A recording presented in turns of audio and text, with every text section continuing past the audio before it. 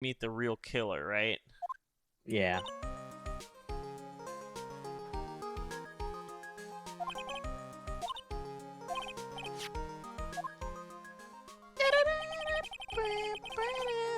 Notice the writing in this game specifically, and like part of the last game was kind of bleh. You think maybe it's like a different writing like director?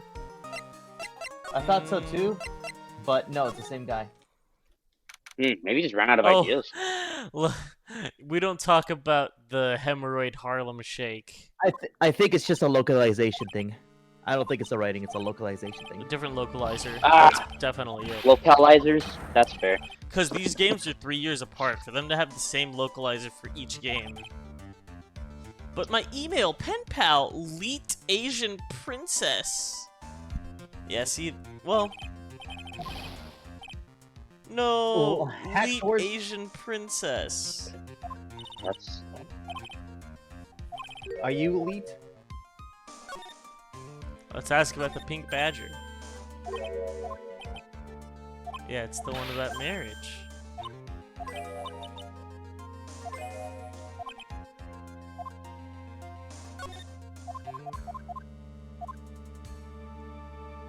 There's nothing at the precinct. Okay, so here we go. The localization of the game was outsourced by Bowie Global and handled by writer Alex O. Smith, who's unfamiliar with Alex?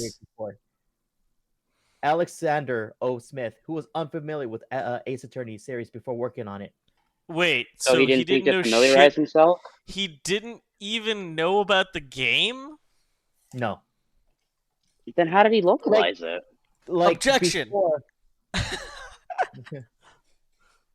So it basically got handed over to some other guy who doesn't know shit about the game, which is why they make Grossberg into this guy. He's so much different from the first game. Like his inflections? No, there's literally a line where he says, "Goodness me, my hemorrhoids are doing the Harlem Shake." Ew. Yup. God, that's all. Oh my god. Another reason to hate localizers. He literally kept It's like he didn't know. I bet half the lines he says don't even have anything to do with hemorrhoids. He literally. Well, okay, and I take it back. Maybe he does mention hemorrhoids, but like he kept saying like his hemorrhoids are dancing, and it didn't make any fucking sense. And he says my hemorrhoids are doing the Harlem Shake, which, by the way, the Harlem Shake was not trending until 2013. We found out. Now this game came out in 2004, so it's like, wait, what the fuck? How old is the Harlem Shake? It was a 2013 song. Now this game, the re-release, which may have gotten rewritten lines, came out in 2019. So that might explain the whole Harlem Shake thing, you know. Also, anyway. I mean, the Harlem Shake is older than the song itself. But the Harlem Shake refers to a type of dance, doesn't it? Yeah, but I think the Harlem Shake dance came with the song, unless there was another Harlem Shake song. It's interesting. Oh god, localizers are the worst. It's an art. It's an art to translate. No, it's not. Just do your damn job. Shut up. I heard a Sylvia Gunner version of that song, but in Toho.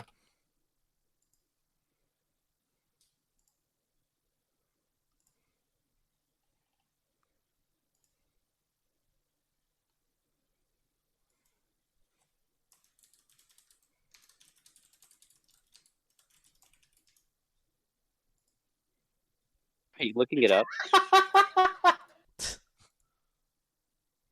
What did you post? Oh god, what did you send me, Snikai? I found what I was talking about in terms of the Harlem Shake. It's like my hemorrhoids are doing the Harlem Shake. What?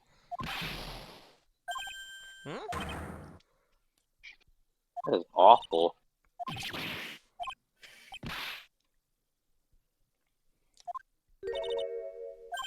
Is Gumshoe playing the lottery? Oh my god, he was listening to the radio. Ugh, he's not a talented gambler like us, so he wouldn't know anything about winning the lottery.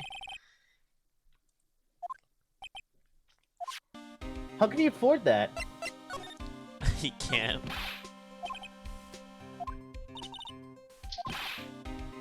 Is subterranean animism still like the hardest Toho because it wasn't play tested? Okay, so there is the Legacy of Lunatic Kingdom, which is the game that has all the bunnies in it, was made to not have a difficulty, but it has like a baby mode where if you die you can just retry it. It's called point device mode. I think Legacy of Lunatic Kingdom is supposed to be like harder than normal, but trying to beat it without point device mode is like not something most people do. But there might be harder games on Lunatic. I'm not sure really what the... It might... I mean, it's different per person, right? Some people hate lasers. Some people hate the talisman bullets. Yeah, can I be honest about Toho? Let me guess. You haven't played many of the games. You don't know the music either. I've only played a few of them. I know some of the music, and I've never gotten past Fear No on Embodiment of Scarlet Devil. That's okay. That's fine. I'm not gonna gatekeep my favorite series unless Looks I have bad opinions. No, I know. Gatekeep it if you just like pretend you like Toho. I'm a big believer on gatekeeping. Don't worry, you're safe with me.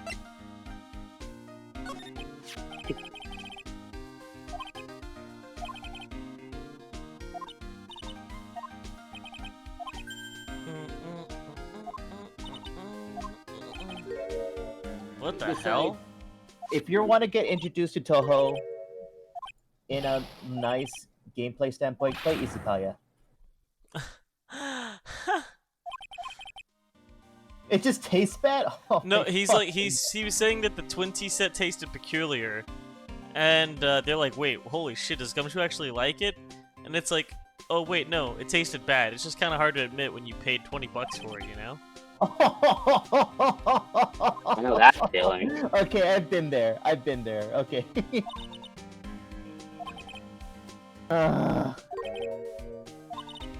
I was like that a week ago with the freaking Korean barbecue pizza I talked about. My mom told me, okay, if you ever want pizza, go to an Italian place. Okay, you're right. Honestly, yeah.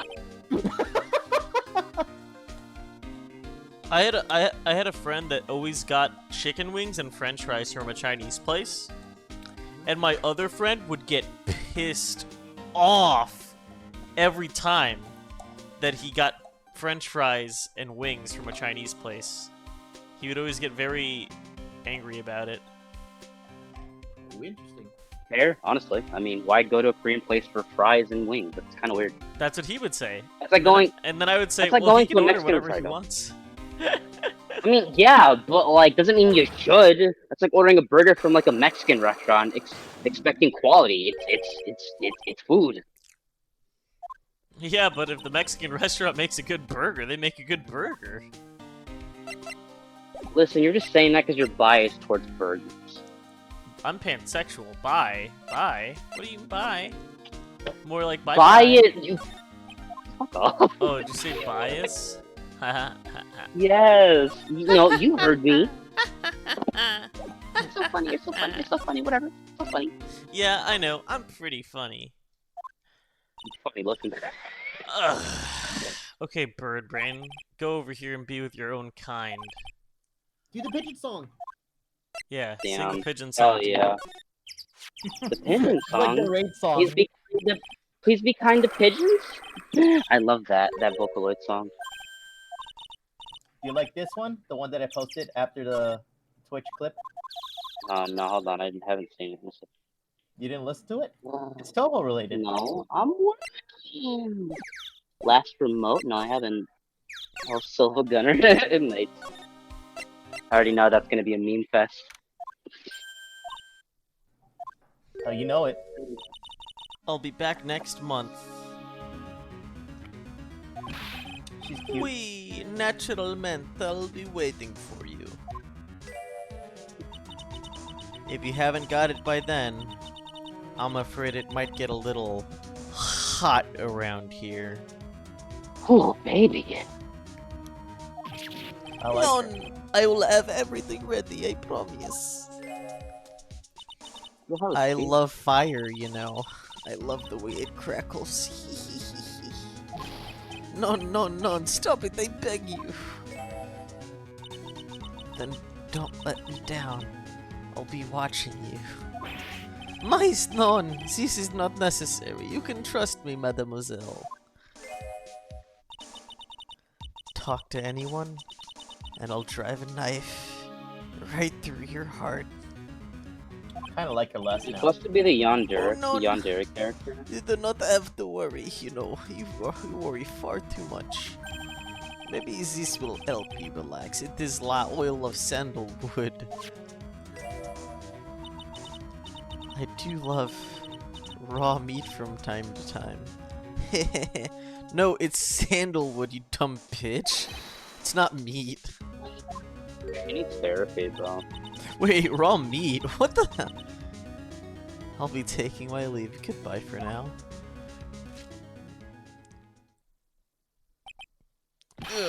I have the shivers. I must rub some of my oil all over my body before I become the nervous wreck. What? Excuse me? Why are you rubbing? Viz, You're Yeah? zero. Oh, wee. That So feels you- good. so you said earlier you prefer Yeah. Hexmania on her canon form. So something Yeah, like but that. What are you sending? I'm You explaining DM it to what me? exactly I'm saying. There's nothing implying anything. Well, you're saying like that, as though you posted something for reference. Yeah, the girl who just threatened the chef. I like that. I think she's a little thinner than the Hex Maniac, but yeah, generally speaking, I think she's a little too twiggy for me. We I don't fucking know, I already think saw it's this. like- Have Oh, man, Hex Maniac's cool.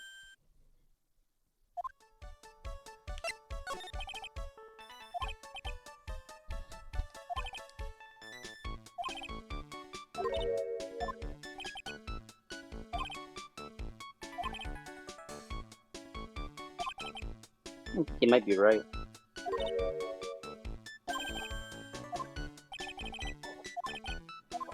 canon Hexmaniac looks just as thin as that girl right there.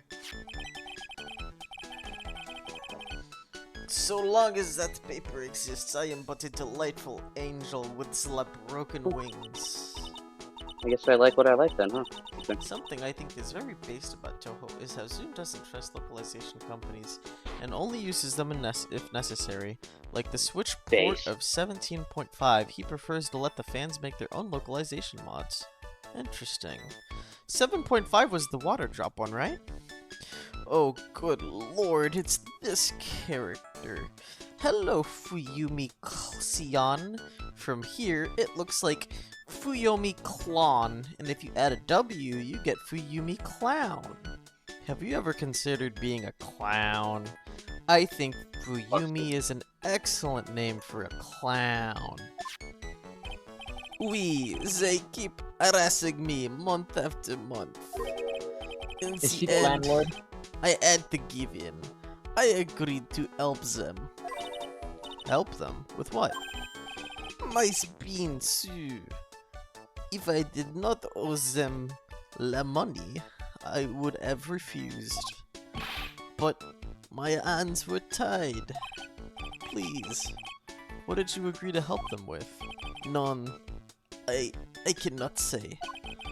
If I tell you, that woman, she will slice me up and eat me with the last salad garnish. Oh no. Ew.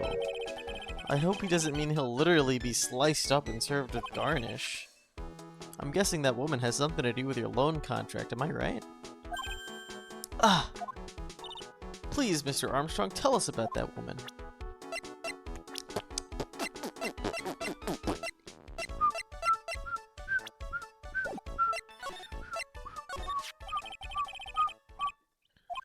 She's got a fucking dent in her head. She sure does.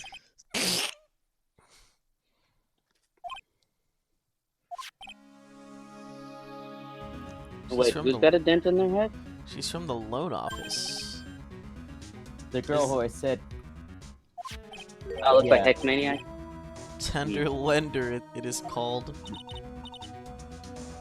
Catchy I name. think Hex Maniac is slightly less thinner, but go ahead, yeah, sorry. Just hearing it makes me want to borrow some money. That's fine. I'm not saying that you shouldn't. I was just asking if this is the preference you prefer. Yes, yes. Okay. $10. Sounds like your whole monthly stipend, Maya. Hey, I get a bit much more than that, thank you very much. So Tender Lender is the loan office you borrowed $500,000 from, huh? I wonder if they've got anything to do with this case. I am a weak woman. When I am upset, I have to buy something nice to cheer me up. Thanks to Im loaning me la money, I have to pay back $500,000 now. I am like E's slave. I have to do everything that E tells me.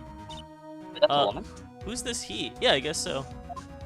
This is Huh, the that would first explain time. the very, like, metrosexual, like, This is the attitude. first time she's referred to herself with like a pronoun, la tiger. Oh no, he's. Sorry, she's been always talking to herself like, I'm just a wee little girl. Yeah. She has been saying I'm a little girl. I'm an angel and da da da. E is la manager of the Tender Lender, a terrifying man, la big city mobster. That. Yeah, they're talking about Phoenix Wright. The fake one? Yeah, a big city mobster who rides a battered old scooter. Does this guy resemble me by any chance? Oh, no. This man has a presence, a most formidable personality. Although, he does have la spiky air, just like you. See? Is it in red by James? No way. Lone Shark Phoenix, right? Wait, wait, I'm so confused. How did they let that guy represent as Phoenix, right, in the court of law? If you need money, I can loan you some, as long as it's less than $3. Thanks for the offer.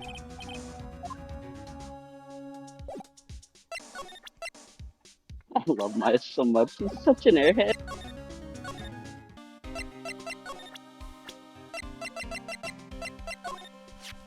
This guy was a real programming genius. They called him the walking computer at the place where he worked. What happens when he crashes, though? Does he just stop moving all of a sudden? Groan. He wasn't literally a computer, Maya. Anyway, there's nothing between Maggie and the victim. Hey, Detective Gumshoe, don't you have any information that's a bit more fun? Fun? Oh, I know. So, have you paid a visit to where Mr. Elg worked yet? You might as well. His workplace, where's that? A computer firm called Blue Screens Inc., or something like that. Sounds like a real stable company. This could be fun. Nick, let's go. Computers aren't really my thing, Maya. Blue Screens Incorporated? That sounds like they fucking crash all the Yeah.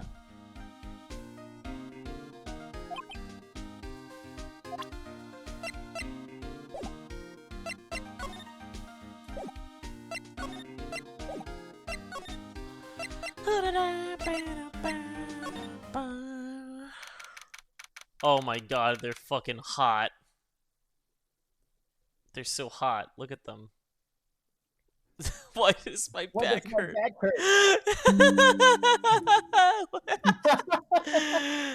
He's shrimp maxing.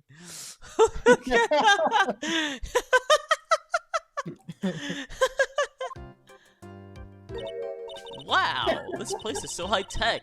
You can almost smell the electricity in the air. Who are you? Oh, hello. I'm sorry.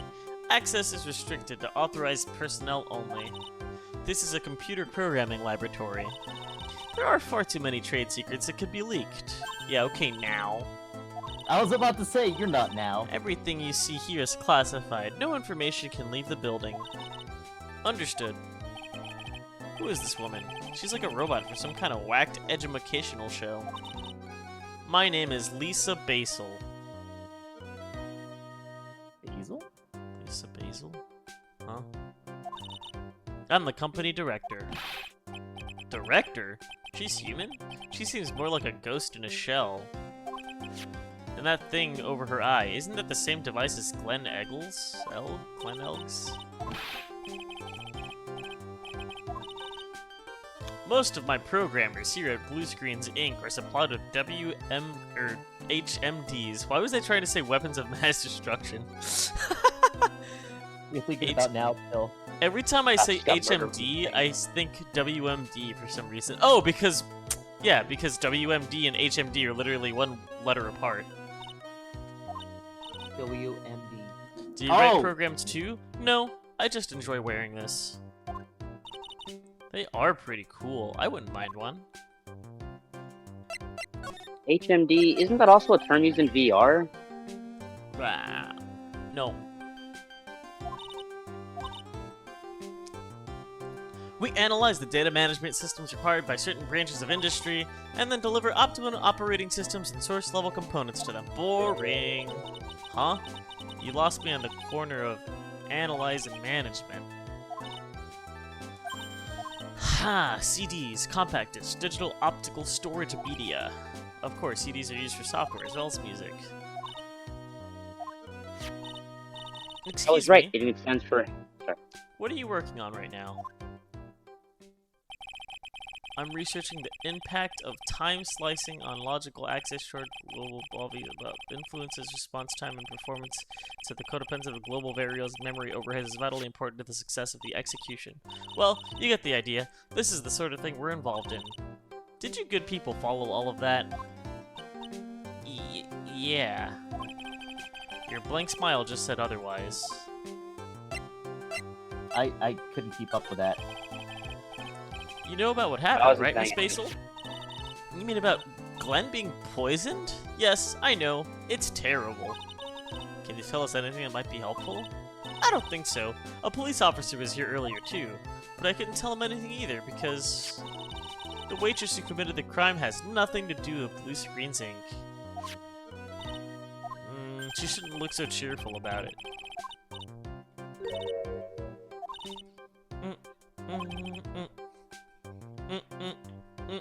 Oh my god, it's not guy. Yeah. Glenn Elg was a talented gambler. Look at the stuff on his desk. He has a horse race thing. Oh, fucking hell. Oh, that's why he has to scratch cards. Too. Yep. Wait, he's got a gambling addiction. That's how he lost all his money. But he's talented. He got it back.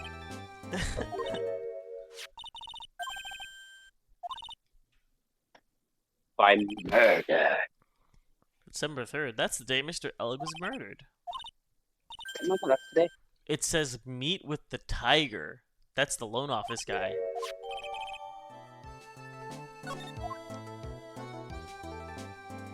Oh my god, they sleep here. He's got like a little sleeping bag.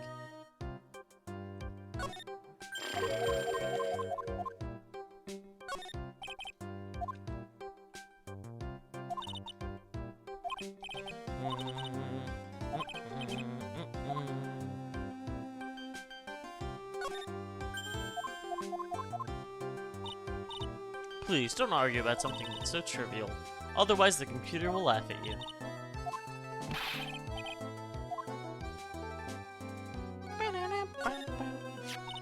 Wow, look at this mess. Looks like they're all betting tickets. Damn.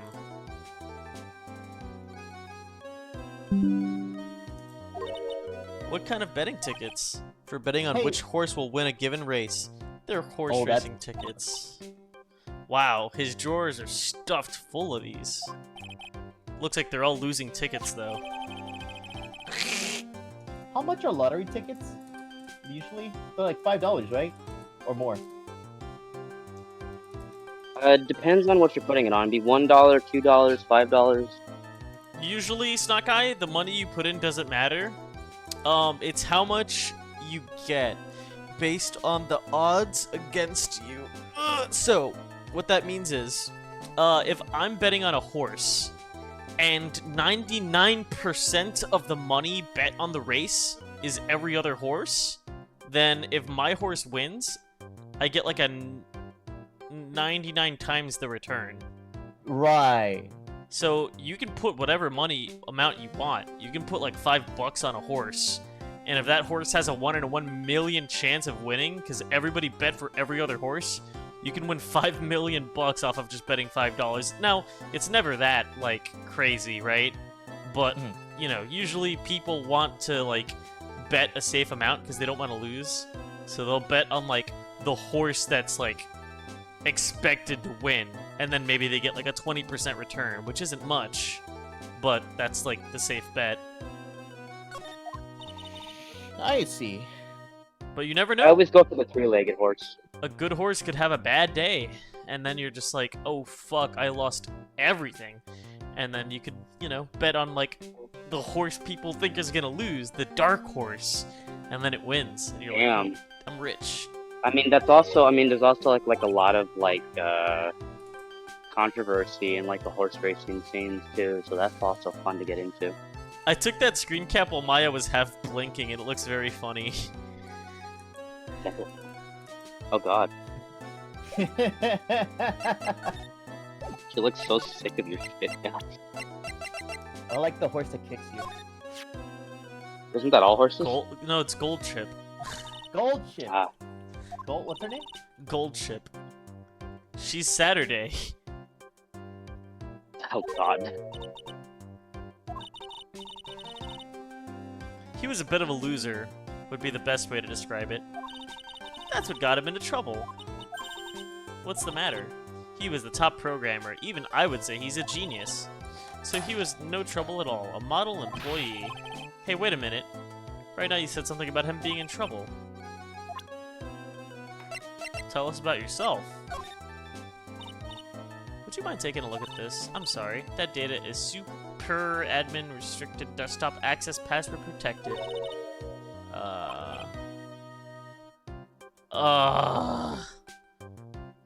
No, Maya, that is Sparda. She won't tell us unless we say the right code word. Cool. Sesame. Fucking lame. It's not Sesame, it must be her mother's maiden name. That's how it always is.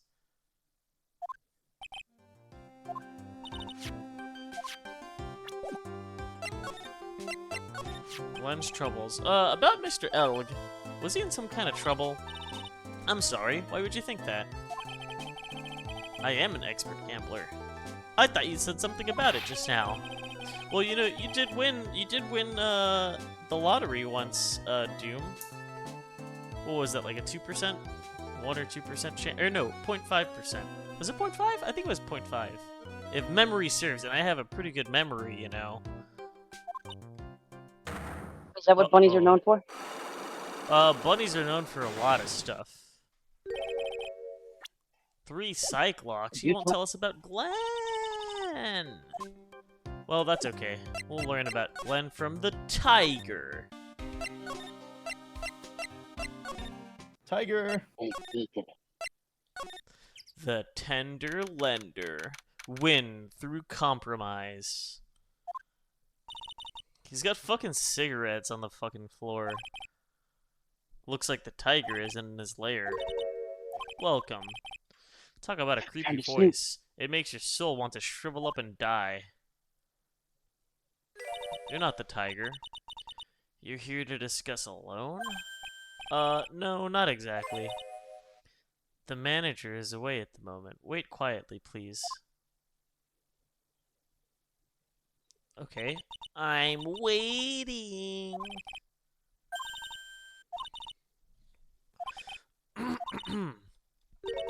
Coffee? No, I'm good. No coffee. No thank you. Oh no.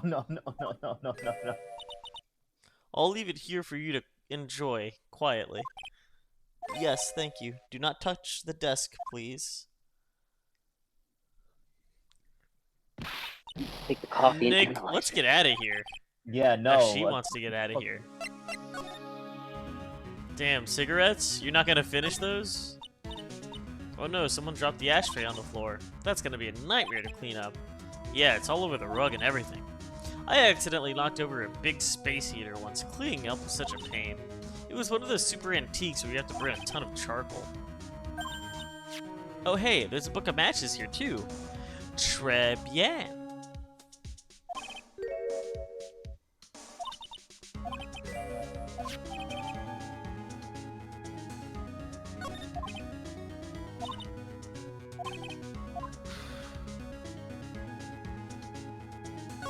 The Daruma Da Vinci? Da Vinci? Wow, I'm completely dazzled. That desk would be really fucking annoying if it's really that shiny and reflective. Have you finished the coffee? Ah, yes, thanks. It was lovely. So you drank it all? Hehehehe. Okay, she kind of scares me. If you touch anything else that doesn't belong to you, there's always another cup. Excuse me.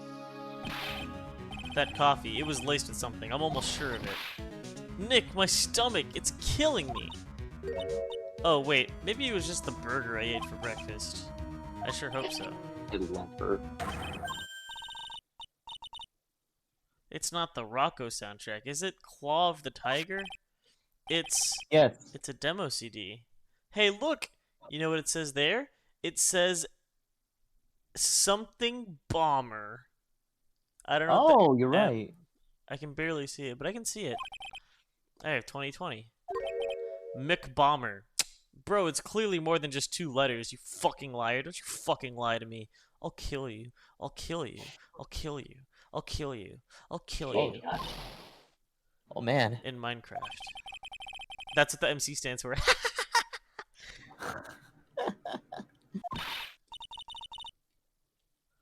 Let's listen to it. I bet it's heavy metal. No way, that woman will make us drink more coffee if we do. MC Bomber, found at the Tender Lender. A sample disc with the name written in marker. I wonder what the actual name is. It says M. But, like, it's not MC. It's like Bomber. Daruma. This round doll thing. It's called a Daruma, I think. I figured I'd read a book or two and be more cultured, in case you were wondering. You mean you aren't making stuff up for a change? Heh. I bet you also didn't know that no matter what, he'll always right himself. Huh? Go on, Nick. Give him a good shove. What? Now this yellow thing. This is a Japanese chess piece. I think it's a king? Not that I'm an expert or anything. I'm more of a reversey person, you know? What is she talking about? Reversey is like Bomberman or something. Hey, there's a piece of paper sticking from under there. A repair bill? Looks like he did some repair work on his car. Does he even have one? $15,000 to replace a bumper and a light? That's insane. Cadaverinis. Huh? So it's not even Tiger's car. Why would someone else's repair bill be in the Tiger's office?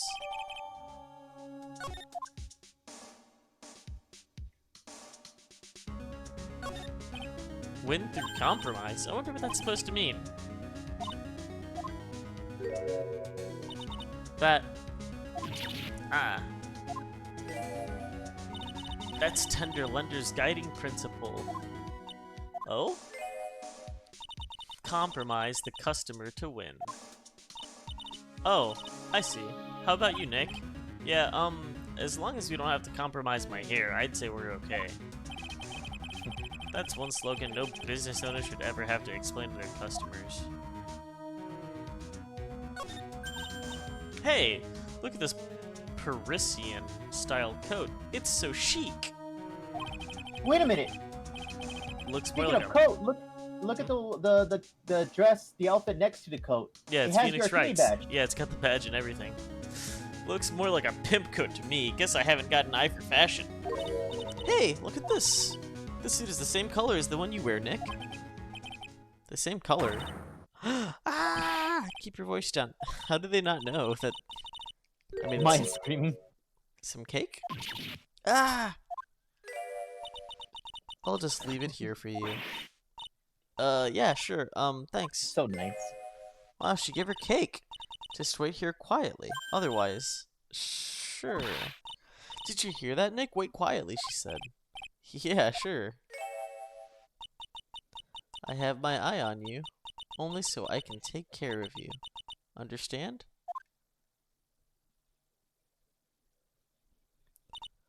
Wow. I'm scared, Nick.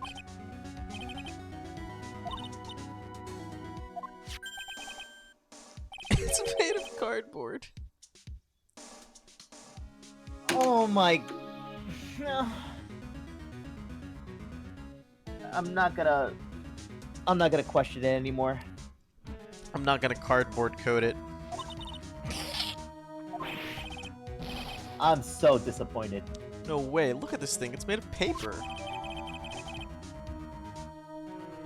I'm beyond. Show your attorney badge. For some reason, your badge suddenly looks really cheap to me, Nick. Why doesn't everyone recognize an obviously fake badge when they see one?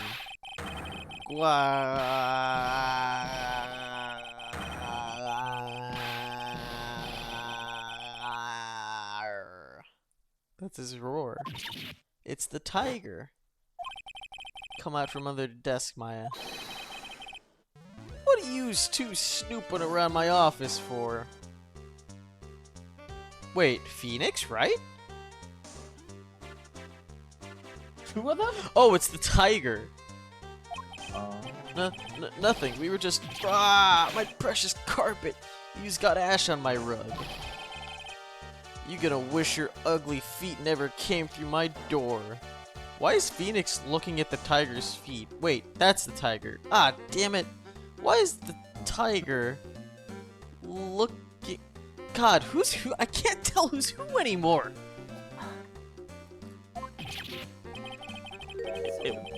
Yous wanna argue with me? Is that what you doing? You think yous can take me on? I like his theme.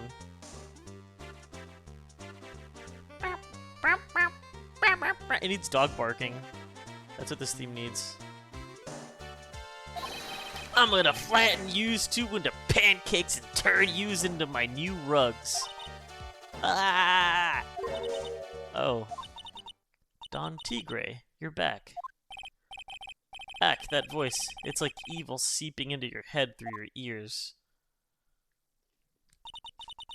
I'm sorry, Don Tigre. I knocked over that ashtray earlier, and... Eek! Has she got a death wish or what? Oh, right. Huh? Forget about it, Violetta. It's nuddin'. What? What? I ain't gonna get mad at you. You're too cute, you hear? That's so unfair. Here, have some cookies. I just baked them.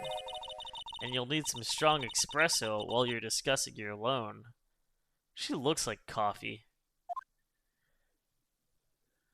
Oh, so he owns a loan too? Phoenix, right. Yes? You's either crazy or just plain stupid to chase after me.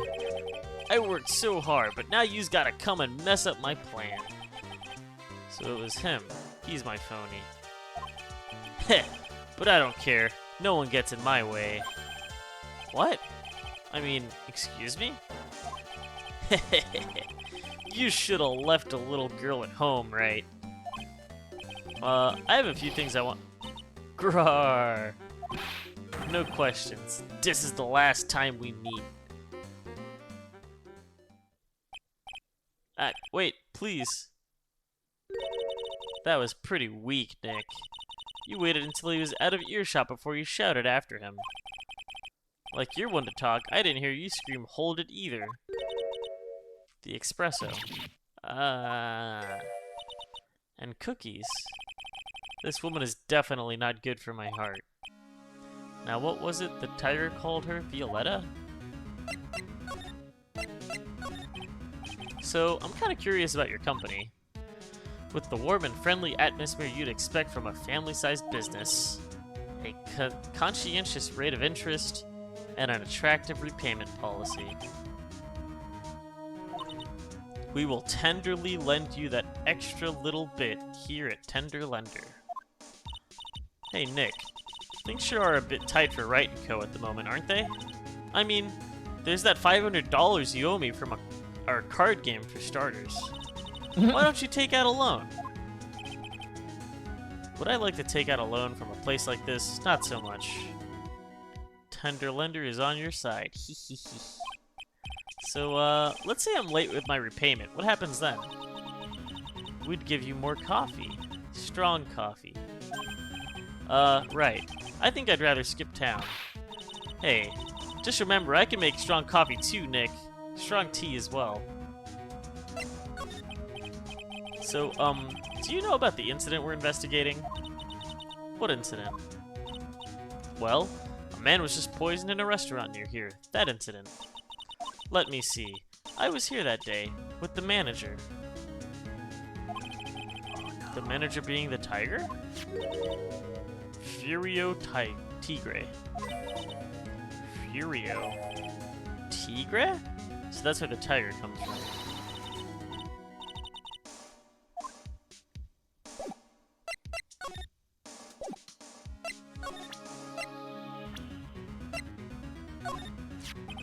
Can I ask you about the tiger? Cookie? Sure? How do you like my cookies? I baked them myself. Go ahead, Nick. The honor is all yours. No, ladies first, Maya. Hehehe. No matter how I look at this, I just don't get it. What are the tiger and this scary girl doing working together? We are lovers. That's not exactly coming across in your tone of voice. And I owe Don Tigre my life. He's the one who saved me. The tiger saved you? Please, address him properly as Don Tigre, otherwise I'll have to. Okay, Don Tigre. Of course, I'm sorry.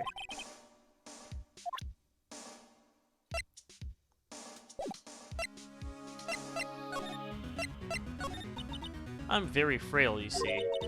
Just recently, I died once. Hee hee. You died? About 4 months ago. The doctor said to abandon all hope. I guess they were expecting her to take a ride across the river Styx. But Don Tigre, he saved me. He gave up everything. Everything? When I found out what he had done for me, I was happy. No offense, but I'm finding that a little hard to believe. I decided I'd pay him back with my life by serving him coffee and espresso. I still wonder about what's in her coffee. So is that why you've got a bandage around your head? This? It's just fashion. So what's the story with this bandage? They put it on after the operation. Operation? It's just a little injury. A little fatal injury. A fatal injury? Maya just suffered one herself by the sound of it.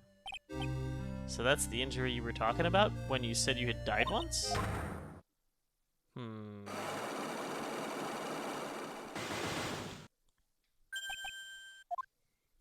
Yeah, that does sound pretty personal.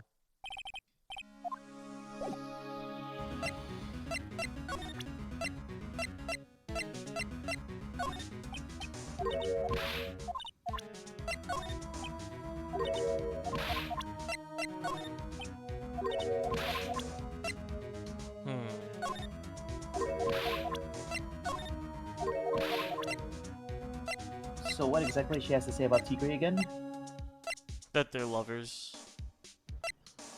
What does she have to say about herself? Nope, nothing. Yeah, she only has lines about the tiger.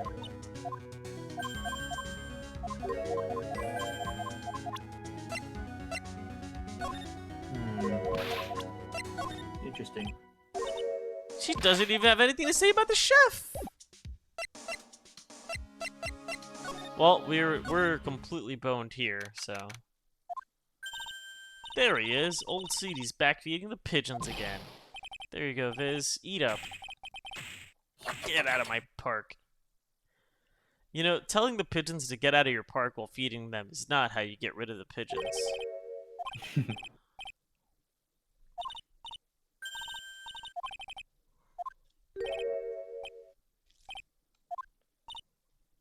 He turned his back on us. I'm not surprised. I bet we really hurt his pride in court this morning. Hey, Mr. Kudo. Ha, pigeon.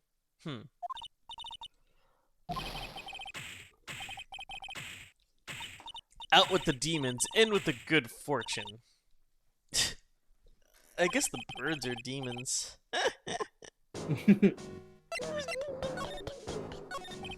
I'm sorry about what happened in court earlier today. Huh, everyone will be talking about me behind my back now. Dirty old man who was so busy looking at the serving girl's backside.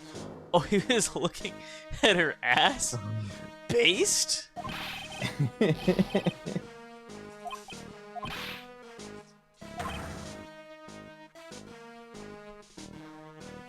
Okay, that's clearly the other girl, right? Oh no, she has no head bandage. Well, I guess he was only looking at her butt, so... What butt?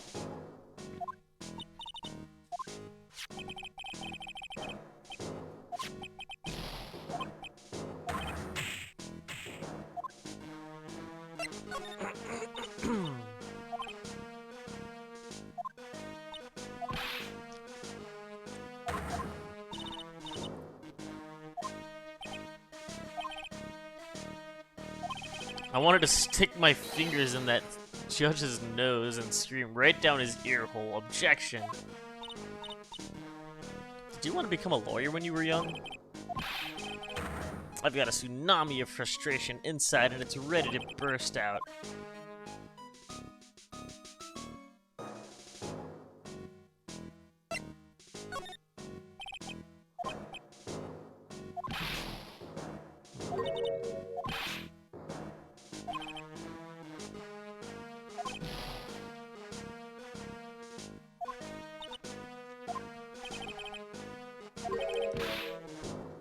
What's the point of feeding some seedy pigeons? Why don't people say what they mean? Get lost, that's what they're trying to say. I'm just an inconvenience, you see. At home, at that restaurant, I just get in the way, don't I? Wait a minute, what did he just say? At home, at that restaurant? By restaurant, are you talking about Tribulations? Did you get asked to run an errand there too? Yes, I did, the very day the young brat was poisoned. What? So on the day of the incident, what were you asked to do? Glad you asked, because I'll tell you what I was asked to do.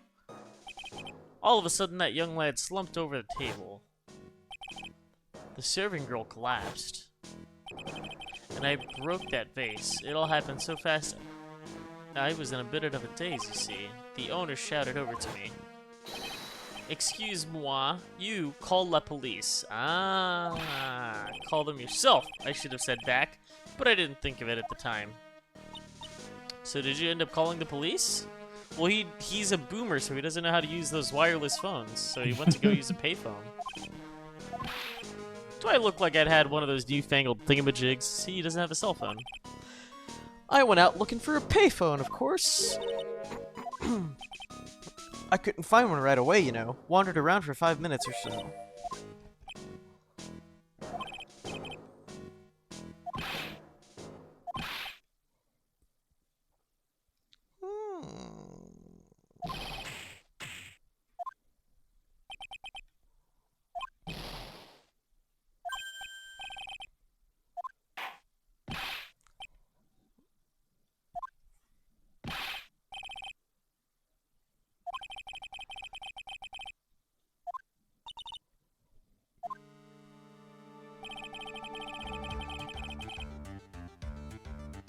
What's important is the unaccounted time before the police arrived.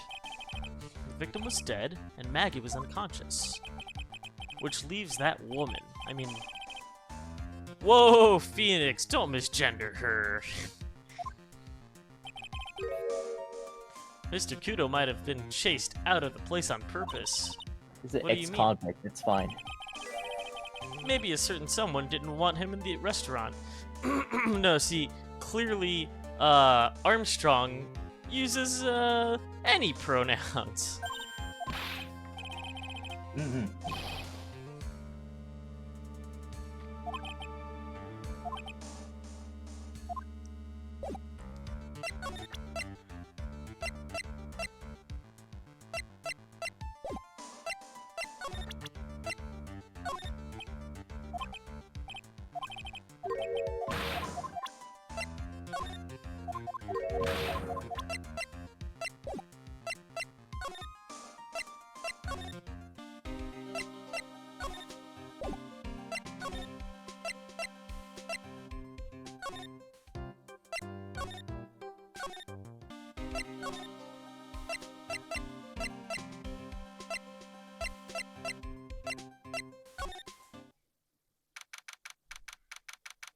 Someone in the kitchen.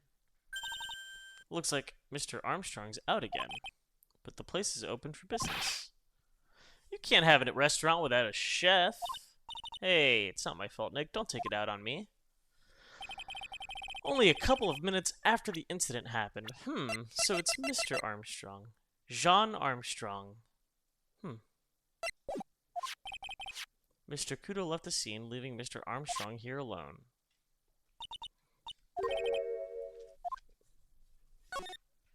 I don't think we're gonna find any extra clues here. Mm-hmm.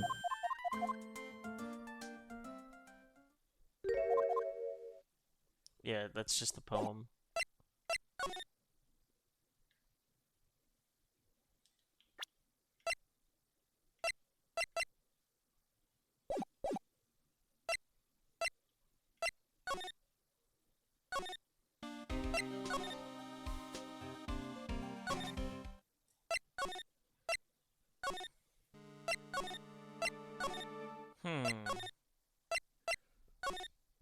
I'm running out of leads. Maybe we can try to use the Magatama on people. Didn't Gumshoe have a Magatama? This should be easy. Yes.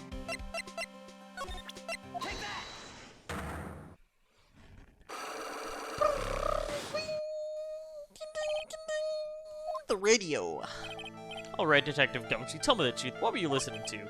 No way, pal. Now that you've made a big thing out of it, I'm not gonna tell you. We'll see about that, pal. Considering all the noise you were making while you were listening, it's pretty clear the radio program it was. I'd say it was related to the horse races.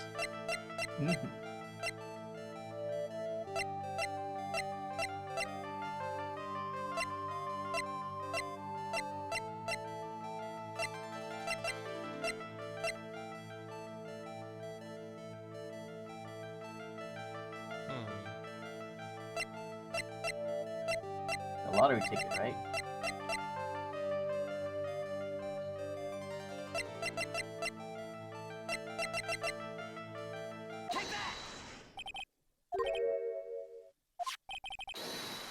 You thought you'd try to win big, just like Glenn did. It's like you can see right through me. Huh? I've cracked him already. See, pal, that's why I said it was nothing.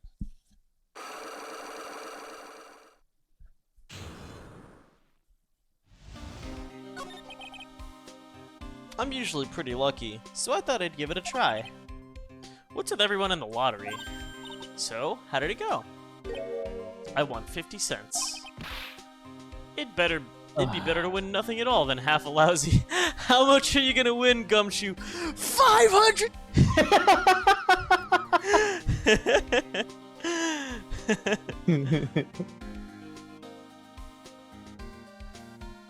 $50.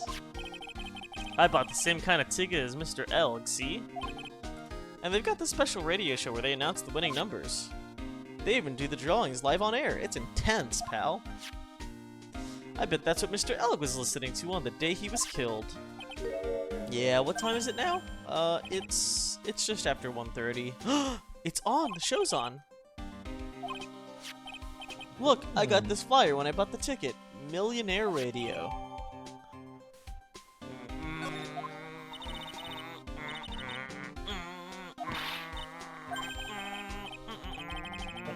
Buy a ticket, Maya, with your own money.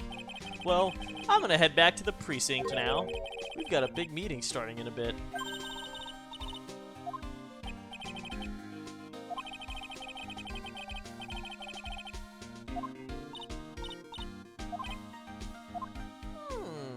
Another case, eh? He's back? He's trying to look at the radio. You better get going, detective, or you'll be late. Actually, I kinda got a favor to ask. It's a big one. A favor? Yeah, it's for, Maggie, actually. I was kinda hoping... Aww. Oh. Aww. It's lunch. It's a lunchbox. I got up early so I could make it. You made it too. It's just a fucking sausage and some rice.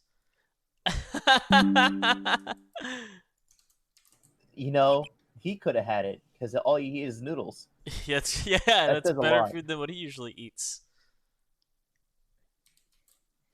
Damn, Gumshoe. What a nice guy.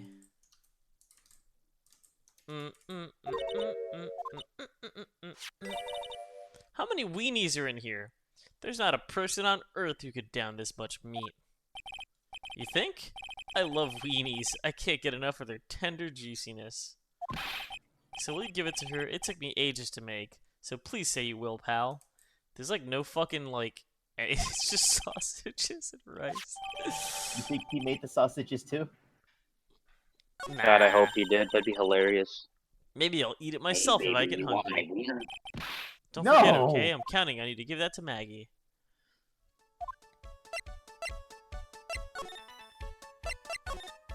Is Maggie here? Yay. Oh, Mr. Wright. Hello, Maggie. So they finished questioning you? Wasn't it just unbelievable in court today? I'm gonna stay up all night and blog about everything that happened. Weren't you scared? It was pretty touch and go in there. Yeah, but you totally nailed that old man. Well, he was all over the place with his testimony. He's not the only one. Huh? What do you mean? Everyone else's testimonies don't match up either. Not with what I remember on the incident, anyway.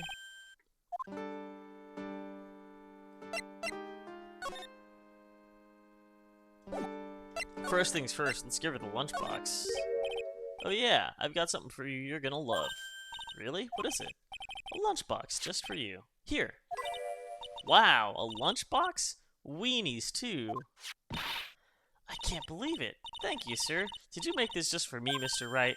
Nah, it was Detective Gumshoe. Who else would make such a nice lunchbox for you? Detective Gumshoe? He's really worried about you. Looks like he put a lot of effort into making this, too. I can't accept it. Detention bad center blood? rules. No gifts allowed, sir. But what? The rules are the rules. They'll lock you up if you break them.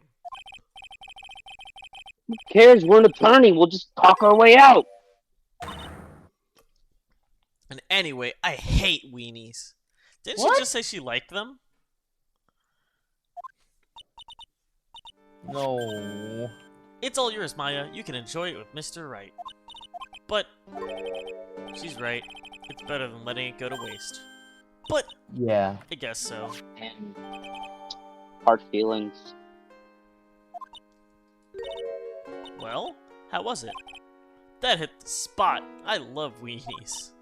Oh, good. I'm glad I gave it to you then, sir. I mean, I just ate the weenies. What do you mean? They're good weenies.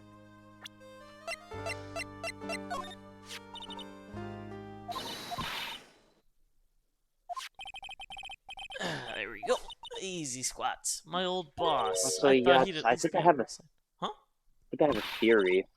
I think maybe the Harlem Shake translation was localized that way because the original translation was something culturally relevant at the time. So they Oh, for changed sure, it. for sure. Took me a while to come to that conclusion. Thank you. I'm an ace detective, so I knew immediately. Hola, Corlita. Did you though? Yep. Oh, damn, nice. I guess I'm the bird brain. Anyway.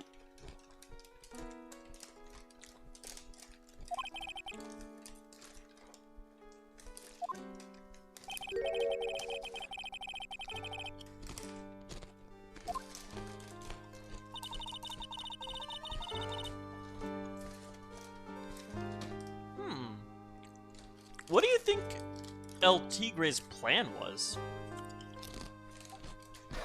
To take the money?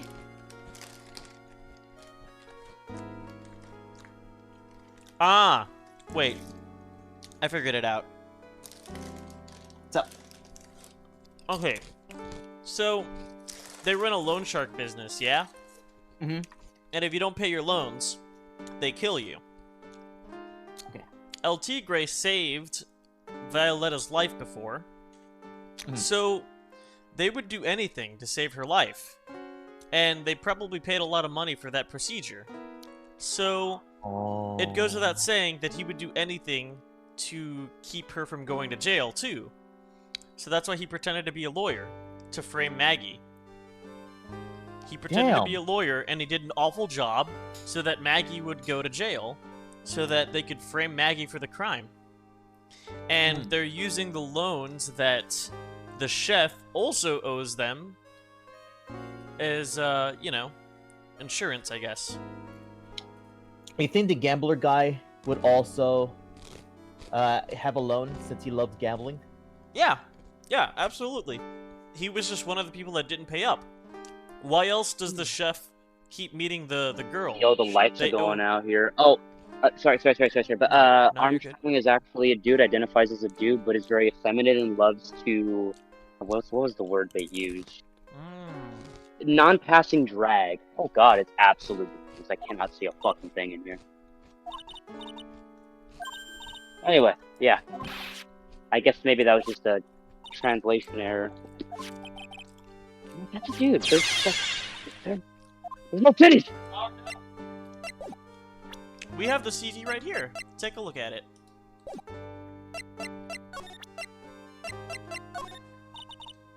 Damn, nothing.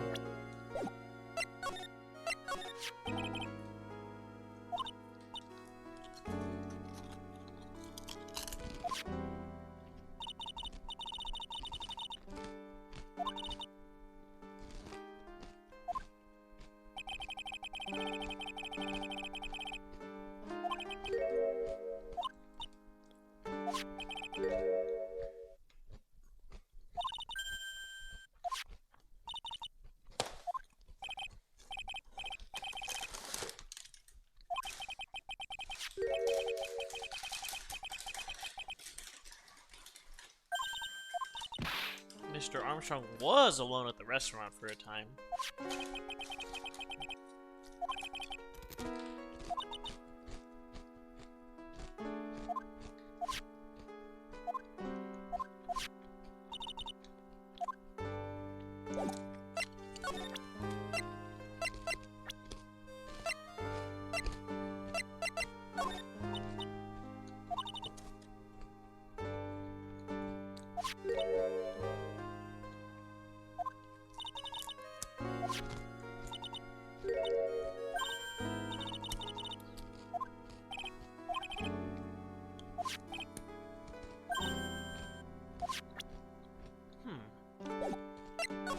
Why does she feel uneasy?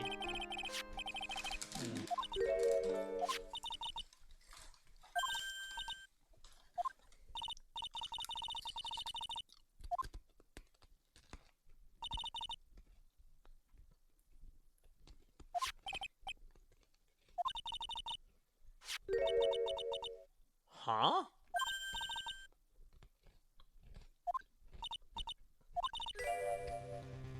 Huh?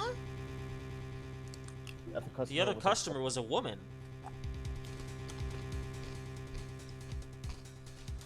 So it wasn't the old man. Which would mean the other customer was Violetta. Yeah.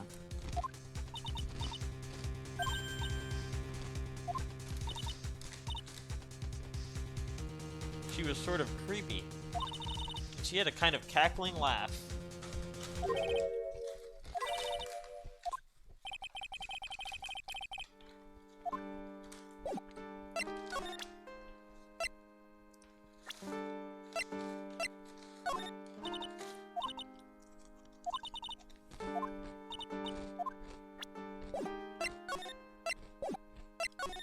What could we present, even? Holy smokes, that's him! That's your phony, Mr. Wright. Just look at that ridiculous suntan. That's a It looks like a sunburn? sunburn. That's Yeah. so funny.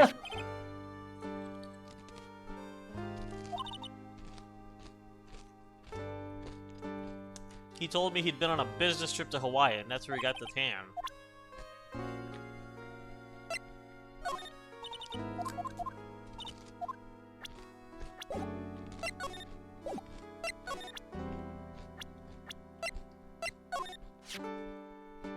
Ah, is that your attorney's badge? Actually, Oh it's a my fake. God. Holy smokes, that's it! Huh?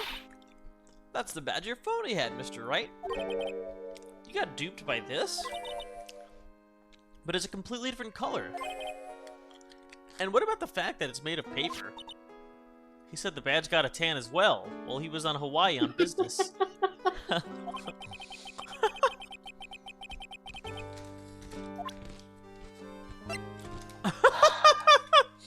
The badge got a tan in Hawaii.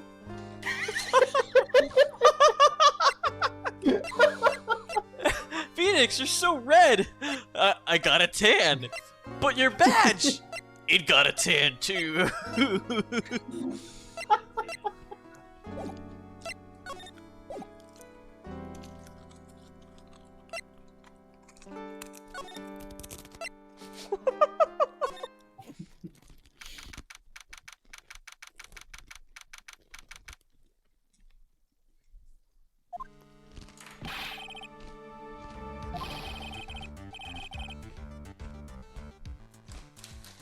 Oh right, they're getting ready for a different case.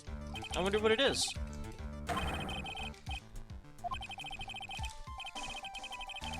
I'm catching up on my Asian soap operas. No, just when some young guy. That is so. Is that a racist joke? Because that's kind of. Nah. Okay, they're watching Asian soap operas just when some young guy was about to confess to his son's hot-to-trot girlfriend. His name is Sum Young Guy. Nah, that's just name puns. That's what that is. Hold up.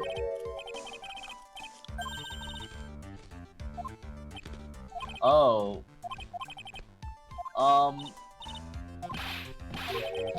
Apparently it's a Wayne's World joke. Nice. I don't know what that is. I'm just kidding. It is before that you were born, including myself. I know what Wayne's World is with Mike Myers. Oh no, wait! It's almost exactly where I was born, the year. And yeah, Mike Myers. It's like a who's on first sort of thing. I don't know, Mike Myers was like a huge diva, but like, I mean, he's earned the title for being an amazing actor, so you know. Yeah, baby. I mean, it was his idea to play Shrek with the Scottish accent, so I mean, imagine how that would have turned out had it not been that way.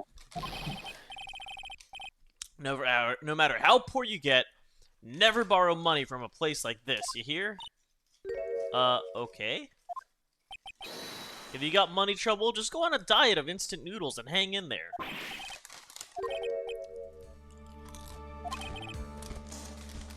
Tender lender is considered to be even fishier than an average illegal loan shark.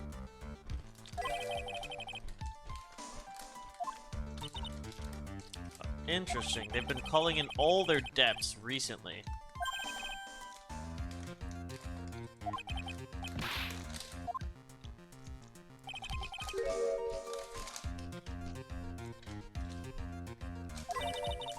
dabbling in older debts. I wonder if the debt company themselves are in debt. Interesting.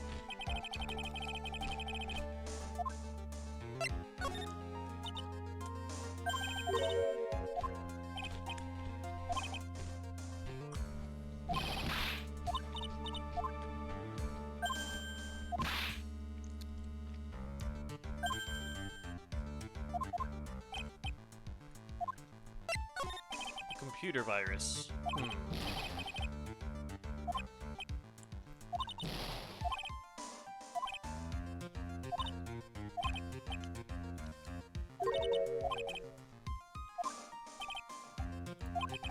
You know, when you say the racist joke, all I can think about is this picture. The pilot names of a Oh crash my ship. god. It was Something Wong and Bang Ding Ow. Yeah, it was a fucking joke. They fucking called the flight this, like, they called it using, like, oh, I have the name of the pilots. And it was like a flight in, what? Was it Malaysia? I don't remember.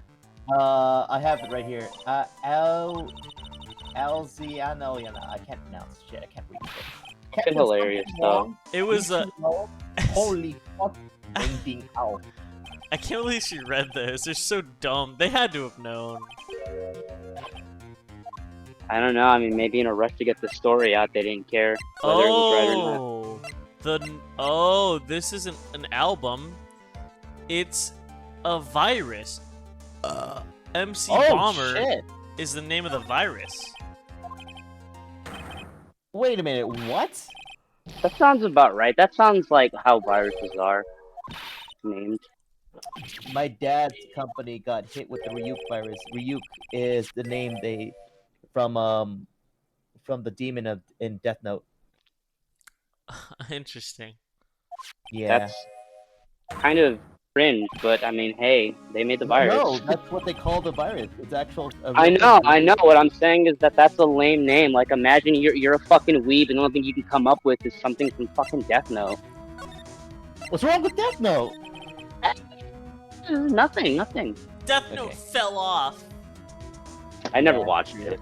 True. It's okay. It's okay. I would It was recommend good at the it. theater. I mean, I wouldn't be like, don't watch it, right? Like, I'd recommend it. Yeah, That's I fine. I just think if you're gonna call the virus something, why from a popular anime? Why not something cool and obscure? I don't know. like the Killer X. I mean, that's cool. It's like codename Da Bomb or something. Like, yeah, that's lame, but at least Dangerous virus. Hold up. I forgot which one. I think it was the Windows Melt one or some shit. The I love Remember I You used to virus. watch. Remember I used to watch like Danny OCT or Ox or whatever, and he does like virus showcasing. Fucking love his shit. The Bonzi Buddy virus. I show speed downloads a virus. Bad idea. I should speed. Gross content warning. It's almost as bad as the people that buy things off the dark web, quote unquote. I feel like I'm making good progress here. We need to I figure out think so too. why Sorry. would they need a virus. No, you're good. So I think we have to visit the computer area and ask them about this virus. They're like, yo, we found a virus. Can you look at it for us?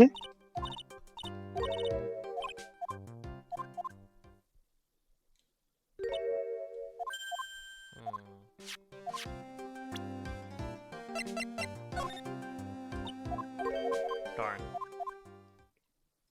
Oh my goodness, this is the longest fucking thing for when you get something that isn't relevant.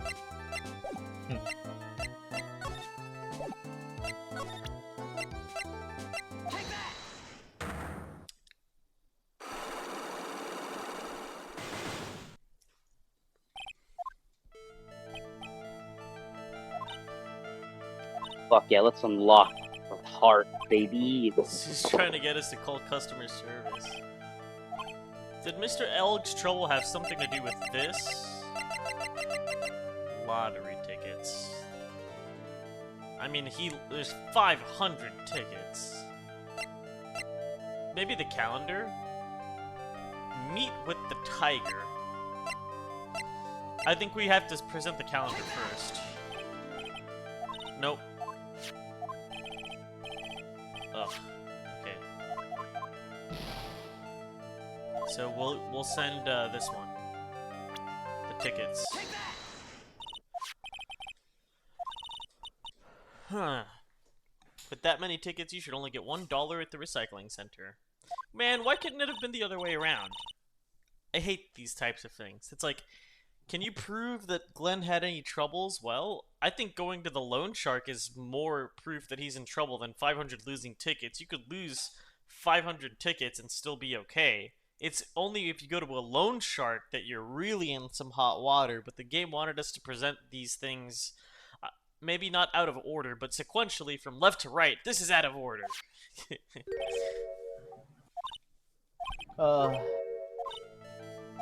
Which shoulder do you want to rub first?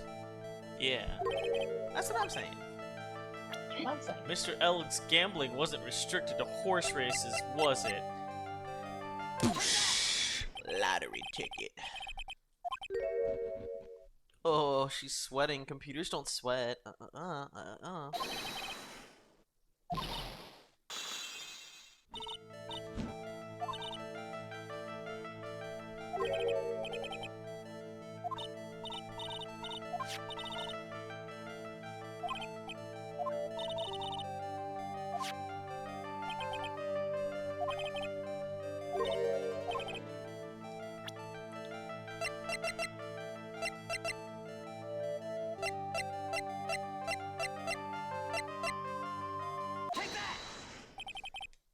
Mr. Elg met with someone on the day he was killed.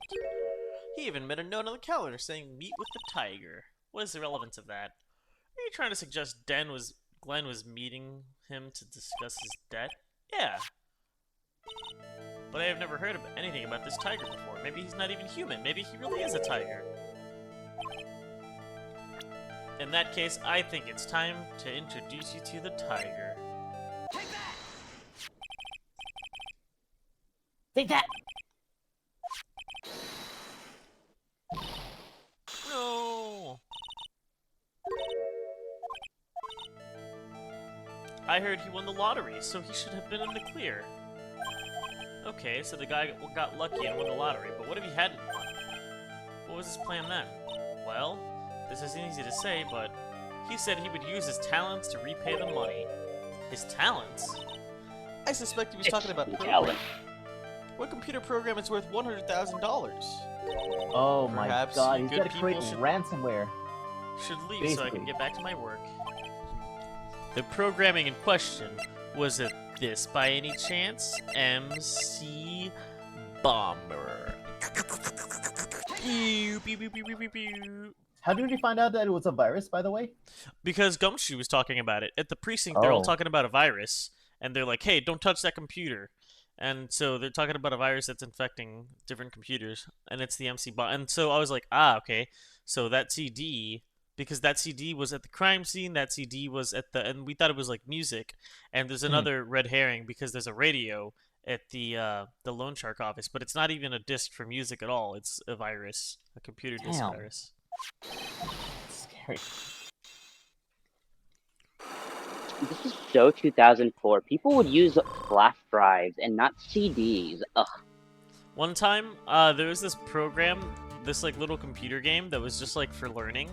Like it was supposed to be like dumb little like math games, and we spent a lot of money, and by a lot I mean like $30, but like we bought it off of like some stupid school catalog thing, and it fucking bricked our computer. Like Oh, actually no. bricked it. Like it was just gone. And you know, ever since Oh, then, I no. just stuck to like cool games like RuneScape and World of Warcraft. No more Hell yeah, dumb cool math math games. Oh. Well, no, you said Or I cool. still You said cool math games. I said dumb math games. I said no more dumb math games. So cool math games would be in the clear. But I never played cool math games. I don't think. I still remember my password to access my like they never finished the fucking the Cool math board games. for that game. Yeah, cool math game. I never played cool math games. Funny enough. Really cozy. That's where I stole my first CD. Now that was a bad cow. My first ever thing. Because I really wanted to play, like, get that. Oh, well, I'll explain it later. Actually, I'm gonna go pee. You can explain in the meantime. I'll be listening. Okay. It's on the boat. It was around 7th grade, and I know my parents doesn't like me playing video games. So when I saw there was like a little school catalog thing that appears like almost every 6 months, it's kind of rare, right? They would have all these books that are not textbooks, and I thought, oh, neat, right? But I still don't like books. And then I saw video games. It's like, oh, cool. I saw one of the video games was a Sims theme park. I liked The Sims when I had it, and it was like what $17.49. And I thought to myself, I don't have that kind of money right now. And even if I did, I mean, even if I were asked to it, my parents would never give it to me. So then I was like hesitated. I went back to it. I exited and went back to it, exited, and I was like very nervous, right? So I decided to actually steal it, and I feel so like, oh my god, this is the first bad thing I ever done in my life. Because I've never ever like done anything bad when I was a calf. And that was legitimately the first bad thing ever done, and I felt like so guilty. I just couldn't even play the game. I just stared at it for long to this day, you still hold on to that guilt. That's like me when the first and last thing I ever stole, I went to like one of my mom's friend's place. I don't even know where it was. I didn't know this person at all, and I was only ever there once. So it was really the perfect crime. And so I'm just like bored. I'm walking around, and like I opened a cabinet, and I saw a little teeny tiny Squirtle figure. And I was like, holy shit. I didn't have any Pokemon merchandise. That shit was kind of hard to come by on the moon. No Mario plushies, no. It was before my time, right? The era of like Mario and Pikachu and all that other kind of merchandise kind of came in and out, because it was like here for a time back during like the Super Mario Super Show, but that was before my time, so I never really got any like Nintendo merch. And then so when I saw the Squirtle, I was like, I fucking want this so bad, because Squirtle was my favorite Pokemon. Or at least my favorite starter. I'm pretty sure I liked Pikachu more at the time, but I really, really, really wanted it, and I fucking pocketed it.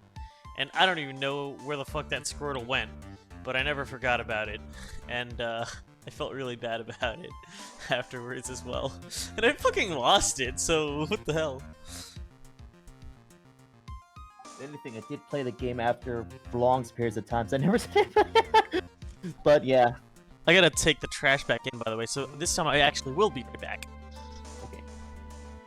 It was a mid-game anyways. Matter of fact, funny enough, I decided to play that very same game through a download. I had a virus. It was a very nasty virus.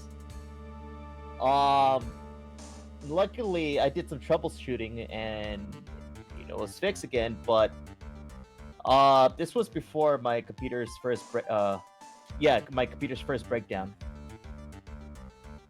So I'm not gonna download like old games ever again. And for what? The game is so old that the resolution is locked into like a calculator size. Like 480 by 320 or some shit. Some shit like that. Even if you force it big, all the polygons starts flipping out. I actually have two stories. I haven't really stolen many things. I've always been the kind of person to hate stealing. I've stolen a couple things, but one thing that does stick with me, I don't know what possessed me to, but I remember in high school, one of my buddies brought his Nintendo DS, and I saw it on the table and decided to take it and leave with it, and he caught up with me, and to this day, I still feel bad. We stopped talking after that. He was a good guy. And the second one, I tried downloading. I remember I was 15. I got my first laptop. I tried downloading a patch for Halo 2 to play it on PC. You know, EXE, crack EXE, and it was a virus that blue screened my entire computer. I was so mad. I'm like, fuck this. I'm not playing games anymore.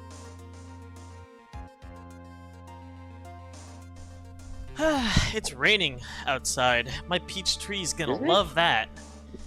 Hell yeah. Yeah! Let's see. I can honestly believe Cleansing Bomber is what's actually written on the disc. It looks like there's an M, but I don't know what it says. Maybe it was just in Japanese. Yeah. Oh, maybe it's an N and not an M. Huh. I've actually never stolen anything as far as I remember, but I have been robbed before. Someone stole my copy of Scribblenauts from my backpack at school. That sucks. Somebody stole my, it was like an iPod or like an MP3 player. And, they just took it from my backpack. And I was like, what the hell? And then I asked my, cause it was at PE, and I asked my coach, I was like, hey, somebody took it. And you know, they did what any fucking teacher does. They're just like, okay, who took it? And nobody fucking says anything, so nothing happens, and they just shrug their shoulders like, oh, there's nothing I can do. And I was just like, well, I did my job. I wanted to demand to look through everybody's things, but they were like, no, we can't do that. And I was like, ugh. I mean, they can. They just don't want to go through the effort. Yeah, you're probably right. I These thought, kids don't you have know, rights, well, I mean, like, you know, in the sense of That like, would apply. They do want to have rights to have their backpack search. nah, they're So dumb that's little the kids. right. They can search your backpack. I do think teachers had- can search kids' backpacks. I had like a laptop stolen as well as a Game Boy Color. The Game Boy Color was like half broken. I don't know why they fucking wanted it. So this is not really stolen, but I was pretty much swindled, or what's the right word? I really wanted. Conned. I didn't really have ways to make friends, right? And I wanted to share my, I had fun with Metal Gear Solid 3, and it's like, oh, you play video games? You want to try out this game? It's really fun. And then I let them borrow the game. I asked for the game back. They said, yeah, maybe next time, but they never gave it. So like, What a piece of shit. Sorry you had to deal with that. You're It's not okay. I don't really have hate to like know too much about it hate anymore. these I just like burning kind of like passion. I kind of went back in my head until I remember like borrowed games. Like, oh wait, yeah, I remember I used to like. But either way, that guy was short, so I don't care. Let's hope he stays short so you can be the angriest manlet alive. It's funny Yeah. because I didn't have the horns at the time to actually wanted to hurt him or actually interrogate him. So I feel that. Gaining confidence takes a while, and it sucks that it took us into our adulthood to actually learn to stand up for ourselves. it's funny because because it was a very brash school. So I'm like very passive to even do something like that. And the reason why I said, oh, because he's short, why I brought that up is because, like, oh, well, I'm gonna be like the softest person that person ever is gonna meet. So, yeah, that's why I brought it up. Oh, speaking of short, I got a little mini story. I remember there was this chick in one of my classes, and I was like, oh, hey, your boyfriend's short. Like, I was just surprised. This dude was like 4 foot. This dude was small, right? Like, he had not hit any growth spurt whatsoever. Dude looked like he was 10. And she was dating. I'm like, oh, what's her short? Just matter of fact.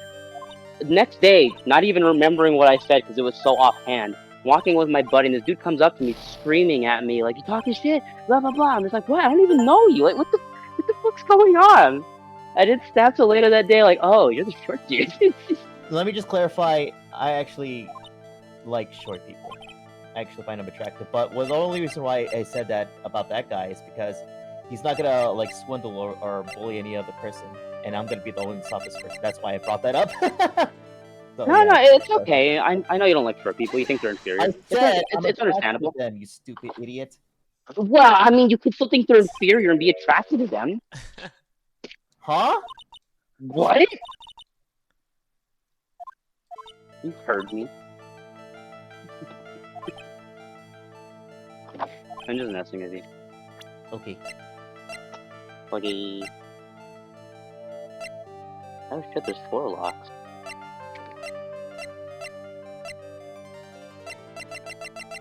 I don't have anything about the Doing? cadaverinis. Cadaver. A cadaver is where a fucking body is stored. Yeah, it's the. Isn't that the hooks? Damn, I don't have anything about the cadaverinis. Hooks. Holy The fuck. hooks, me boy. The hooks.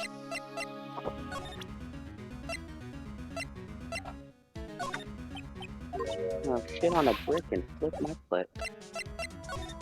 We have to ask. Where's the chef? We have to ask the chef about her, probably. Something wrong. We too Sorry, low. Holy fuck. What does bang ding ow mean?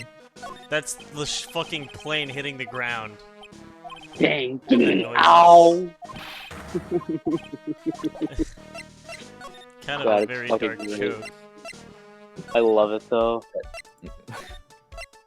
It's a very 4chan joke. The darker the joke, the better, man. How else are we supposed to cope with our suffering if we can't laugh at it a little? Repair bill.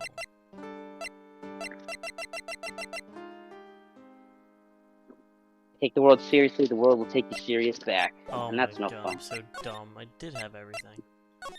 You're dumb, yeah. So What fucking are dumb. you- Funny brain having it. Lola gets? What was that? What was the thing you need to present to her? Cadaver? So we're showing her the $15 that was paid to the cadaverinis, and she's like, I'm not. What does this have to do with me? And it's like, well, the repair bill says that Tiger paid the Cavardini family. So we show her this, and then we show her, because it says paid by Tiger, but I can't just show the repair bill a second time. So I show Tiger. What about her? Pretzels for you. Huh?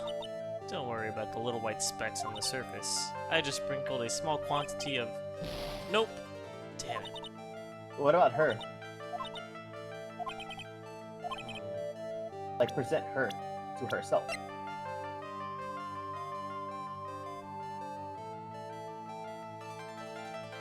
Presenting her? How come? Whenever we get new information, it's usually, bring it back to them. And the only thing we gotten was either the... We didn't get it. Okay. I actually... this game kind of reminds me of Zelda, because every time you get a new item, you just have to start using it. If you get a new piece of evidence, you gotta start fucking throwing it in people's face.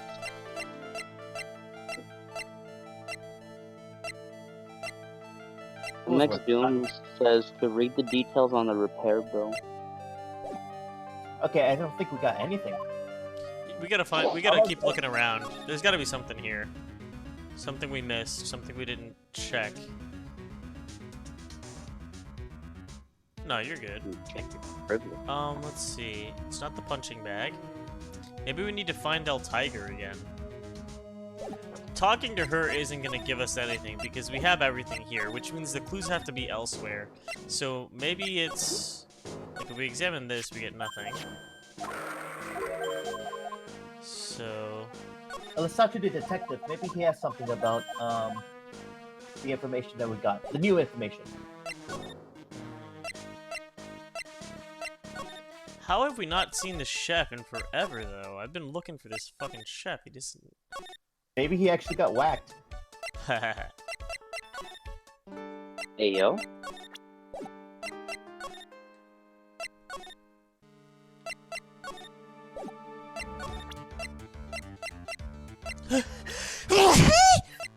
Bless you. Oh, this guy, the tiger. Is he famous? Bless you. Yeah, this guy's not a loan shark, you know? Nope, he's a big lone cat. Hence the name. Don't pay him back, and you better say your prayers, because he'll eat you alive. You're shaking, detective. I'm just, you know, kind of on the edge at the moment, if you know what I mean. God, That's he the took out girl a who works loan. over at Tender Lender. You want to stay away from her, okay? I mean it. She does look kind of unforgiving, doesn't she? That should be the least of your worries, pal. What's that supposed to mean? Oh, the Cavardini lore. Her name's Viola Cadaverini. She's the only granddaughter of Bruto Cadaverini. Bruto Cadaverini? He also has a head scar. He has a dent in his head. Never heard of him. That was the weirdest sneeze I've ever heard. What did it sound like? Oh, it's the usual. It's cute. Like, Yeah, it was an adorable scene. like hop. Something like that. No. I don't know. It's charming. Don't worry. Yeah, It's the usual. don't worry about it. It's the usual. Bruno Cavardini, the boss. Yeah, boss, let me have Where did I put my... I know we're near to the end of the series, but Gumshoe has been the most reliable of like most evidence. You know, giving us more details on the evidence. Yeah, that's true. Gumshoe is pretty dependable. Hey, you want to hear something funny? What's up? The other day my smoke detector in my room was going off. Hmm? That's it. I thought that was funny. That's because It you're is pretty smoking funny. hot. I thought of Nume. Well, I think no, it's like a battery. Like the battery has to be changed, sort of thing. And then I like ignored it, and it stopped going off. So I guess I didn't have to change the battery. Wow, that wasn't funny. Why would you laugh at that? Huh? What? Nume? Oh no, I thought it was what I said. Oh no. What'd I'm you sorry. say? No. What'd you I say? was like, that's because you're smoking hot. Oh, Light oh, went oh, yeah. Oh yeah. No, we know that. off. Oh. But Damn, here I thought I Nume was is actually my- funny for a second. Alright. It's my other close friend, right? They Yeah. played with us this couple times, and every time they played with us, there's always a smoke alarm There's going off. always a smoke alarm, and then Did they just never change it? they never do, and they don't. I think they've actually phased it out of like their. It's like white noise to them. They don't notice it, and every time I stream with them, you just see their Fujitech act up, and it goes. Tick! And then somebody in chat will be like, "Yeah, I think your smoke detector is going off," and I'm like, "No, it's not me. It's not me." Happens all the time. Yeah, change your smoke detector. Aww. Oh, well, I'll replace the batteries eventually. Aw, he wants us to give her another lunchbox, but she doesn't want it. Well, too bad She you're has a eating. grudge against Gumshoe. I think Gumshoe, or she feels like Gumshoe betrayed her, and then Gumshoe is asking for forgiveness. Yeah. If she doesn't take us, are we Forgiven. just gonna... Oh, she's not here. Well, So that somehow, means- this meal is gonna come in handy for us. We're gonna end up giving it to... Maybe I the bet old you man. have to give it to her at the end. Oh, you're so right. You're so right. Dude, you're always right. Wow, holy shit. The only time when a meal sausage is good is when it snaps. Fecca, what do you think about this girl? Let me guess, you think she's cool. Cause she's all broken up and battered and creepy. Listen, I like them damaged too, but you don't gotta make it so obvious, alright? You know, Fecko has good taste. Well, yeah, he And then runs a I asked- cafe. If he didn't have good taste, he'd be serving garbage slop. Also, this person could pass as a maid because they've been serving, you know, giving coffee and cookies nonstop. 98, Not me. 98 years and this alpaca still serves coffee the old-fashioned way.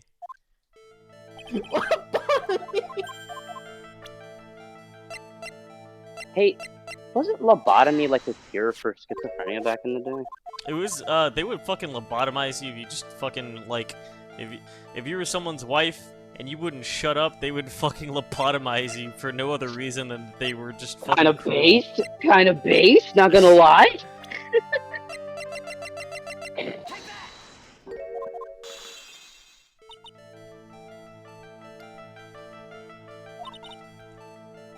I was driving in one of our family cars and someone pulled out in front of me. It was the tiger. It was a motorbike or something like that. I don't remember it much. Anyway, I swerved to try to avoid it.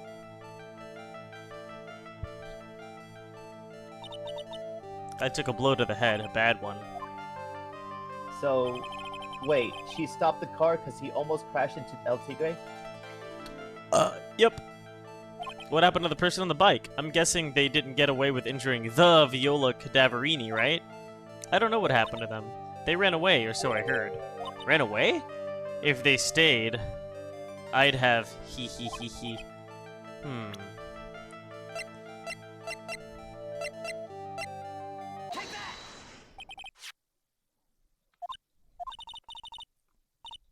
It wasn't Don Tigre. I refuse to believe it. Oh, she doesn't know that she hit him. Wait, she hit him or she almost hit him by like slamming the brakes and... She did hit him. Like, they both hit each other, basically. Because of the motor bike, the scooter that was all beat up. Yeah, it's completely trashed.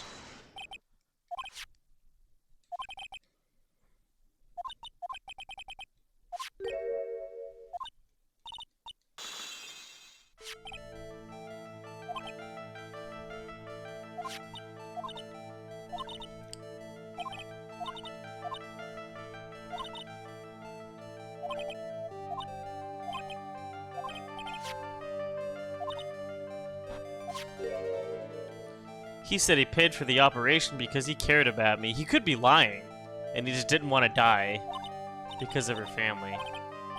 Oh no. How heartbreaking. I think the reason he paid for the operation wasn't because of you, but because of someone else. Your father. Dun, That's dun, heartbreaking. dun.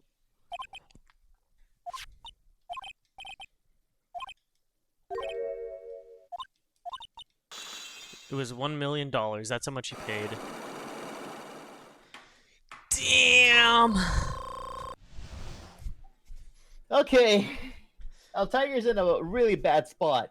Yeah, he is. Holy shit. He's about to become the next Matt on guard, if you know what I mean. He's about that. There's gonna be a tiger mat very soon. Yeah, there's gonna be a tiger rug. That's the same thing you said. Yeah. Oh my god. What if what if we managed to tell Bruto about what El Tiger did, and then he sends out his goons, and then they go after Phoenix because they think it's him. They go, look, it's him. He's even wearing that phony badge. No, no, this is real. It's a real badge. Uh. Well, real badge is tan, so. It got it got a suntan. Tan, yeah. From Hawaii, he got a tan. 4 months ago, I was in a traffic accident. That's why I needed the operation. When I woke up, they told me it was a simple procedure. Did I say shrimple? It's just a shrimple. No. The operation cost I didn't hear $1 anything. million. My grandfather ordered Don Tigre to pay. Wait, so she knows that he was forced to do it. Mm-hmm. Why did you treat it like it was love? I don't Wait. know. Hmm. I want to believe him. I want to trust what Don Tigre... Well, Don Tigre said it's because he said it's because I care about you. He said it had nothing to do with my grandfather being Bruto Cadaverini.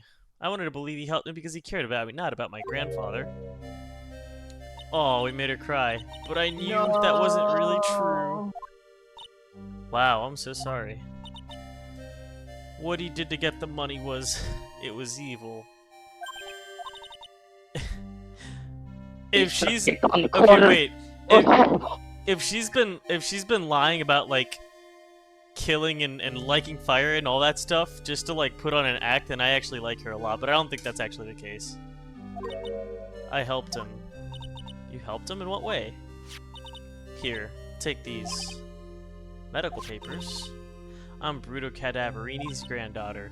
He had to pay compensation. He was made an offer he simply couldn't refuse.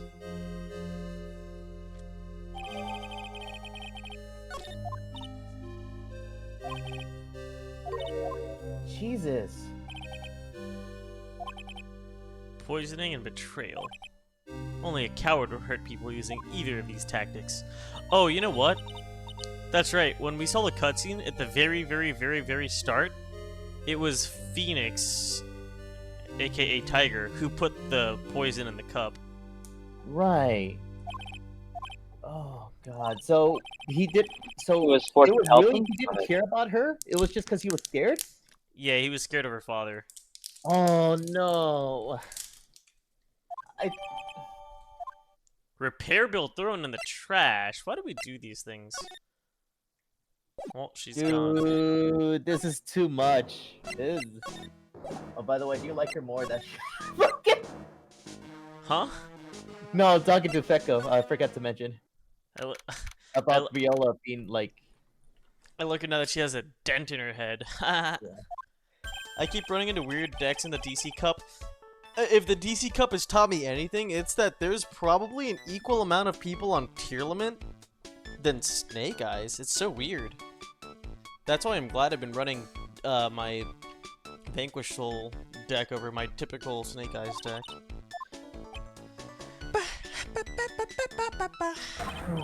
This is.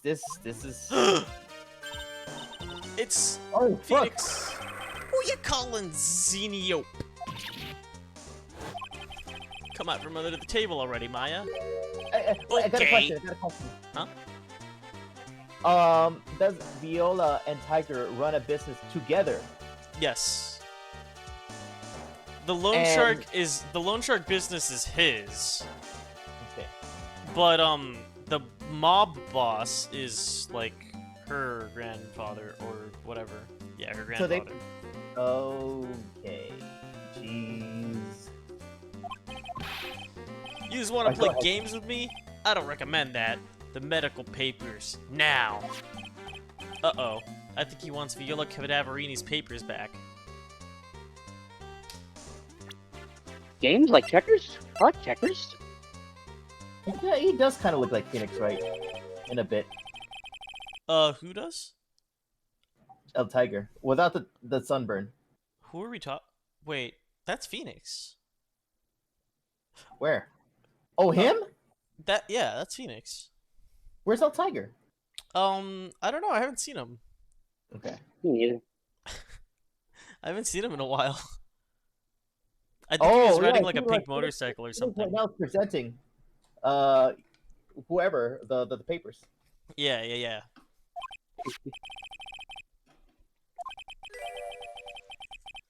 That's why she said she helped.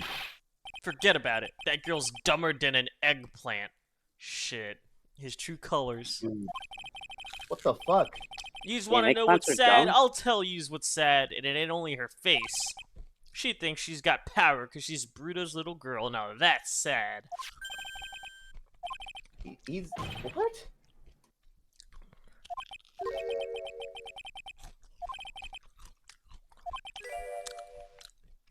There's two of us here. You got that? Two. We. Mr. Armstrong? Forgive me. I cannot argue with him. Oh no. Is that all you's got? I'll be taking those papers now. Armstrong, get that lighter. Oh, this is like the Von Karma incident. Oh, that's so frustrating. Don't take it too hard, Phoenix, right? He's got to be burned alive in the restaurant. That's so stupid. I shouldn't have let my guard. No, they just burned the medical papers. Oh, okay. Yeah, they were evidence, and now we don't have it. Hold it, pal. Oh shit, it's Gumshoe! You know it. Detective. You just think you're gonna stop me, Copper? Beat it. Whoa. Come on, Gumshoe, keep it together. You guys, get out of here. Leave this guy to me. But go, pal, and take this. If you get hurt, who's gonna look after Maggie, huh? Alright. Thanks, Gumshoe. Wait, Nick, don't leave me behind. See ya, Maya. What a... Wow. I'll get even with that guy tomorrow. In court. That guy's just a brute. I don't like him anymore. I don't like Phoenix. Yeah, Phoenix is an asshole. Now, Tiger, he's a stand-up guy. Mm-hmm.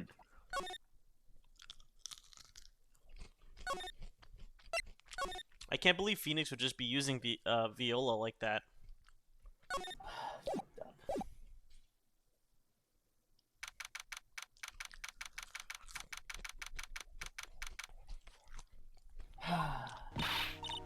Good morning, Mr. Wright. Good morning, Maggie. So what do you think is gonna happen today, sir? I mean, that's crazy that Phoenix got a tan like that, though. He was in What Hawaii. happened? Phoenix is tan. Yeah. Dude, how the fuck did they not... Well... I guess the judge is really stupid. Judge is old. Are you okay, Nick? Huh? Oh, yeah, of course. I saw that. That little flash of doubt in your eyes. No, that wasn't doubt, that was, determination. Why don't I believe you? That was constipation. It's nearly time, Maggie. You'd better get going to the defendant's seat. Roger, don't let me down, Mr. Wright. I'm counting on you. Hey, pal. Hey, Detective Gumshoe. Quit stressing Maggie out. She doesn't need that. How did you know she was stressed? I was watching through the doorway. Oh, you look like you lost the case already. Show a bit of confidence, will you, pal? Yeah. Here, maybe this'll help. Huh? Have you taken up aromatherapy too? Not in a million years, pal. Don't tell me that you don't remember this thing. It's the poison. Oh. Potassium cyanide!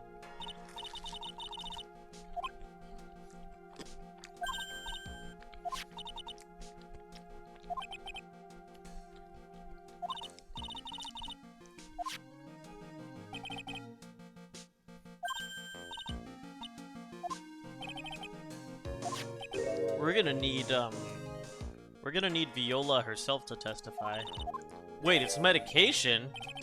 Oh my god, wait, that's the ear medication.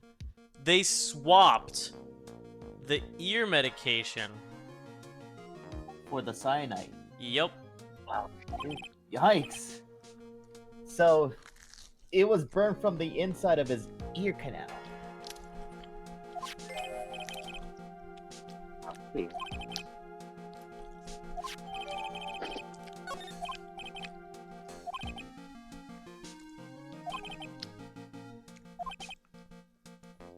Well,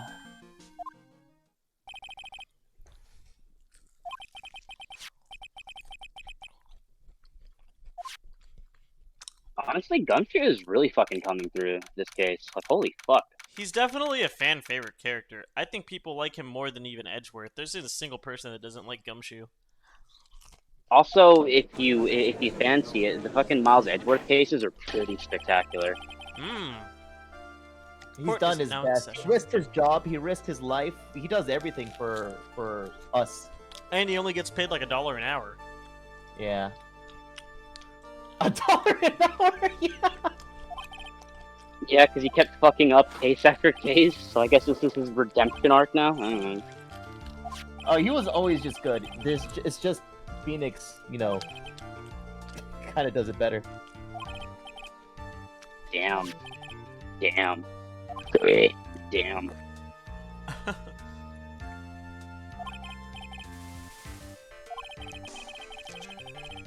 Hmm. I'm surprised a lot of people don't give Edgeworth a lot of heat because he's been giving like pay cuts to Gumshoe.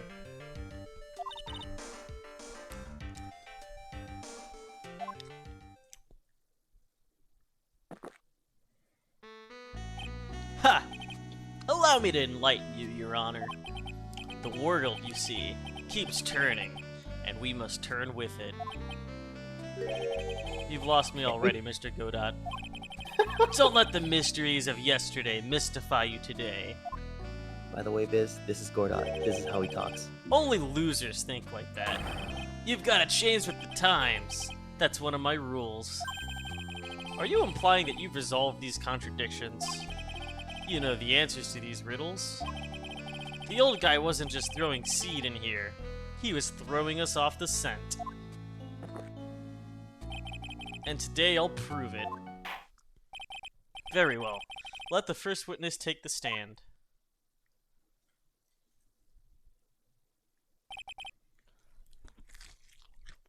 Not this asshole. Oh, yeah. Bonjour, Let's go. everyone. I By am the way, Jean not actually Armstrong, the owner and head chef of La Tribulations restaurant. Enchanté. Forgive me for asking, witness, but are you a woman? Oh la la, monsieur. As you can see, I am a pert and perky gentleman, non? Yeah, the French made me choke. That and I'm eating while talking. On the day Why of the don't you eat incident, these nuts?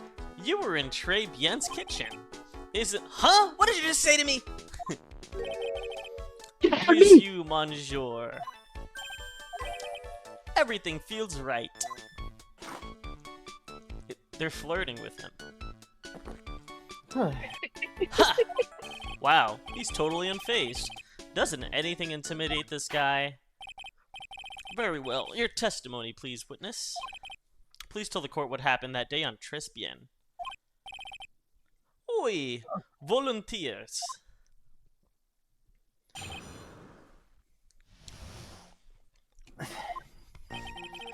When it all happened, there were just 2 customers at my restaurant. I remember I was experimenting with some new art decor that day. Like having a large mirror between la tables, for example. Oui, perhaps that is what the old man was looking at. La cup, la earpiece, and la glasses. He would have seen everything in reverse, non? Huh? I don't know what Wait. that means. A mirror? Oui, un grand mirror, la most enormous mirror. Damn! Wow, he's got a. Damn, boy, he thick! Damn, boy, that's a thick ass boy!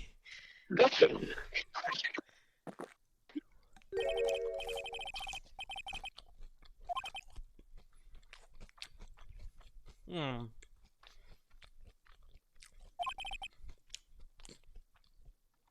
That doesn't make sense. Because. So thanks for having me. Huh? Thanks for having me here. It's fun. Anytime. So, Wait, what? if there was a mirror, this is just saying, thanks for having me. To which I said, Oh of yeah, course. of course. If there was a mirror, how would the old man have been able to read the newspaper? He was trying to, like, read the newspaper that the other guy was reading. Uh-huh. Maybe he's good at reading backwards? I can read upside down. But why? The letters would be I reversed. mean, why wouldn't they? not? Yeah, but I mean, I mean, with enough brain, with enough big brain, you can read it You could do backwards. it But like at home, but if you're doing it at a cafe, you're just a weirdo. Like, do something else. I mean, he is a weirdo though. He's an opie perv. Like, I mean, Are we Mhm. talking Oh, wait, about no. him, or wait? Are we talking about the hacker? I'm talking about the old man, no? So, right now, Armstrong is saying the reason the old man's testimony is all fucky is because he was looking at a mirror. But- Oh, I get it. Okay, Yeah, that makes see? sense. I remember I was experimenting with some new art decor that day. Like having a large mirror between the tables, for example. But if you look at the floor plans, where would the mirror be? The mirror can't be in the hallway. We know where the old man was sitting, and we know where the guy was Said sitting. between the tables. A mirror would not... So- Yeah, but it's where the partitions are. the way if he put a table in between where the old man was and the other guy, he wouldn't even be able to see him. He'd be seeing himself. What if he's like, oh my god, what if he's at like one of the adjacent tables, like diagonal, and he was just seeing the reflection of the dude falling to his death? Well, not falling, but slumping. But there's no mirror between the tables. No, okay, yeah, that doesn't make sense. Seeing the reflection, so what? He's looking at the mirror. They'll tell us where the tables were, probably. Huh? They'll probably tell us where the tables were exactly if we press them. Mm-mm.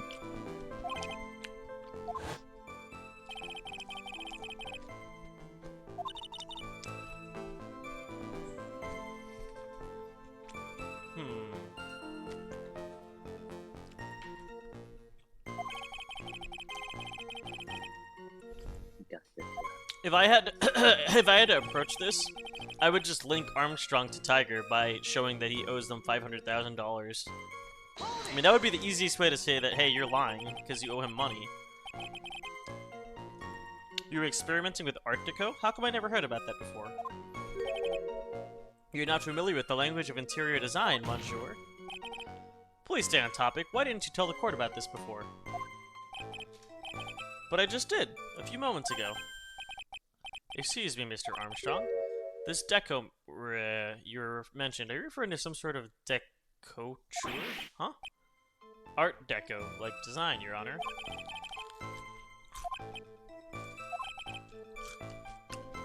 Deco, football. Deco. Gummy deco. This is where we're gonna ask, how big of a mirror are we talking about here? Boof! Something about 4 meters wide and, about 2 meters high. I was intending to install it on the ceiling eventually. The ceiling? Was there a mirror on the ceiling? I don't remember. I decided not to go through with it. Yes, press harder. See, this is the most important thing about this. Go for it. If you really had such a large mirror in the restaurant, somebody would have noticed. So we haven't, right?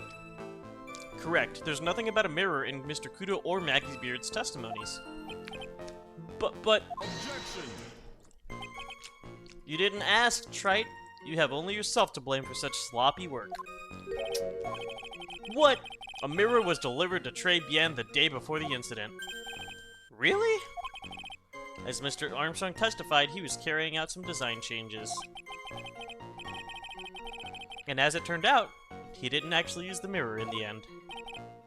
This just doesn't add up. Even if a mirror was delivered, it doesn't prove that it was in the restaurant on the day of the crime. Heh! If you want to doubt someone, Trite, look in the mirror. I'm sure the person looking back at you will be dubious enough. So the witness yesterday had seen the victim reflected in a mirror. Oui, perhaps that is what the old man was looking. It doesn't make sense. He would still be looking, like, how? In what way would he be looking at his left ear if he was sitting at that table? Right. Yeah. Wait a minute. Yeah. It just doesn't make sense. Objection.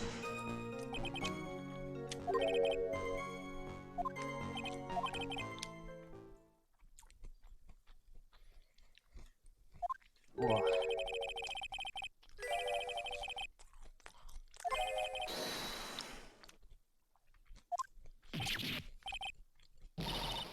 I do not have a top knot. She doesn't. It's true.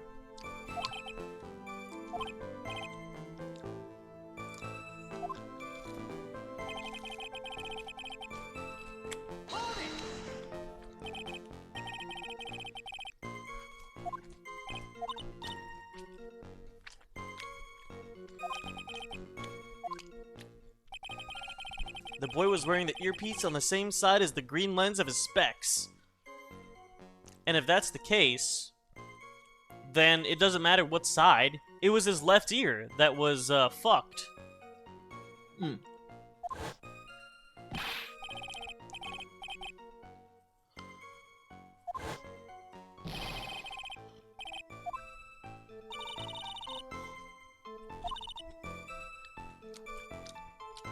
Everything he saw on the left was actually on the right, huh?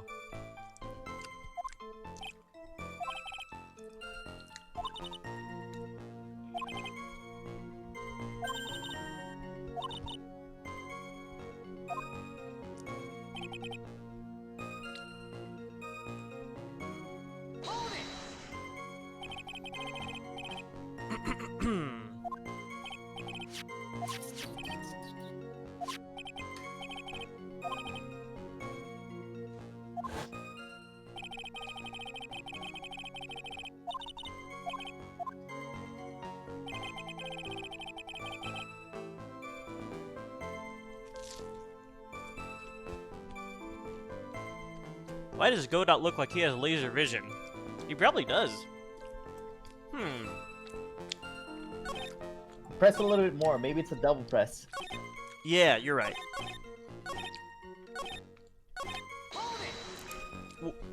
We'll press everything once more, and then we will, we'll just read it through and see what the...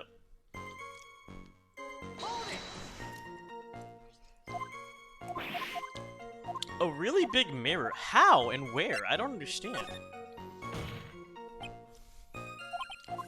Objection! Okay. Mirror was delivered, and they didn't even use it. Wait a minute!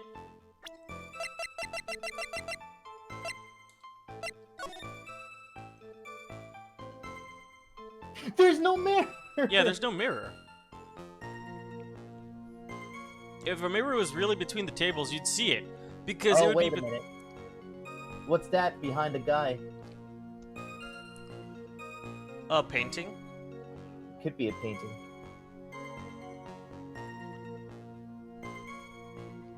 But between the tables, so...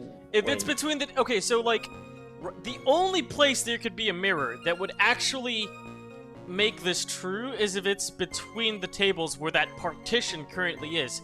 Because if the tables are in the middle of the hallway, the old man would just be seeing his own reflection. Right. Right.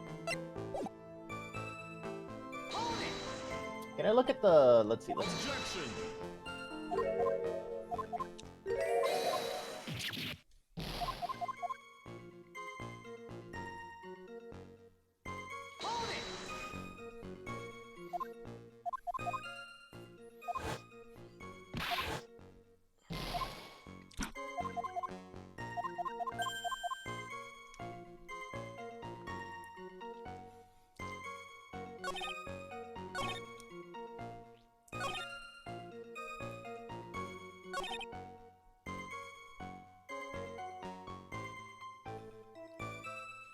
I feel like there's so many things you can present here, right? Because, like, we can present the earpiece and show that, like, if he saw everything in reverse, then it wouldn't be the left eardrum, it would be the right eardrum, right? So that's already something you can get him on. They all wear these pieces on the left ear.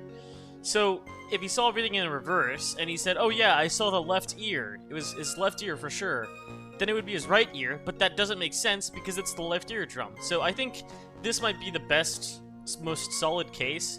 There's no reversing it that is gonna change the fact that he is correct about it being his left ear.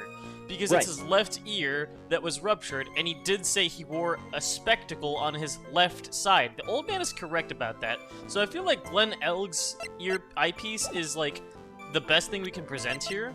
If I present this, the crime photo, they might just say, like, oh, there's a mirror somewhere, you just can't see it. Because even though, obviously, it's not in front of this partition, because, like, wouldn't they want it to be even, like, on both sides, right? But they can, like, say, like, oh, no, you just can't see it from this angle. So I think we just have to present Glenn himself. I see it. The coffee cup, the earpiece, and the HMD. Let's think back to Mr. Kudo's testimony for a second, shall we? The boy was wearing the earpiece on the same side as the green lens of his specs. No question, you can lock me up if I'm wrong. It was his left ear, without a doubt. So, to summarize, we were told both the HMD and the earpiece were on the victim's left side. Now, if Mr. Kudo saw all that as a reflection in the mirror, it means the HMD and earpiece were actually on the victim's right side. Exactement. You see, Monsieur, now that you think about it, it's not so hard, non? Yeah, now that I think about it. Right, think about it. Zed, think. Unfortunately, that's where we run into monumental contradiction with the facts. If Mr. Kudo really did see everything in a mirror, why is it the HMD is now on the wrong side of the head?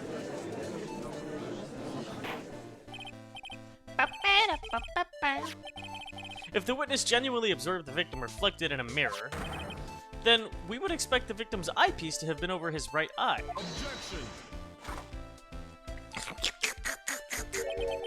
How bitter. Trite, you should have a taste of this bitterness. It'll calm you down in no time. Don't throw the coffee. Don't throw the coffee. Oh god, he had so much cake. Well, he is a chef. He's running a bakery. Are we talking about your coffee or something completely different? I'm just redeeming these spots. Yeah, I did them already. Yeah. You don't understand the way the witness thinks. How he thinks? You remember this, I presume? I broke the vase, sorry. You mean the testimony? Exactly. The old man has one grievous habit, other than throwing seeds. The more of an impression something makes, the more muddled his mind makes it. What? Oh, he's just like throwing his testimony Oh away. my god, yeah, that's what he's doing. He's using our Our witness. our own claims of his testimony being bogus against us now. He's saying that the more sure that the old man says he is about something, the more wrong he is. Because when he said it was his left side, I'm 100% sure, lock me up, he was wrong about that. So now they're saying that him saying it was the left side of the earpiece, it was him actually meaning that it was the right side, and he got it wrong in reverse. That's what he's... Yeah. He's using his credibility against us. Yeah. The old man strikes again. Mr. Elg's HMD made a big impression on the old man. Alright, Godok's pretty good. I saw the earpiece and those newfangled spectacles he was wearing. Oh, yes, they were both on his left ear. Do you hear? His left ear. Ha. Well, trite? That's the worst, but best impression of Kudo ever. Wow, I really thought he was old seedy for a moment there. Godot's good. Enough. I must agree that yesterday's witness was irresponsibly rash in much of his testimony. Bad luck, Nick. Looks like the boil of a contradiction you just found is just a rash. Oh, I get it, because he has a boil on his nose. Oh. A mirror can't be beaten by a handful of seeds, nor can it lie. The mirror never lies? Donkey Kong Country? What are you getting at? There's a Donkey Kong Country song called A Mirror Never Lies. Oh, wait, really? Yeah. I think Trano covered it, actually. Oh, you're right. I just YouTubed it. He looks at the mirror, he goes, what do I see? I recall, something swinging tree to tree. Now I see a pirate that's in front of me. It's, the fucking not King K. Rool. Some, like, pirate crocodile tries to convince him he's a pirate, and the song is called The Mirror Never Lies. Yeah, look it up. YouTube, I look it up. Yeah. Phyllis and Armstrong. Go on, tell the court. We're all ears. I can explain. Please, if you will look at la plans of la restaurant. Huh? The mirror. Whew, no pressure, but we've yet to get something wrong on the actual trial. He's trying to explain where the mirror... No shot! Bye. Come on! Give me a break. How does that work? Yeah, seriously, how is anything being reflected? This is where I was saying, Snack Eye, that the mirror couldn't possibly be at, and that's why I'm glad I didn't present the fucking photo, because that's exactly where he's saying it is. That's the worst place for a mirror. So then he would have to be sitting on the one... No. Yeah. No, not you, Biz. I'm sorry. He was sitting on the opposite side. Right? So here's the thing. He said he broke the vase. There's no broken vase. See that? You're right. There it is. There's the vase right there.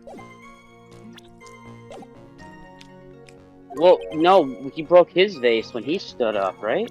But look, the chef is now claiming. The chef is claiming that that's where the mirror is, and that's where the old man was sitting at W, the witness.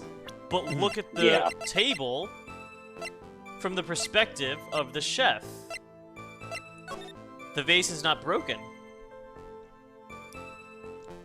Interesting. You see it there on the left? Mhm. That means the old man wasn't sitting at that table. Because the table the old man was sitting at, the vase broke. I remember because the old man's testimony said he was sitting on the adjacent side, not on the opposite side. Right, that's right. He said he heard the vase break. He didn't see it. Well, yeah, Remember, because Snuck-Eye? we know there's no mirror. Also, since there's no mirror, he can't see the guy from that side. Also, he was trying to read the newspaper the victim was reading. How can he see from that fucking direction? So, P.S., homie's line. Yeah. Fucking cap. Yeah, so he's on what the witness said before in his kudos testimony that he was sitting on the south side, not on the west side. The southeast side. Sorry? Right? To be fair, the old man says he didn't really remember where he was sitting, just what he saw, but he was reading his newspaper. He can't read it from that direction.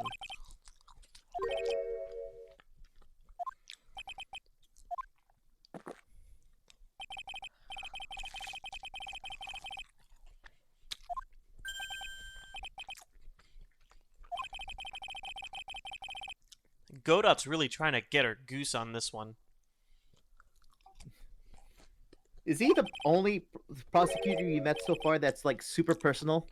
No. Von Karma had a grudge because of her father. I mean, towards Phoenix. Well, she had a grudge towards us because of her father. Because we broke her father's record, so she wanted revenge. Oh, you're talking about that Von Karma. Yeah, I was thinking about the. Oh, the yeah, Von sorry. Karma yeah. That makes sense. That makes a lot more sense.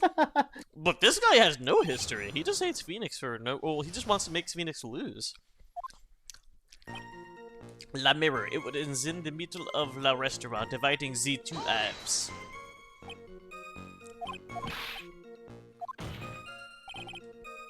If I were you, I wouldn't have put a mirror there. It would be in the way. He's right. Look who's talking, trite. Huh? You're obstructing my view, among other things. But, this is my seat in the courtroom. I'm saying you're in my way. Tresbien's charm is that it gives you the impression you're the only customer. No, that's just because nobody goes there.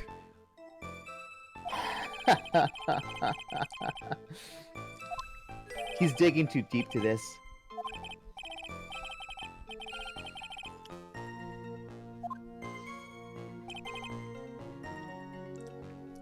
I know for sure Armstrong is just saying this just to save his own bacon from that loan, right? Oh, yeah.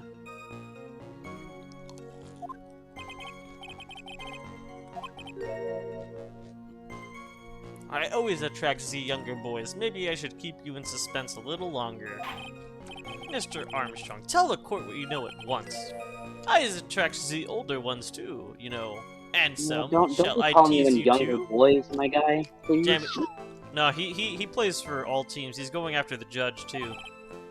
Damn, Hell look, the yeah. judge. He made the judge start bottom typing. Bottom Bro. typing. You need bottom typing. Biz. What? What? What? What do you want, Snakai? 'Cause you're a snack. Nice try, bird brain. That I Biz. want. That like was mocha. la seat at the table next to the victims. That was sitting where the old man was sitting.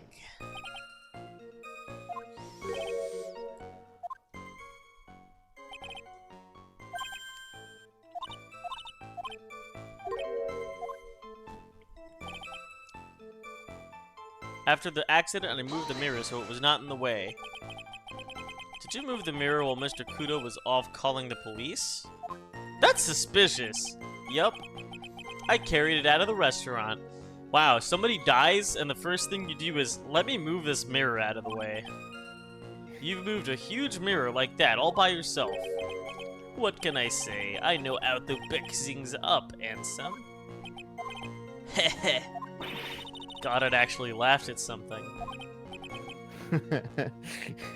Well, given the It was a witness's pretty good physique, I pickup suppose pun. it is possible. Did you move anything else from the crime scene, Mr. Armstrong? Well, his arms are pretty strong. Yeah. Yeah. Is Armstrong the... Well, his name's Armstrong. I like how his hands are so dainty, though. Yeah. Well, I mean, how's he supposed to be a chef if you don't have delicate fingers to properly garnish the food? Yeah. I want to see him flex. Ha! Suffering from a case of heartburn, trite.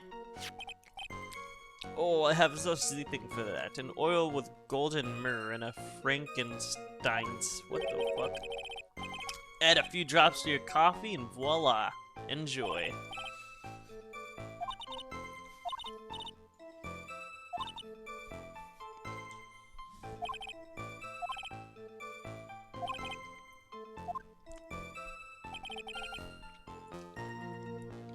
Alright.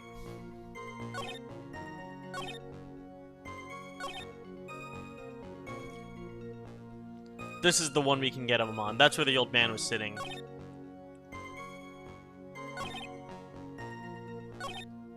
This is bait. Naturally, I didn't touch anything else. This one's bait because we know that he's the one that swapped the evidence, but we're not going to find his prints anywhere. And we still have to wait an hour for the prints on our poison bottle to come back. So this one's kind of bait. We can't prove it. After the terrible incident, I moved the mirror so it was not in the way. Okay, suspicious, but we can't prove that. That was the seat at the table that the old man was sitting. This is the one we can disprove. And we can present this... A photo of the scene taken from near the kitchen. The vase is not broken.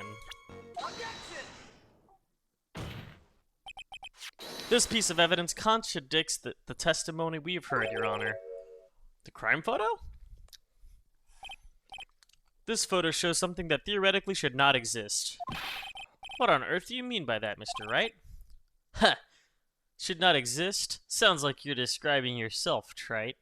Hey, low blow. Now, the defense will please clarify its statement.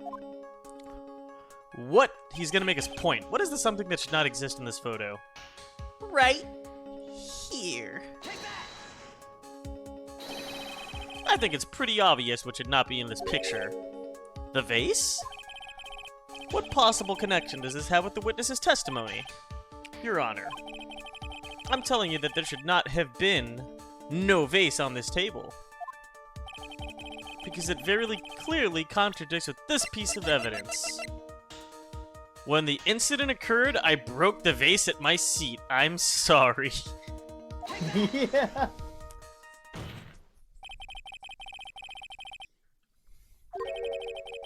Mr. Kudo broke the vase where he was sitting. And yet, it's unbroken.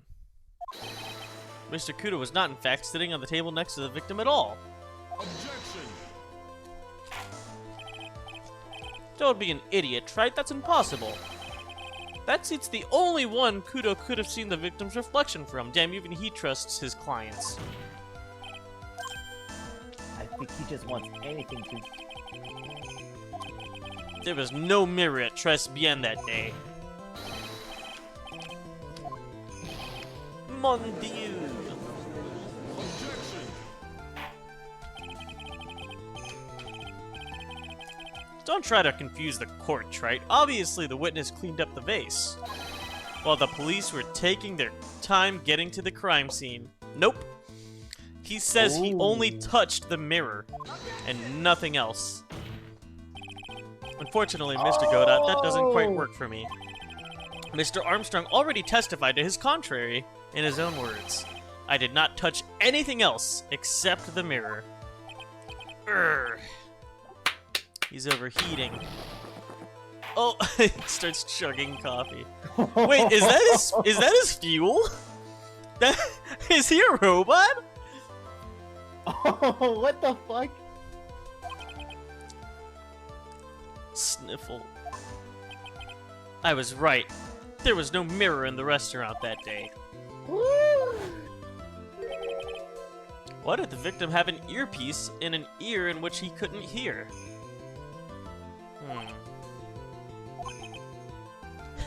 You only get one shot in life. There's no turning back. I know. If you want to claim that the mirror wasn't there, Trite, then this problem is all yours. How do you explain what the old man saw? If I can answer this, I'll be that much closer to the truth. There's more than just one contradiction, Maya. What do you mean? Remember what Maggie told us? There was another man at the victim's table. And there was a sample CD on the victim's table. It all flies in the face of Mr. Kudo's testimony.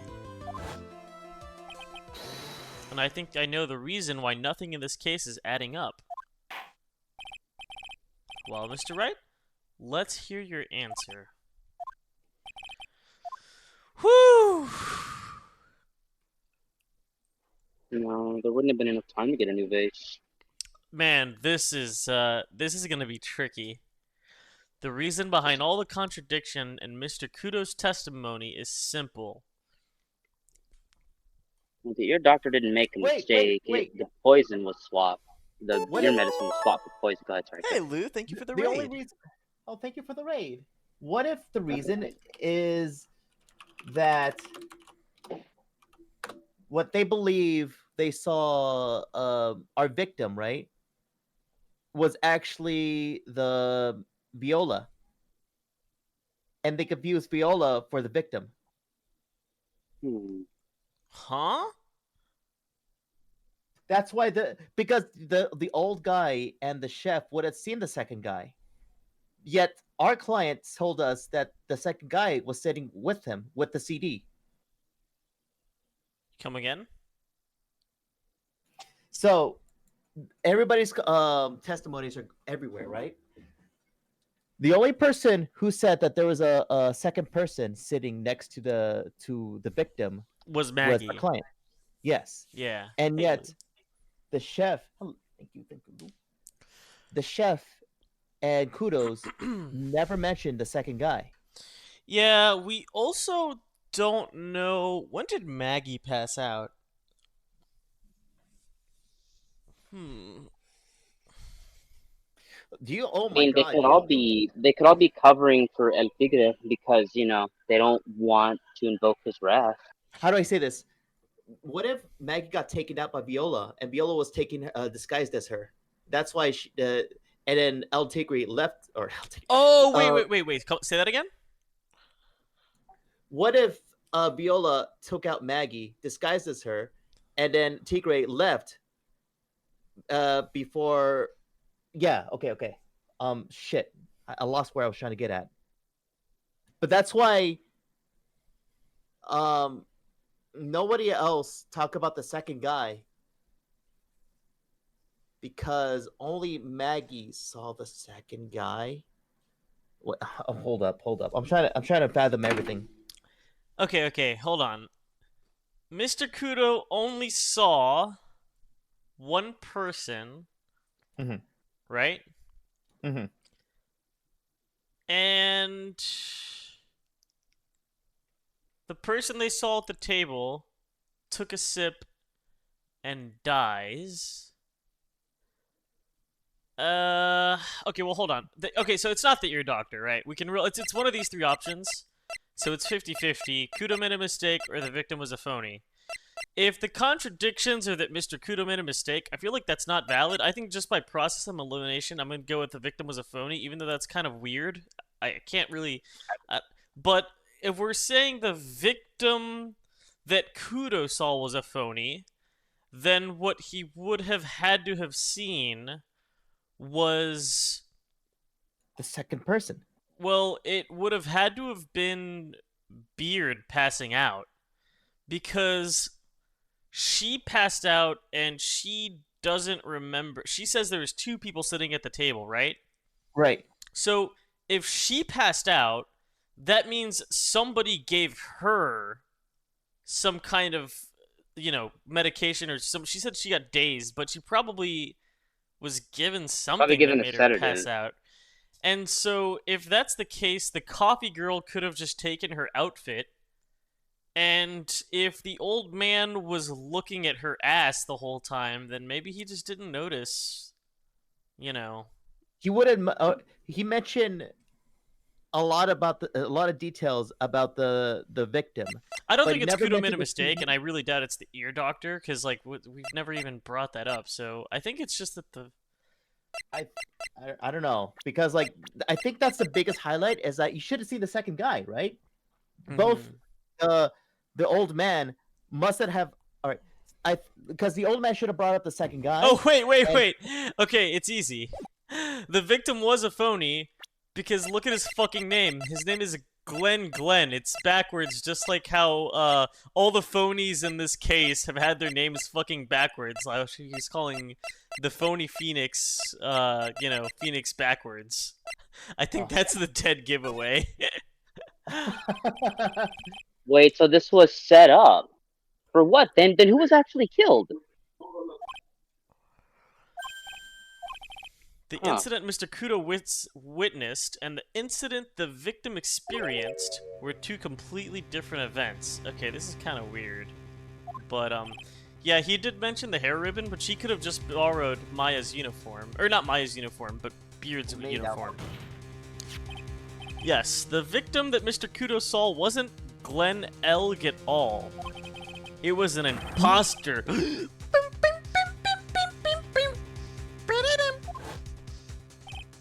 Obviously, unlike the victim, there was nothing wrong with the imposter's left eardrum. So he was telling the truth about the earpiece then. I'm getting fucking. That's how he blown ended over. up wearing the earpiece in his left ear by mistake. Because it was actually in his right ear.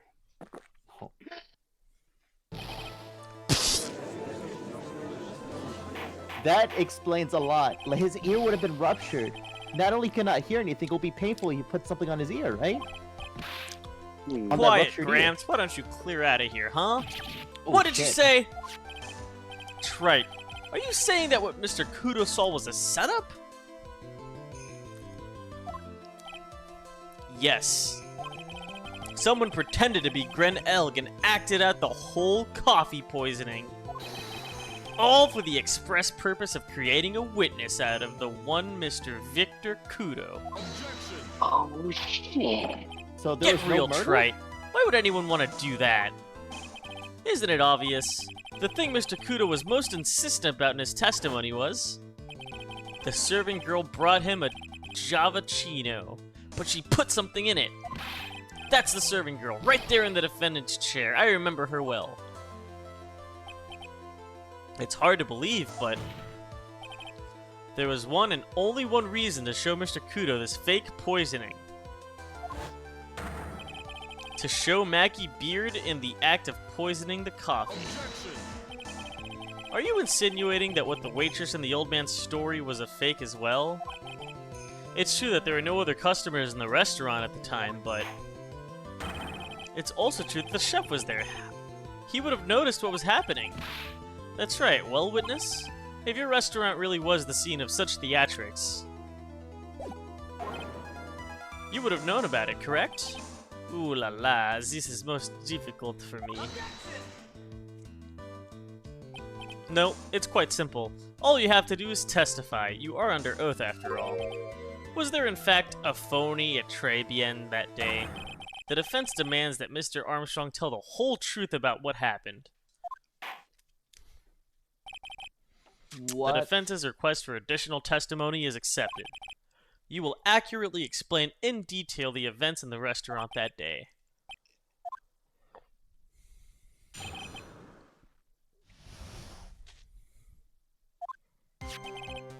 La victim, Monsieur Elg. He came to my restaurant alone. I remember that old man arriving not long after him, as there were no other customers. When he got word he won la lottery, Mon Elg became very excited. Yay, the earpiece is in the other ear. Huh. It was approximately 5 minutes later that la poisoning incident occurred. Non, there was no time for a phony to do la acting. 5 minutes. Just so we're clear, there was no mirror in the restaurant after all?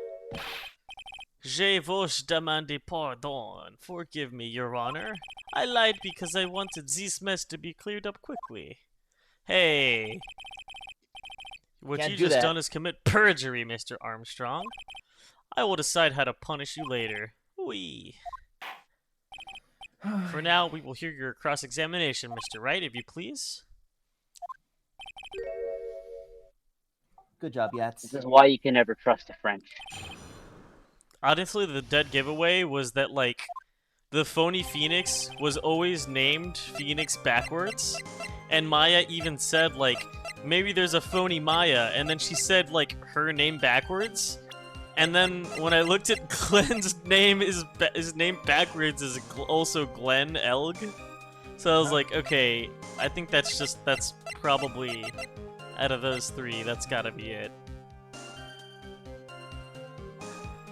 That's actually pretty good. Was he alone at his table? Mais, oi, I saw him from la kitchen.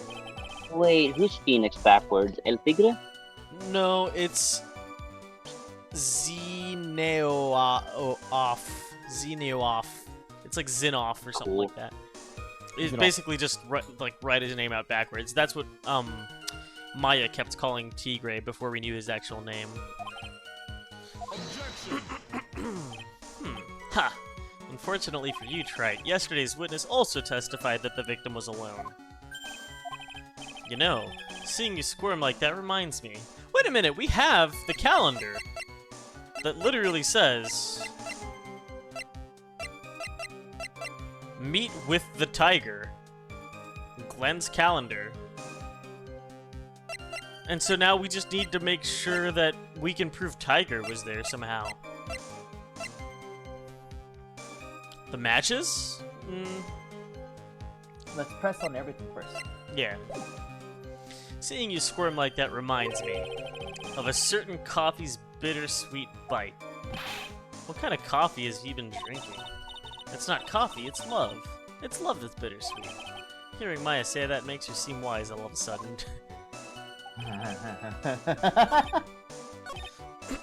I remember the old man arrived not long after him. By old man, you mean Victor Kudo, right? He often comes for my special coffee. I drank your coffee once, Mr. Armstrong. It's special, I'll give you that. It's worth a sip just for the experience. Oh, you make me so happy, monsieur. You are most welcome anytime. I said it was worth one sip, and nothing more. So old Mr. Kudo arrived at the restaurant around the same time as the victim.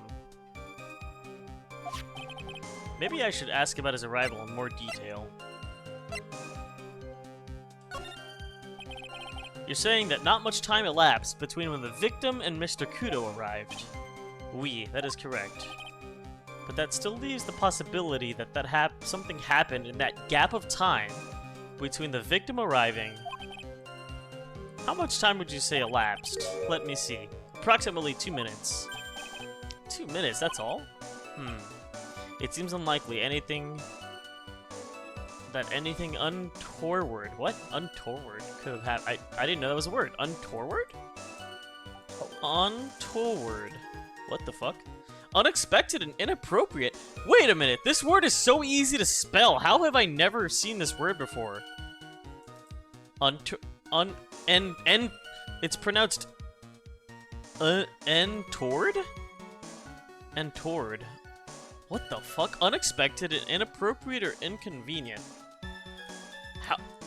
It is insane to me that I've never seen this word before, considering how easy it is to spell. Anyway. Rats! I knew I shouldn't have pursued this line of questioning. No, we should have pursued this line of let's see.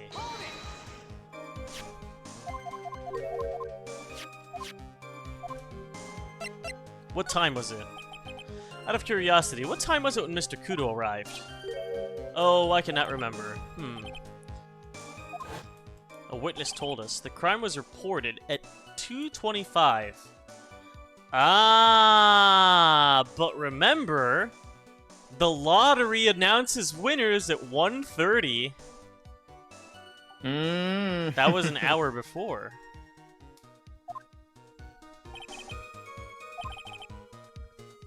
The incident happened 20 minutes after he arrived. So the victim must have arrived between 2 and 2:10 p.m.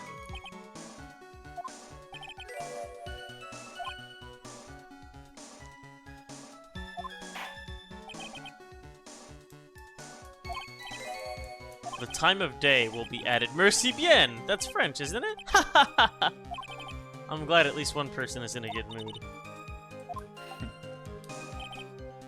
The old man arrived not long after him, just after 2 p.m. But if you remember, in the old man's testimony,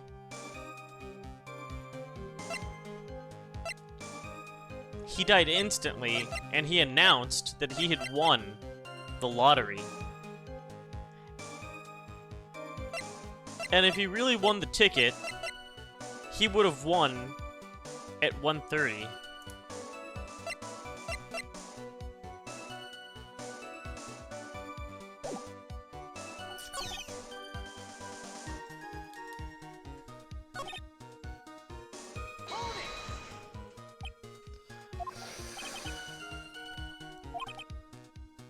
It's the time I stopped serving the lunch menu.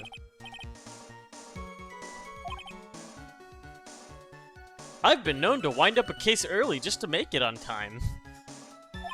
Ha! Ha ha! I guess you should never get between a hungry judge and his lunch. Oh, would you look at that? It's almost lunchtime already. Witness, get on with your testimony, please. As there were no other customers. So your only customers are Mr. Kudo and the victim.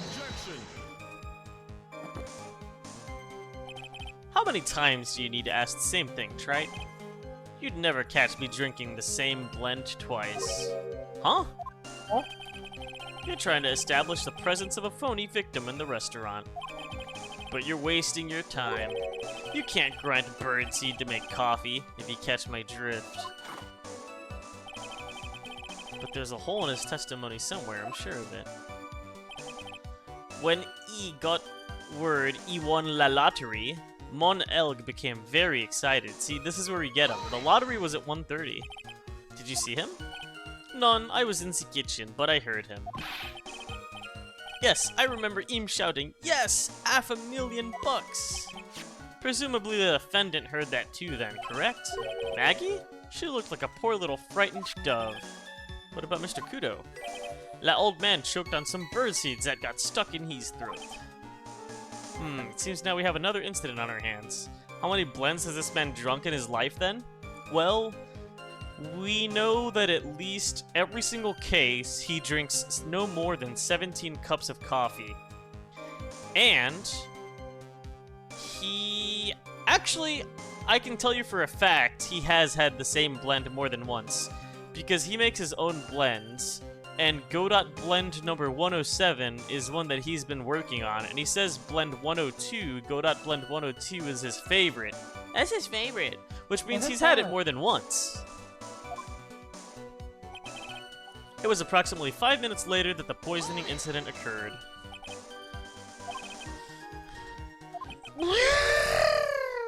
I am a multi-talented woman, monsieur. Sorry? What do you mean? There is la renowned chef, Jean Armstrong, and la tragic poet, Clarice Armstrong. Clarice? Oh! They've got multiple personalities? I was writing a poem, an angry tale of a chef in $500,000 of debt, cooking for a man who won $500,000 on a lottery. It's called Pourquoi? It means, why? Perhaps I could recite it for the court. It's a fucking poem saying, why is this guy winning $500,000 when I owe $500,000? Yeah. Uh, You mean you contacted the police as soon as the incident occurred? I asked the old man to call from la payphone. By your own argument, trite. The purpose of this phony victim's performance was so that the old man could see it. In other words, once the incident occurred, the opportunity would completely disappear. Indeed. Bien, it seems la shadow of doubt has been lifted. N'est-ce pas? Quick, press him on the facts about him drinking the same blend multiple times.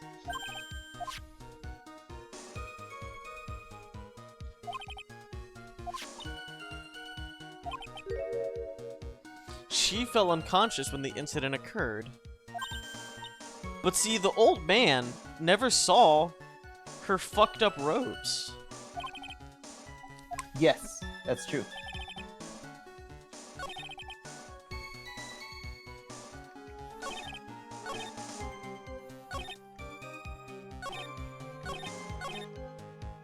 When he won the lottery, he became very excited.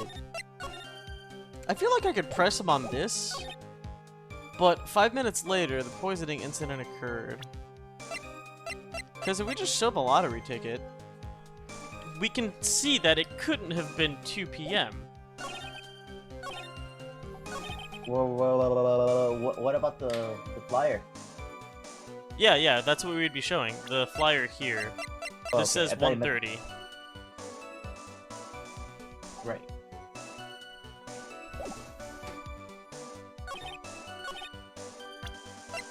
The old man arrived not long after 2. If the old man arrived at 2, he could not have heard him scream about the lottery. I'm afraid I finally got you, Mr. Armstrong. Quoi? What do you mean? At the time in question, the victim was listening to the radio with his earpiece.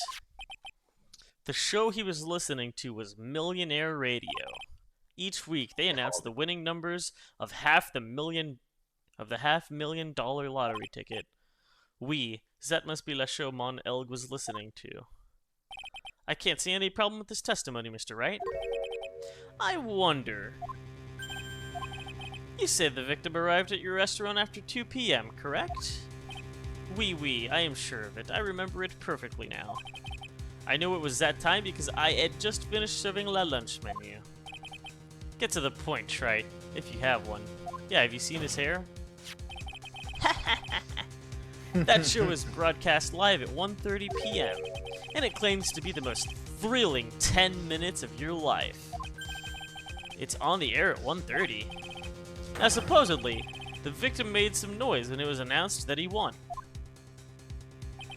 And yet, I don't believe his cry of joy could have occurred after 2 p.m. because the show had already finished more than 30 minutes earlier by that point in time. None. This victim we've been told about has done nothing but the impossible. Listening to the radio with a ruptured eardrum, catching a show that was already over. There's only one conclusion you can draw from the facts. So the guy wearing the earpiece in his left ear was the phony. Yeah. And that means the guy that's dead here, he had an earpiece in his right ear, which is correct. But the old man saw it in his left ear, which is incorrect. Which is how we can say definitively that the old man saw a phony. But Beard saw the real victim, who was sitting with Tiger. And if she saw the real victim sitting with Tiger at 1:30 and she passed out, they would have swapped everything in time for when the old man came in.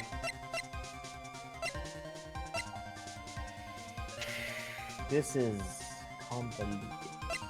And then, as soon as the old man comes in, they have Violetta walk in with this cyanide, pouring it into the cup for the fake victim, who takes a sip, pretends to die, he spills the coffee because he didn't actually drink it, and then he tells the old man to get the fuck out and call the cops, and then that's where they planted the evidence in Beard, who had passed out. So there was no corpse. There was, but they swapped it when the old man left. So Maggie and the first victim either die or pass out, right? But nobody's there to witness that. Because Maggie didn't see the old man. She only saw the two people on that table. So as soon as she saw the victim die, she passes out. They take the corpse, and they take her, and they basically hide them, right? Like, they put them in the kitchen. And that's when the old man comes in, and they have a phony. So basically, Tiger, right? Who was impersonating... he wasn't impersonating anybody at first. Once they killed the guy, he took his clothes and put it in the wrong ear and sat in his seat and pretended to be the victim. So, funny enough, El Tiger, who was Phoenix, ended up being another phony. He's just he's been two different phonies in this case. He was the phony Phoenix. He took his credit card? Like his whole identity? Yeah, he was a phony Phoenix, and he was the phony Glenn. He was both phonies. Oh my god. So the old man saw Tigre with the earpiece in the wrong ear. Because guess what? He's got a beanie, so you wouldn't even be able to see his fucking hair. Damn. Also, the scouter will get in the way of the scar, so you couldn't really, like, notice the scar, just the scouter. The victim was an imposter, acting out the poisoning 30 minutes after the real murder. Jesus. Hey, Storm again. There were two Glen Elgs at Tribulations that day. The real Glen Elg, now dead, having been poisoned by the real killer, and the phony Glen Elg acting out the events for Mr. Kudo to witness. Objection. Quite a performance, Trite. You were almost on a roll. But sadly, you lack the rock-hard foundation of rhythm to build your song. Huh? What is this, Music Theory 101? Let's recap. According to your imaginative theory, it's now just after 2 p.m. The phony Elg is performing a play for the benefit of Mr. Kudo. How do you explain where the real Glen Elg is? I don't believe I have to spell this out for the court. However, at that time, the real Glen Elg was already dead. Objection. Thank you, Trite. That's exactly what I was hoping you would say. What? What? Now, I presume you can prove this theory of yours. Can you explain where the missing corpse went to? The missing corpse? According to the old man's testimony, there was only one other customer there. If that customer was the phony Glen Elg, then where did the killer hide the body of the real victim? Wait, where? I mean, obviously the kitchen, right? Inside the... Yeah. I mean, it's not hard to hide a body. They could have even hidden it in the other fucking... Look at the kitchen. It's got a door. Yeah, no. You're right. I could see it. It's completely out of mind. Or out of sight. There's no other person who could see it. And the only other person who could see it is knocked out. This is where we have to prove it. Where did the killer hide the body? Yes, Your Honor. Show the court a piece of evidence that proves where the body was hidden. In the kitchen, because that's where his ear medication was stored. Oh! They had to hide right. the actual Glenn's medication, which is why the old man never saw it. That explains so much.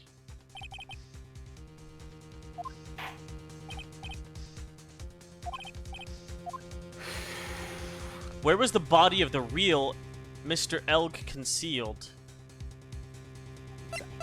Inside. It would have been too dangerous to take the body outside. Yeah, the old man would have seen it. Obviously, the body must have been hidden somewhere inside Tribulations. But where could a body have been hidden inside the restaurant? Perhaps you'd care to show us. Yes, Your Honor. Easy. Body was hidden here. I see. Nice supposition, but the real question is, can you back it up? Where's the evidence that proves the body was hidden in that location? BAM! Do you recognize this bottle? None, so none, clean. none. I have never seen that ugly bottle before in my life. I only use the very best bottles, monsieur. The highest quality only for me. Where was that bottle found, Mr. Wright? Interestingly enough, Your Honor, it was found in the kitchen. Quoi? Quoi? Koi? Koi. But this bottle doesn't contain aromatherapy oil, Mr. Armstrong. No, it contains a medication. What kind of medication? I'm sure everyone remembers, don't they?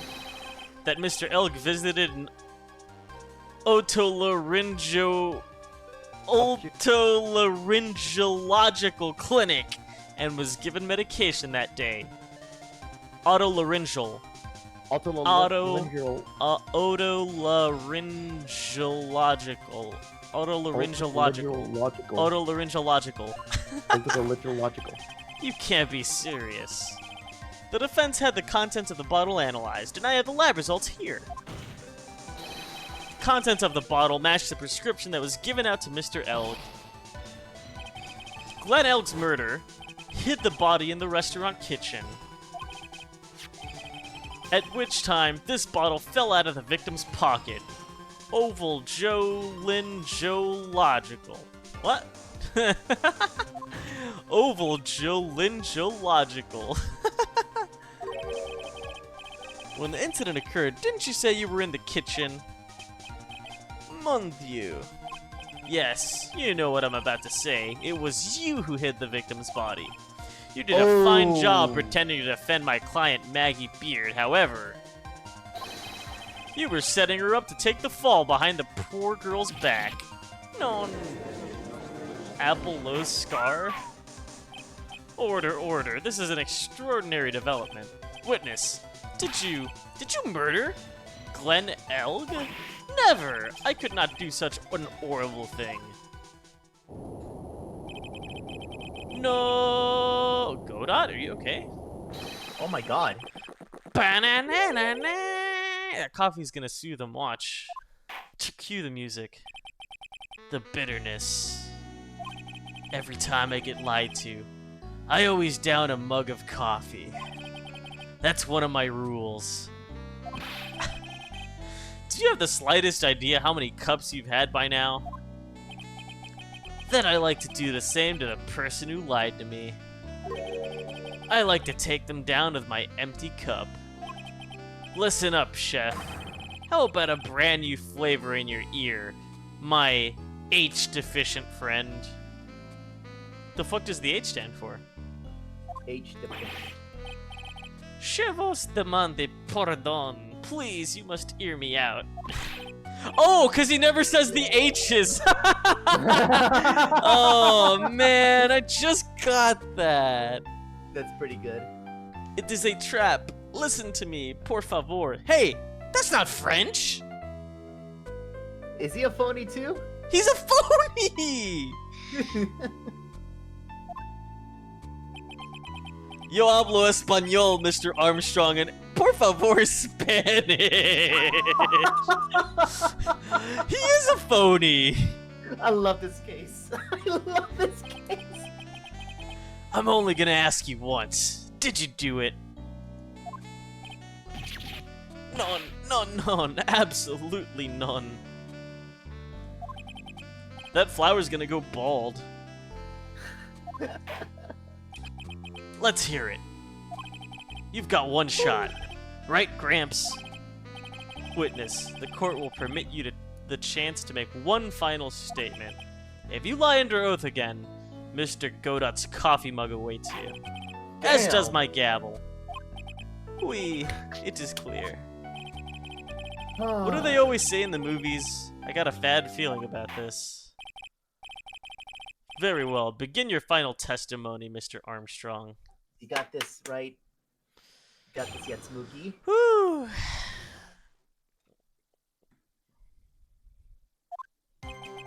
It is true. I eat la body in la kitchen.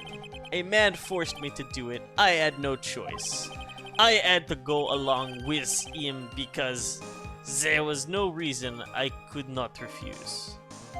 A reason. But I did not kill him. I swear it. You must believe me. We kind of have, even without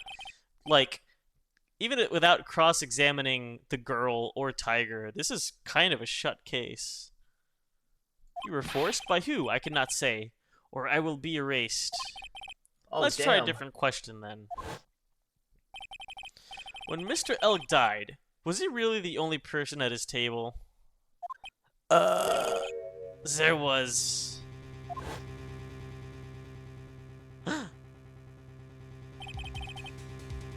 There was another man.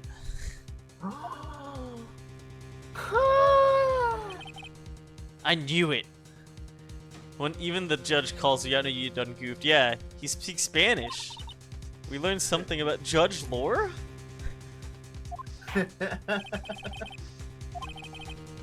There's just one more thing I need to do.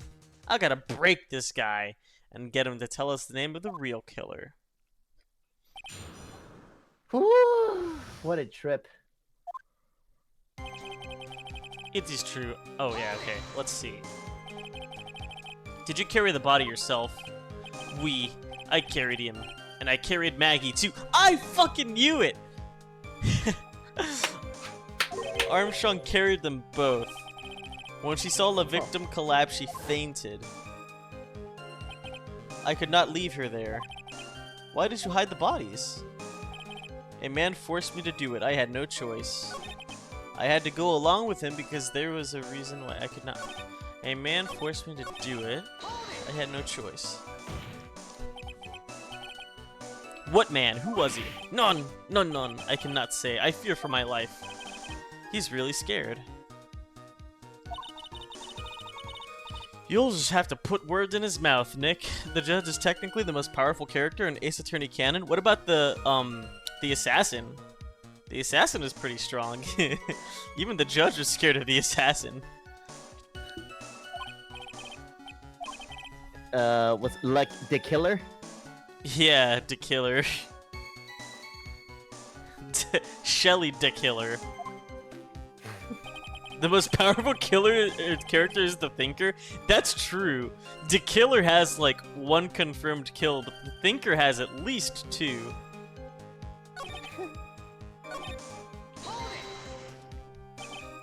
What reason would that be, Mr. Armstrong?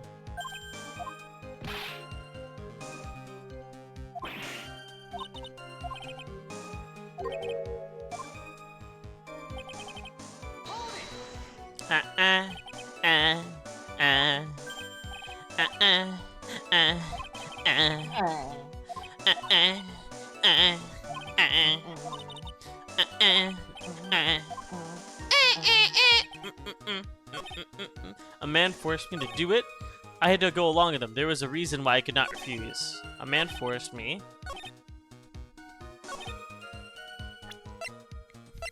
I mean, we have to show his debt.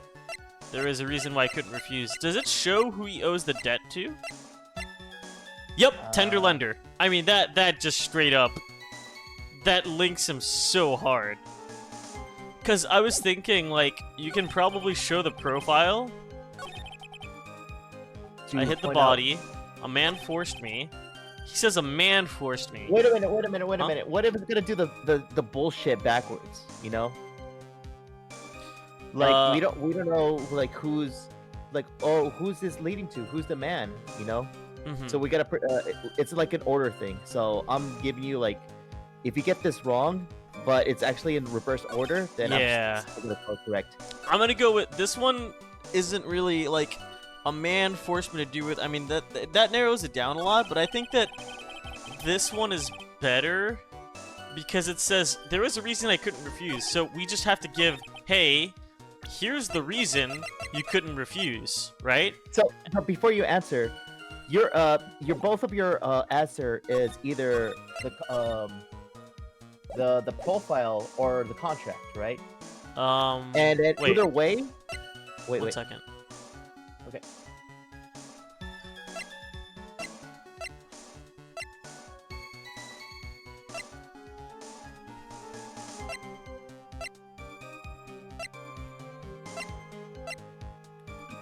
By the way, my phone's at 2%, so I'm gonna go. Take Drive care, safe. Biz. Well, no, I'm not going home. I just forgot my charger, and the charger's at work or shit, because why would they spend money on good things? Anyway, bye! Bye.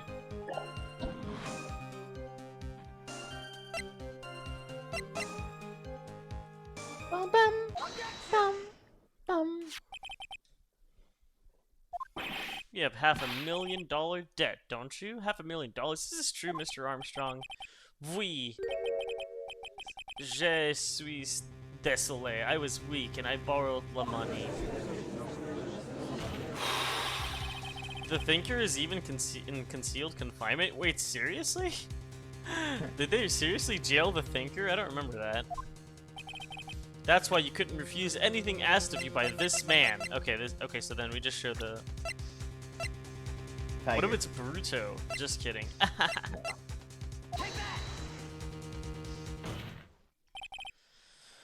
Whew, $500,000 loan from a black market loan shark. I swear that dump truck gets bigger every time I see it. Wee, my friend. And just like Phoenix Wright says, I love weenies. Ha ha ha ha. Yeah, that's We Phoenix tied did it all say that. together. We tied it all back together. You had no way of paying it back, did you? That's why you were forced to do anything this man told you. Oui, it is as you say. Mr. Armstrong. La Tiger, he told me he was going to use my restaurant for a business rendezvous. On la day in question, he was meeting la victim to demand that he repay his loan. I don't know why it happened like that. So the THs are Zs, and the Hs are just gone. Wait, but he says what? Huh. What? No idea. Being in evidence lockup, I guess, counts as confinement? Yeah, that's true. That's pretty funny. I carried La body into the kitchen. Damn. We got him.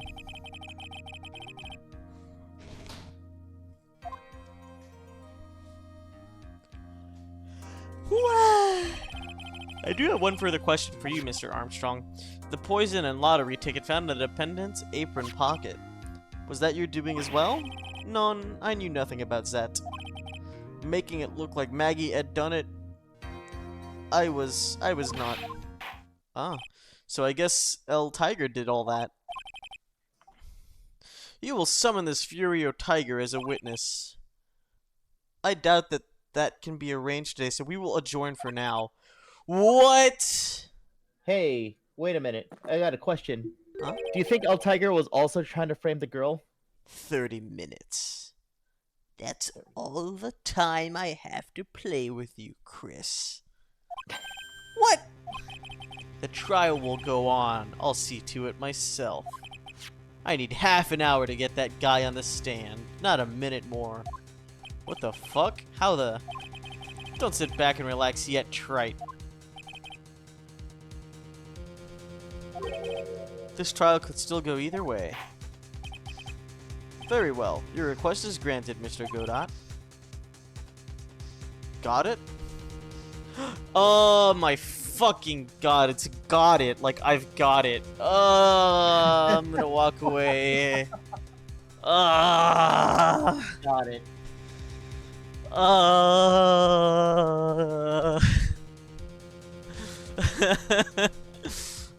Oh my goodness. I'm gonna go get some water. Go for it.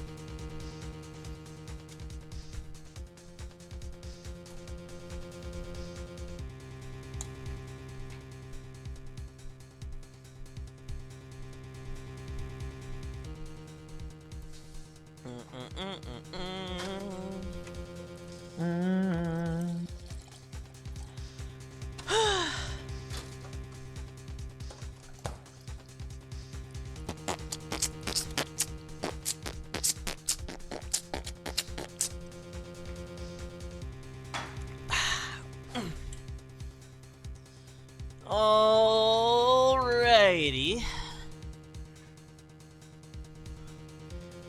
Wait, what pun? I looked away for a second. Oh,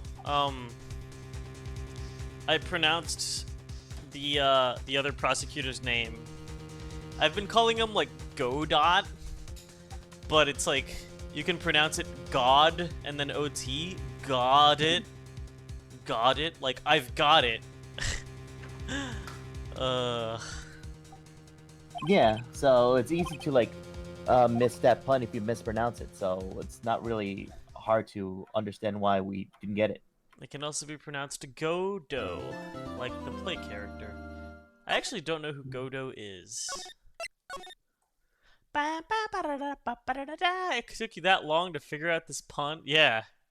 I'd always been mispronouncing it. No, yeah, that's why I was answering Doom because like it's January not really hard to 8th. fathom. If you mispronounce something, we don't get the pun. That's today.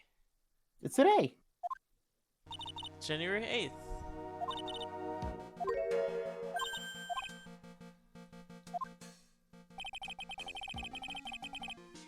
Godo.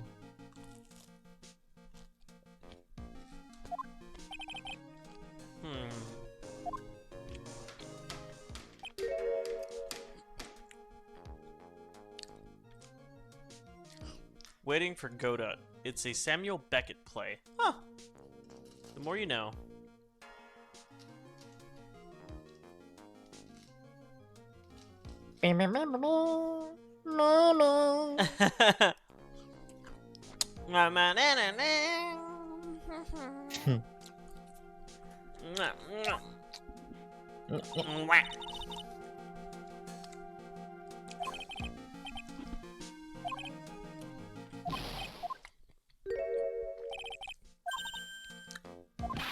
Hey, that's the pot killing the kettle black, Little Miss Top Knot.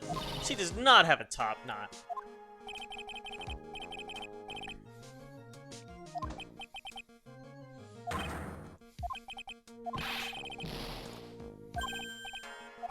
You want to figure out those fucking shoe prints? The fingerprints? Hey, I'm gonna take a job back down to the precinct. I could get some prints analyzed for you if you've got an hour. An hour? But Nick, we still don't have a really decisive piece of evidence, right? True. Yeah, go get those fingerprints.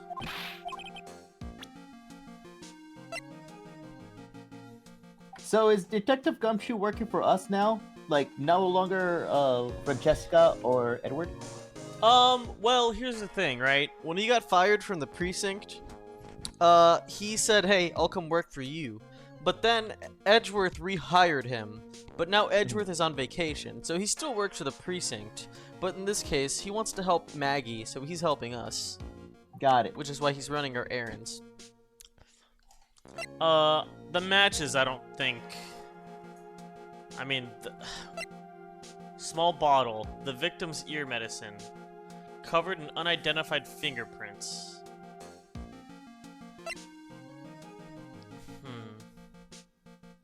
I wonder how long does it usually take to find a What item should we send the prints for? Because, okay, so here's the thing, right? If it's the bottle... Yeah, Okay, I think okay. it's the bottle. It might be the matches. Because, okay, so think of it this way, right? You would normally think, let's show the bottle, because the, I mean, what if the bottle doesn't have his prints? Like, it just fell out of his pocket.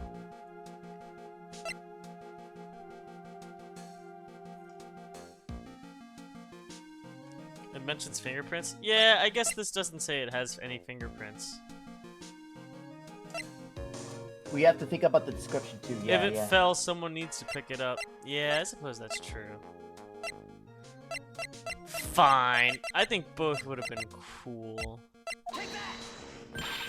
are you doing, Nick? The Detective Gumshoe's gonna check for prints. Shouldn't he be checking this? Shut up, Maya. What do you know? You're just a little backseater, aren't you, Maya? Look, it even says covered in unidentified fingerprints right in the court record. You're right. Actually, that's been gnawing at me too. So you'll look into it for us? Awesome. What about the thing I asked you to run a check Oh on? my, you're useless. Oh, that? Sure, I'll see what I can do if you've got any spare time. Totally fun. Yatsmugi. Spare time? I feel so unimportant right now. Small bottle given to Detective Gumshoe. Okay, I'll get this out to the lab right away. Just make sure you don't lose the case before I get back.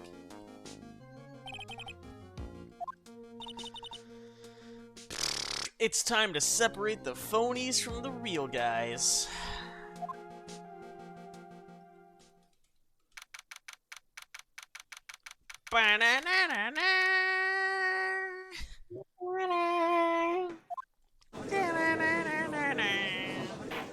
Godot fucking rounded up the fucking tiger that fast.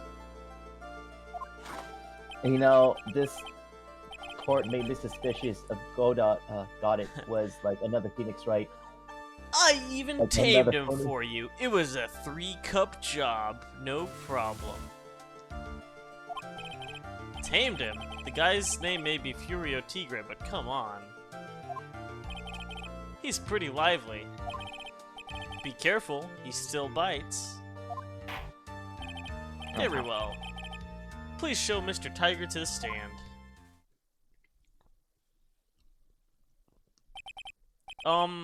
Witness?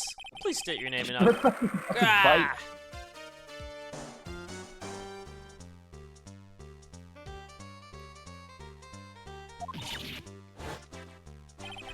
She always hides under the table.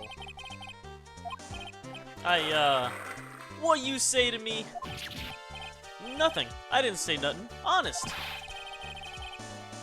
Who could have guessed that fear would induce a bad Brooklyn accent in the judge?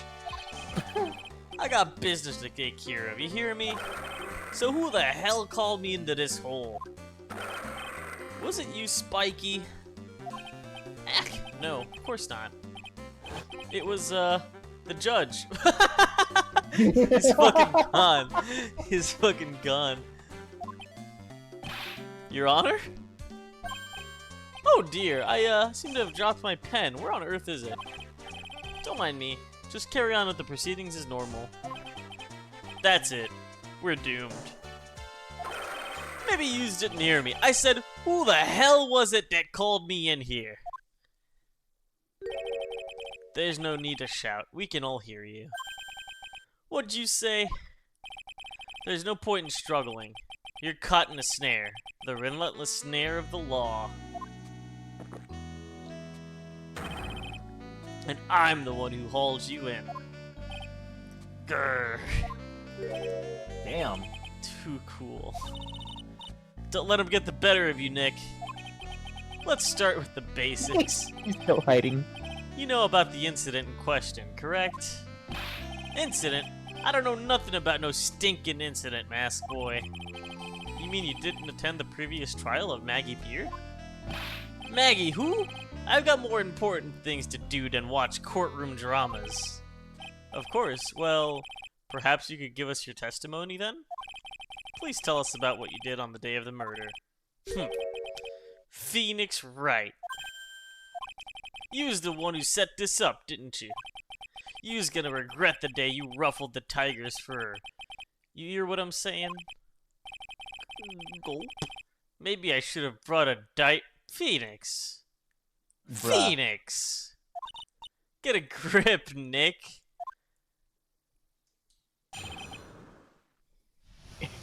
It's the new black. You're so 5 minutes. Don't be so 5 minutes ago. Phoenix says, oh, I'm gonna pee-pee on the courtroom. Whoa. I don't know nothing about no murder. I was tied up with business in December last year. Spent all the time in my office. I got whales lined up to borrow cash from tender lender every single day. You just want to check my alibi? Just ask Violetta. Ah, at last I found my pen. Very well then, mister. Ah! What is it? Please, Jesus witness. Christ. If you could refrain from shouting like that.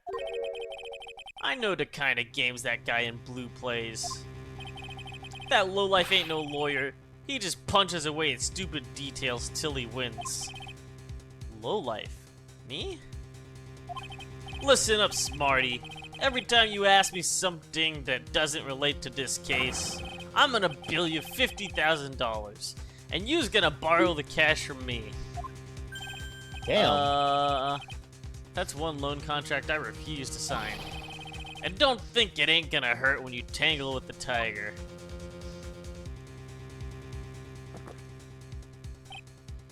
Ha! I love a good spectator sport. Just a minute. That's really not. This witness is... How can I put it? A hungry tiger roaming the urban jungle. Get on his bad side and he'll bite everyone's heads off. Yours too. Damn.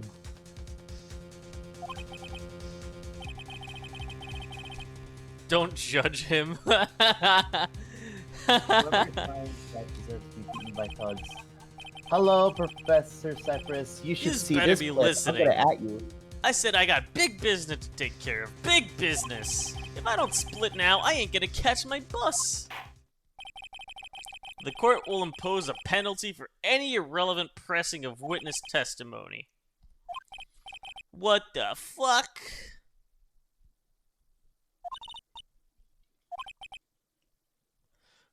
Come out from under there already, will you, Maya? I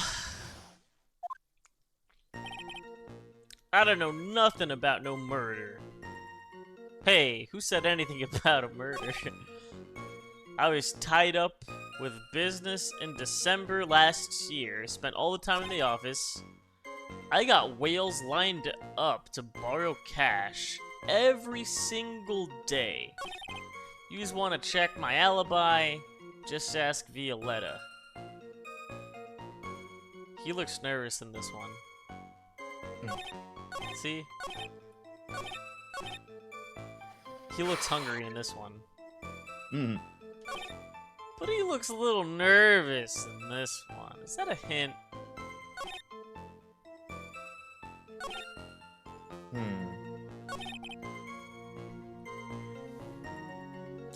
So, I think if we press the wrong statement, we get penalized.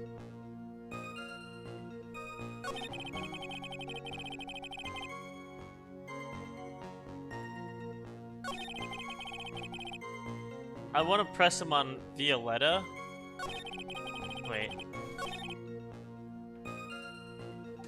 You want to check my alibi? Just ask Violetta. Well, she's just gonna say, yep, that's his alibi, and that'll be it. I got whales lined up to borrow cash from Tender Lender every single day. I got one. So, can he go in more detail in terms of where was he? Which line? Like, how do I say this? He mentioned that he was somewhere? Where exactly? Like, he has...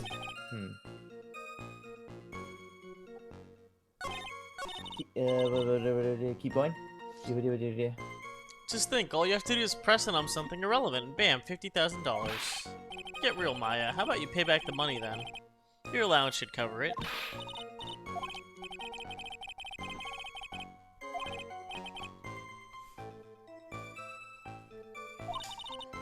Okay, let's think.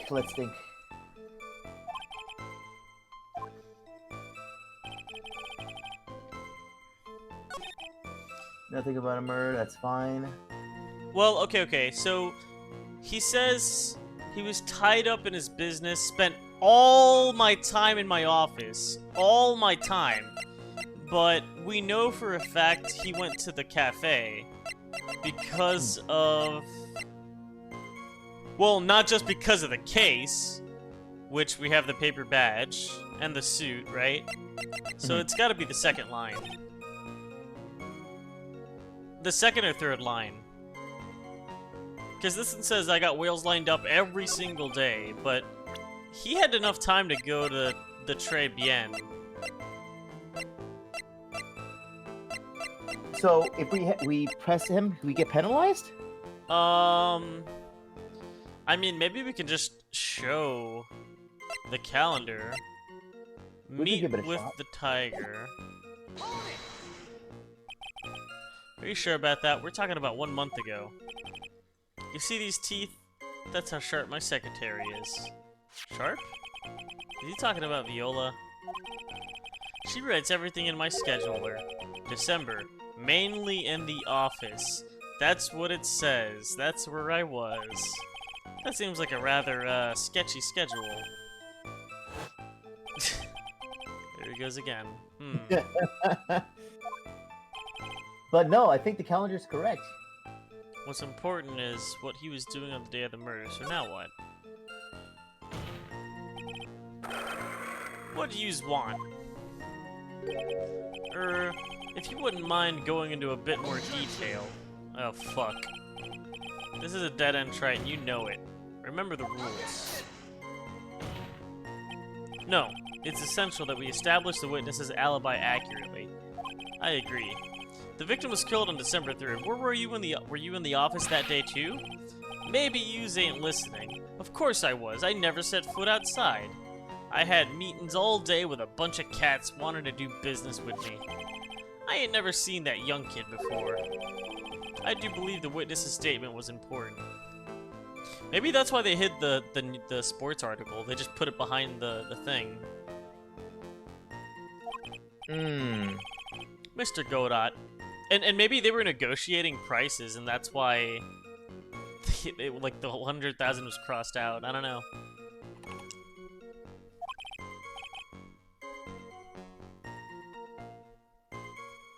Oh shit, you know, if you think about it,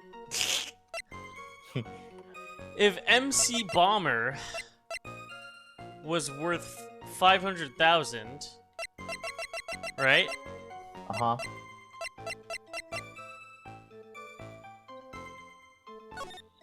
If MC Bomber was worth 500,000, and hey. and he won $500,000 with the ticket, right? That's exactly 1 million, which is enough for the bill. Oh, fucking hell. So he pretty much made it up with both the virus and the... Yeah, he was gonna steal both. That is a crook thing to do.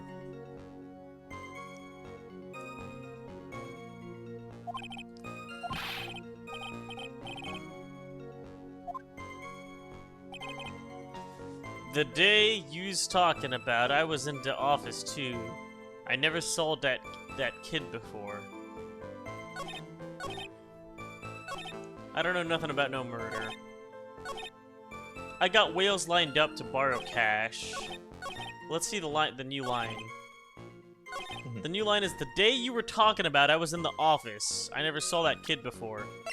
The day we were talking about, which was December 3rd.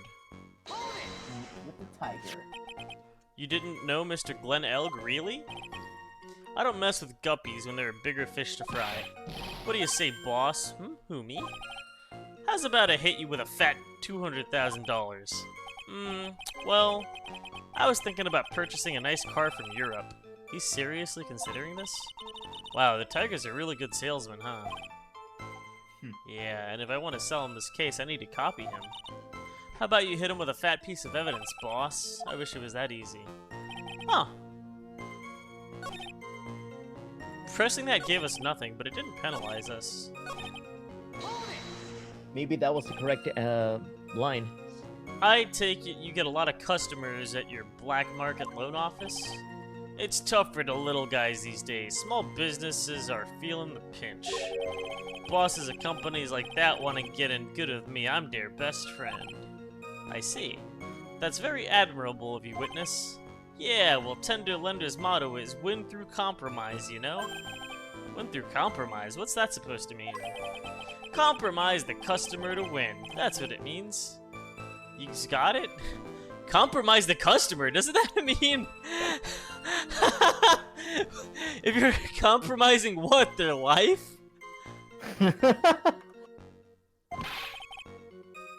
With best friends like these, who needs enemies? Here, let me spell it out for yous all. You don't pay me back within 3 days, Spiky, I take what's due, and your stupid hair. Yous follow what I'm saying? But I'm not one of your customers. Should I ask more about Tender Lender? No.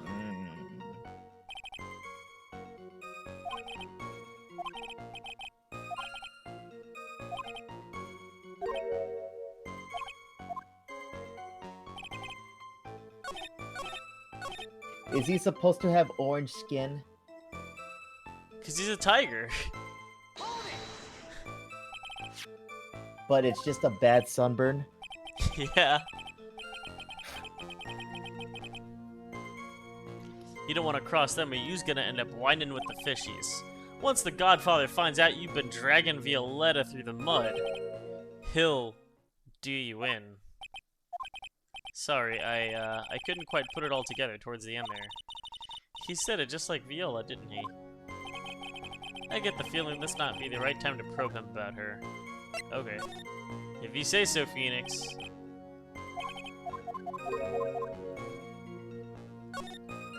Seems to be only one safe line, you know?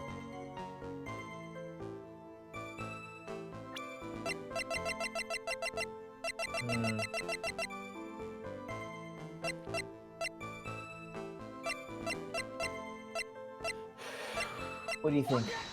Oh, it's definitely this calendar. Because it says meet with El Tiger on December 3rd, right? Mhm. So even if he doesn't know Glenn, Glenn knew him, and I think that's suspicious enough. Yeah. Exactly what he said. Mr. Elg left this little note on his calendar. Meet with the tiger at the date December 3rd. December 3rd? That's the day of the murder. So, Mr. Tiger, I submit that you did indeed know one Mr. Glenn Elg.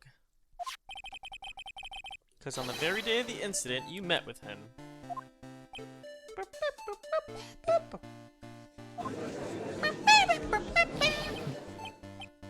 Oh my god, it's Phoenix! Wait a minute.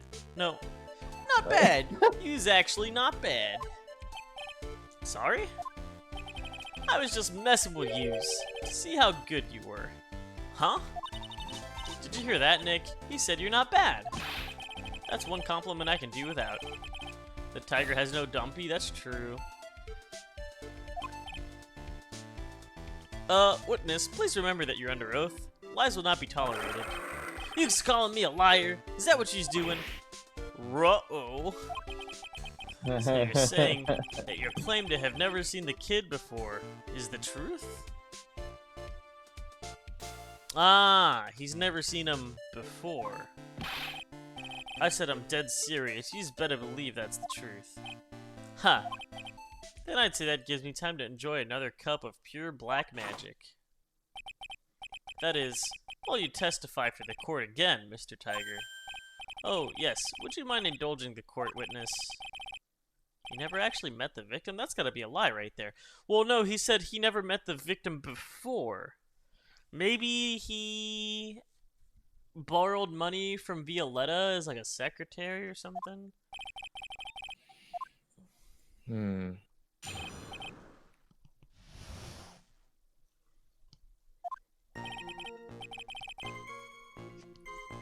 Oh, I never met Glenn Eld? There was some lame guy with that name, though, wanted to borrow cash from me. I set up a meeting with the guy at my office. I waited around, but he ain't ever showed.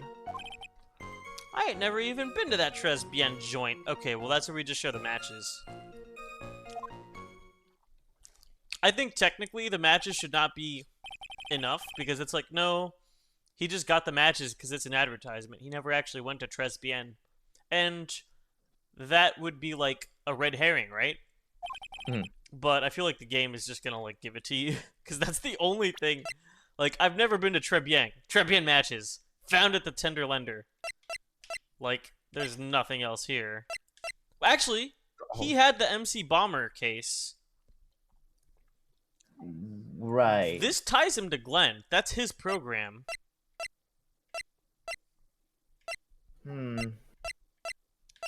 So we have two things. Show the badge? Nah, we're wrapping this case up with a 100%.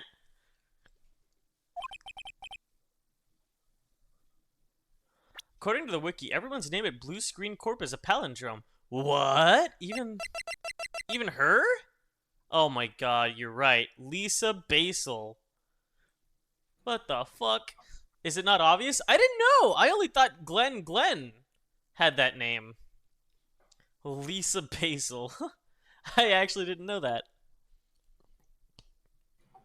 What about the old man? Oh, no, he doesn't work at Blue Screen Corp. Oh. Oh, a Blue Screen Corp. Got it. I don't know any of the other people's names, though. At Blue Screen Corp. Absolutely not a robot, by the way.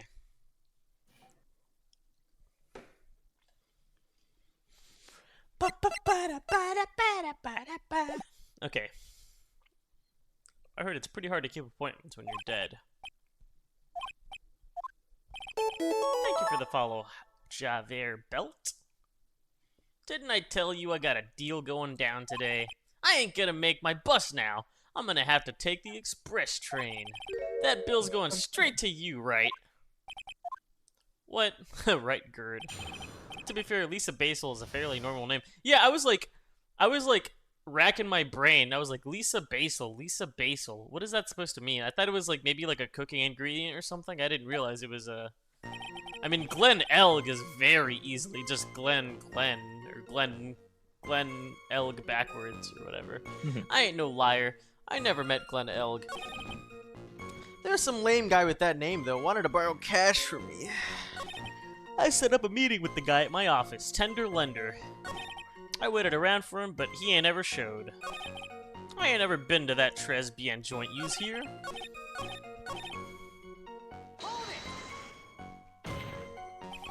Does he strike as a New Yorker in design?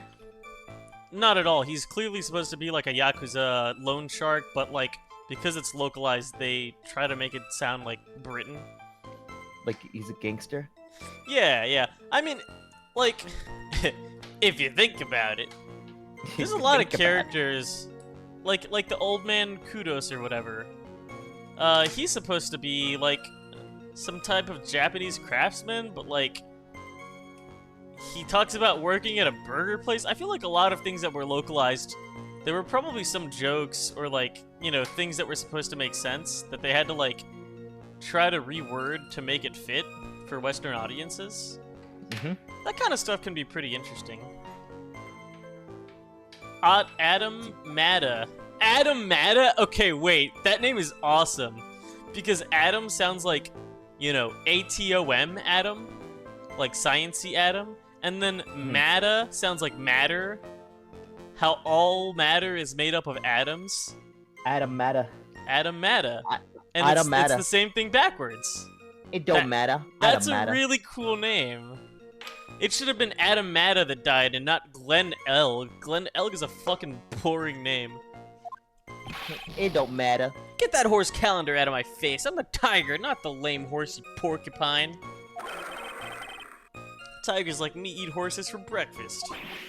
No. Witnesses aren't permitted to eat evidence. Not that they ever would. Well, there was a case once where a young man... Oh god, Phoenix did eat evidence.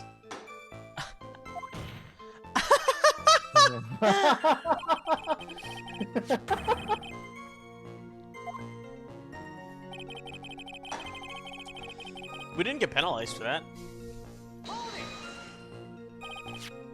That's very strange. According to the manager of the firm where the victim worked, December 3rd was the date he had to repay his loan.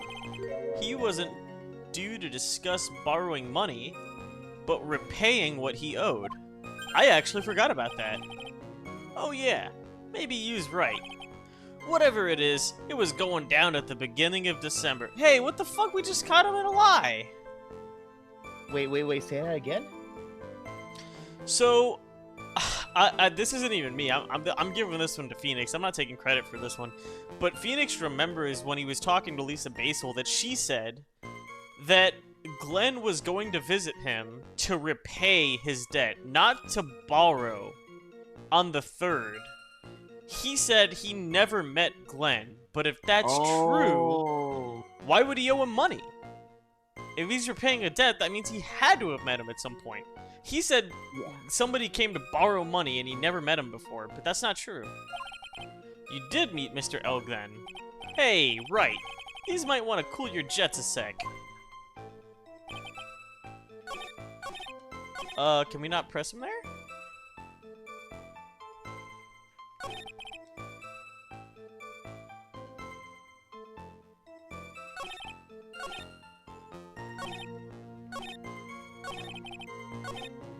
I set up a meeting with the guy at my office. I set up a meeting with the guy.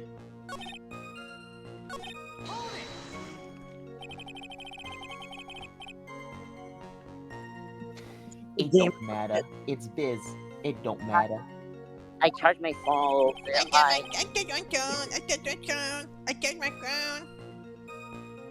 That's making what fun bird, of this.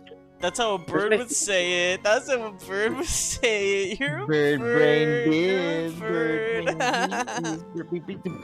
Why would I want to go to a dump like that? What, Home Depot? Yeah, kind of dumb here. Home Depot's a palindrome. It's not. It is. What? How's a palindrome? Excuse you me, are think you speaking English? Do you think a palindrome name is a requirement to work in blue screen, or is it just the world's biggest coincidence? Yeah, it is part of the screening process. The blue screening process! This would be the best, most funniest time for my stream to crash. Waiting.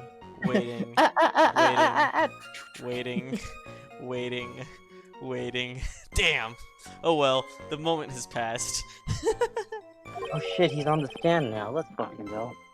I got the best punching bag yous ever saw in there. Not exactly a professional office you've got there, you know. So you were in your office the day in the question, huh? I waited around for him, but he ain't ever showed. He didn't show up? Ha! What do you think, Trite?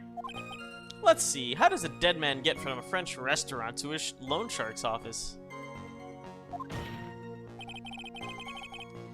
And you yourself didn't go to Tribulations.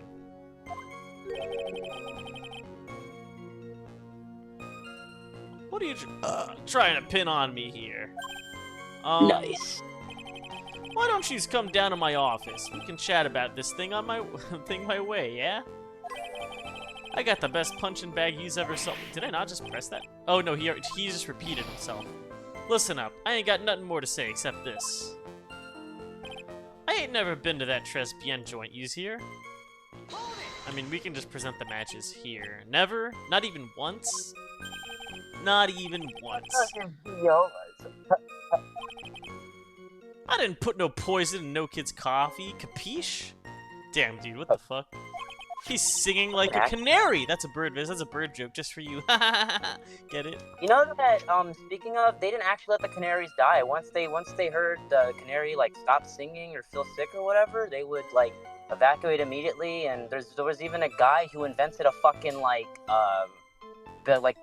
oxygen bariatric chamber, or whatever the fuck it is, specifically for the bird. Aw, that's nice. Like, people think that men are heartless? Nuh-uh. That's like an actual fun fact. It's more like a heartwarming fact. Yeah, I always thought it was really shitty they would just like let the fucking canaries die.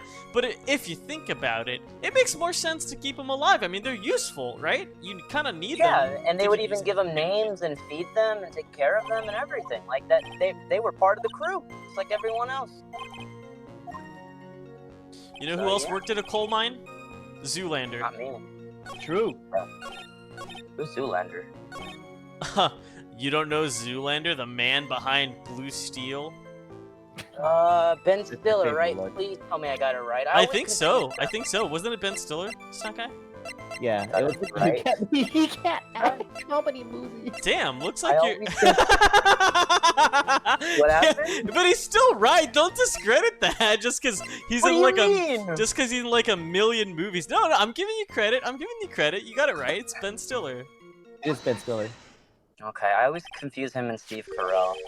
Who's Steve Carell? Who's Steve Carell? Exactly. Oh, the fucking the guy who voiced girls. What about Wait, really? what about Adam Sandler? Adam Sandler's cool. He played Little Nicky. I remember he sounds like that, Little Nicky. He also played the I don't know what else he played. I just know He's been snooping around my stuff now, too, wise guy. What are you, my ball and chain? Ain't no broad controlling me. Okay, buddy. Oh, he's wow. He also thinks marriage is like being jailed up. He said, "What are you, my ball and chain? Ain't no broad controlling me." So he says, "Are you my girl?" When he says my ball and chain. Man, this game is Oh. misogynistic as hell. oh my god. Instead of saying, "What are you, my wife?" he said, "What are you, my ball and chain?" I think Wow, it's a time man to that start would telling kill us the someone truth. doesn't respect women. I'm shocked.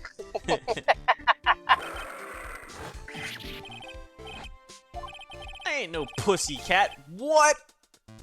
Pussy! Ain't no tomcat, boy. I don't go back on what I said.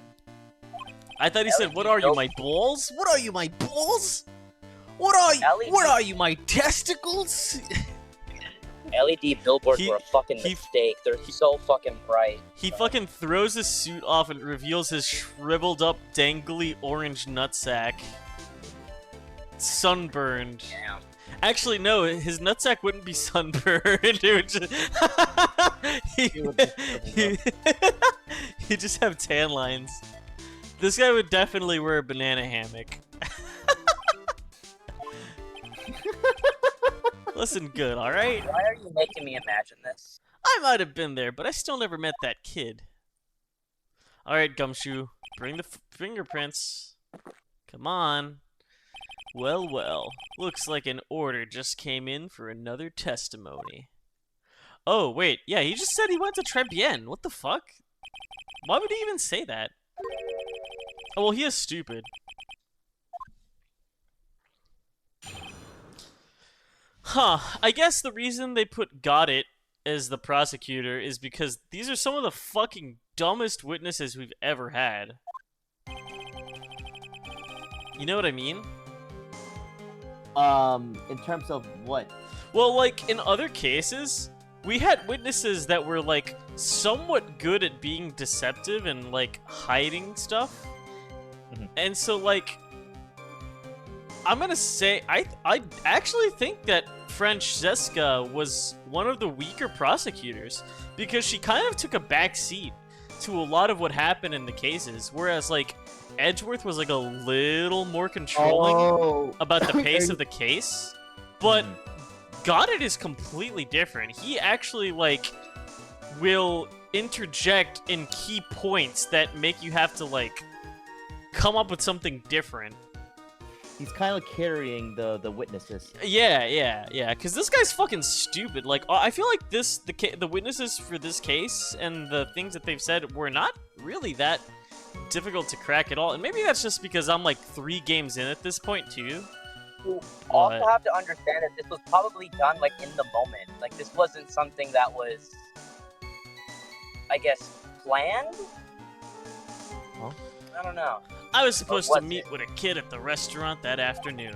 When I opened the door to the joint, I saw one ugly scene. Wait, what the fuck? The guy was laid out over the table, stiff as concrete. He's burying himself now. I figured if the place wasn't already hot, it was gonna be, so I split. This is like first of all, the other old man would have seen him. Mhm. But also, He yeah, just he's dug claiming he himself a went grave. there like around 2. Oh fuck! He actually dug himself a grave. You didn't actually meet with him in the end, then. Well, Mr. Wright, your cross-examination, please. Hold it. If I wait around here any longer, I ain't even gonna make the normal express. No more stupid questions. Ha! No problem. Anytime Trite presses you on something irrelevant, I'll see he pays a penalty. Mr. fuck. Goddard, that's my job! Your job is to slam that little hammer of yours and call a guilty verdict. So do it! Yes, sir! The special express ain't cheap, right? Just so yous know since yous paying. Oh, Jesus. man. Doesn't the rule of law mean anything around here? At the Trespian.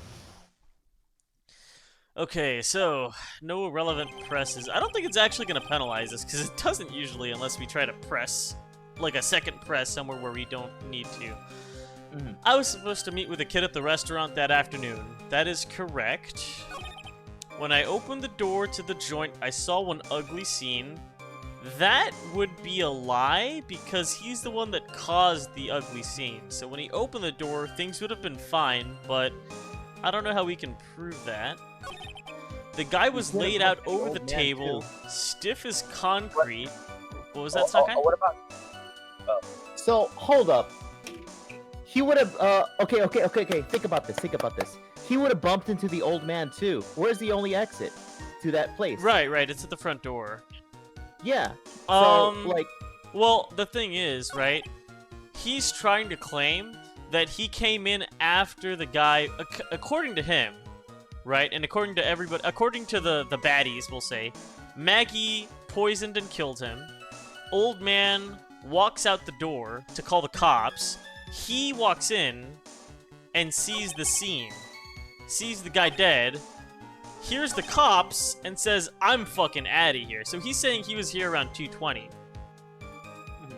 So that's his story. But, so right here, when I opened the door to the joint, I saw an ugly scene. We might press him, like, it's like, okay, what do you mean ugly scene? Like, if it was an ugly scene, that means he saw something, right? What did you see? Well, actually, hold on. He says the guy was laid out over the table, stiff as concrete. I figured if the place wasn't hot, it was gonna be, so I split. I heard the cops' sirens, and I went straight back to my office. So, it's not the last statement or the first statement. And we need proof. Okay, so...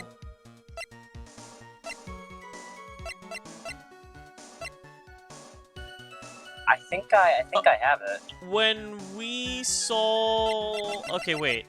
I think the proof lies in with MC Bomber, right? We know that he took MC Bomber back to his office, which means he had to have been here before the old man showed up, right? Right. And the way we can prove it is by showing the disc. Also, don't forget that Glenn had an appointment set to meet El Tigre at like what? No, it just says that December 3rd. Oh. Yeah, we don't have a time for that. But we know that he won a lottery at 1:30. So there's two things that tie him to seeing Glenn. If he saw Glenn when Glenn died, right? Uh-huh. Glenn would have had to have died at 1:30, but the old man didn't get there until 2:20 when he saw the phony. So there's no way he could have met Glenn at 1:30, but also when he walked in there, he died. He was already dead. It doesn't make sense, because he wouldn't have been able to get the... Also, the chef said he hid the body. So if the chef hid the body, and that happened at 1:30, how is he gonna walk in and find a phony? It just doesn't make sense. No, it doesn't make any sense. I think if we go here... Maybe not 3, but 4. I figured the place wasn't hot. I figured if the place wasn't hot already, it was gonna be. Like, what does that mean? It's... I heard the cop Well, I think this sirens. man, like, he knows that the police officers are gonna come around the area since they saw a dead body. That's what he means. Right. Let's say press him on the second one, like he wanted. We can't press them on unnecessary stuff without getting penalized. I On this think. Let me look at all of them one more time. I was gonna meet the kid. That's whatever. When I opened the door, I saw an ugly scene. That one is suspicious. The guy was laid out over the table, stiff as concrete. He wasn't really laid out over the table. He was sitting down. Alright, I got a big question. Can I look at the plans?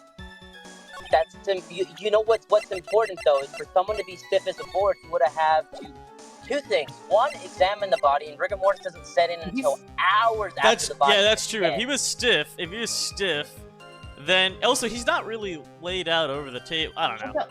I noticed. Check out the plans. He said when he opened the door, he saw an ugly scene. Look, if he opened the door, he would have found the table. Yeah. He wouldn't be able to see him as soon as. Yeah, if you look at the door, he wouldn't have been able to see the body. That's true. He has to walk in into another table in order to see him, like a little bit deeper inside. So there are many holes, but which hole is when the I most opened the escapable? door, I saw an ugly scene. Yeah, you can't actually see it from the instant that you open the door. Yeah.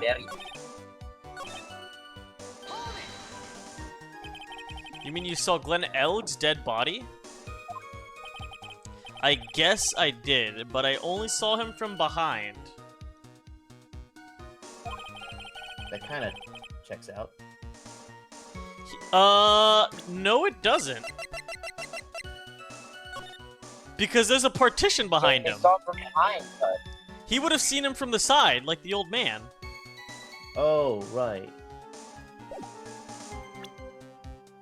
He was wearing some raggy bit of cloth he called a hat. What time was this? I don't know. Huh? You know what winds me up more than anything else in the world? Watches. Round watches. I ain't gonna pollute my paws with some tick and henpecker. What do you think a Yakuza would sound like in English? No idea. Because I would be interested to hear him as a Yakuza. Out of interest, Mr. Tigre, what winds you up the second most? Huh? What did you think? Square watches! He just hates shapes! You know what? Triangle watches are probably number 3. Look. But they don't exist. All we needed to know was something bad was going down in that place. I figured if the place wasn't hot already, it was gonna be, so I split. So you didn't actually set foot inside the restaurant then? The tiger is a busy cat, so I don't hang around for no one. I ain't got time to be caught up with no... So he didn't even enter the restaurant. So when exactly did you pick up these matches? There are matches just inside the front door. Our detective friend wound up in trouble with the chef after taking 5 books home. Poor Gumshoe. It's almost enough to make a man cry. Cop sirens on my way out. This would mean... Well, no, he can just be lying about that. Yeah, this one's weird. This is where he says that he saw him from behind. But he couldn't have seen... I'm gonna look at all the evidence again.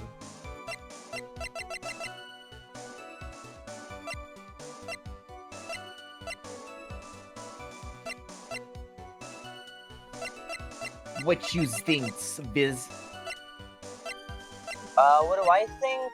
What you think? What do I think?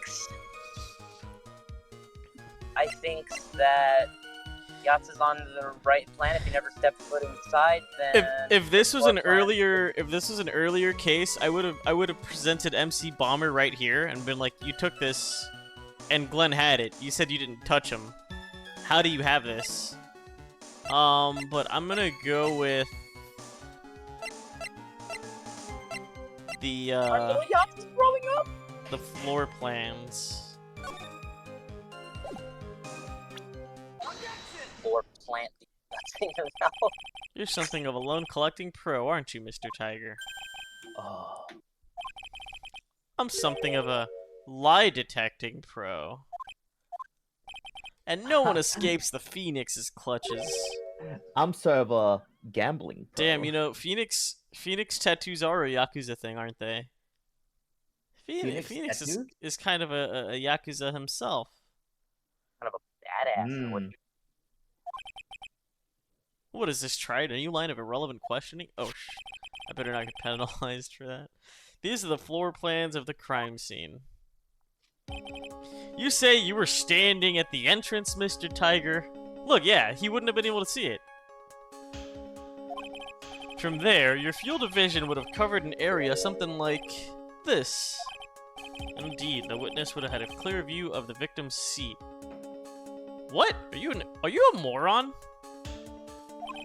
Just Isn't that what I just said? I saw the back of the kid's head. Does he not see the fucking partition?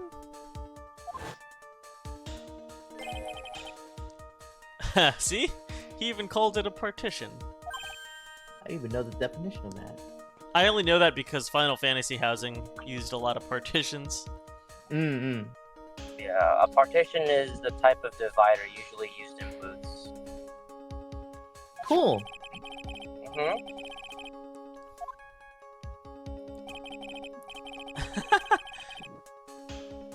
He played 2 games before and this surprised. Yeah, the I mean, judge we is a think about moron. like character development does exist. From the, I don't think this judge can get any dumber. Actually, he speaks Spanish. Why is it that he progressively gets dumber with each game? Have you No, noticed that? he did. The judge did show some character growth. We learned he can speak Spanish. Mm-hmm. Oh, that's cool. From the entrance, the I field mean, of think vision. about it. If you think about it, he does have a lot of cases to cover. So If you think about it, he's got a lot on his hands. yeah, If you Like think that about gavel. if you think about it. I don't like to think.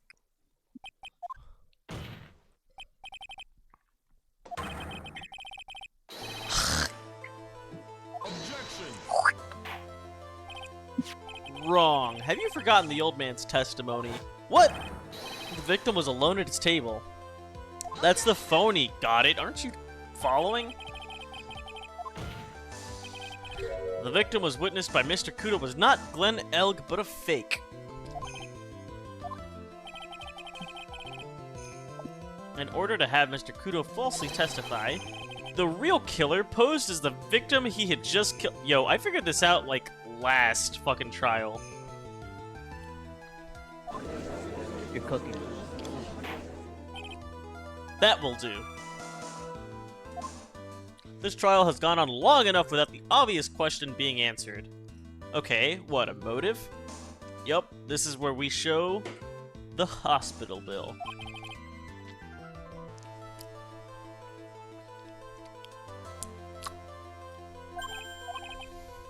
Who was the real killer? Who impersonated Glenn? Who was the real killer?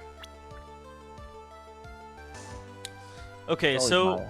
this one's obvious because literally the very first cutscene they fucking show us is like right at the start. Mhm.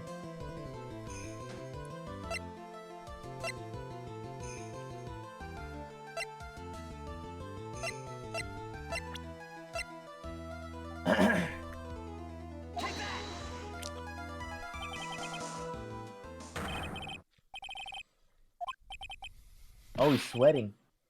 Well, witness? Grahaha. Now that's cute. You think you can pin this one on the tiger? Oh, I mean, it's either him or Viola. I dare you to say it. Come on, you got the guts. You can't threaten me, Mr. Tiger. It's the defense. Go ahead and tell the witness, Mr. Wright.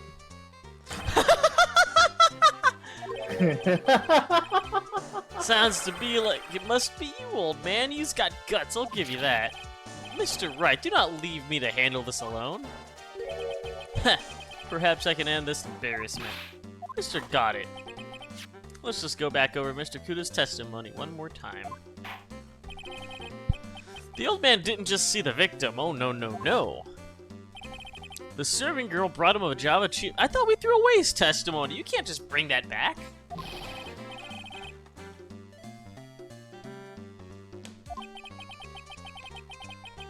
Was the victim he saw the real victim or not?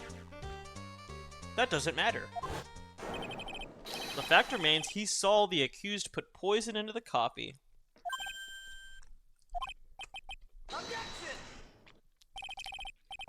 Very impressive, Mr. Goddard. Waiting for my absence to launch your attack. What a coward.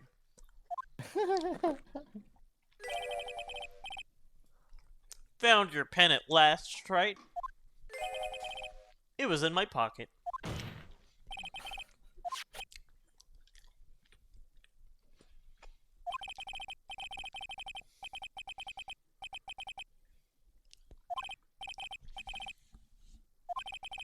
I think the conclusion is obvious. If this Glenn Elg really was the killer in disguise, then surely it's possible the waitress is also part of the show. Uh-oh.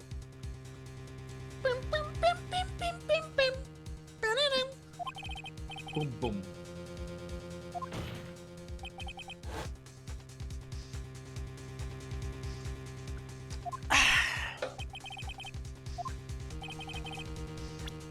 Who was this waitress Mr. Kudo witnessed? I mean, honestly, just process of elimination.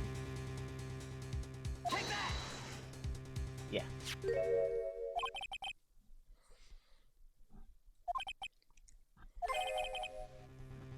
you know who Violetta's grandfather is?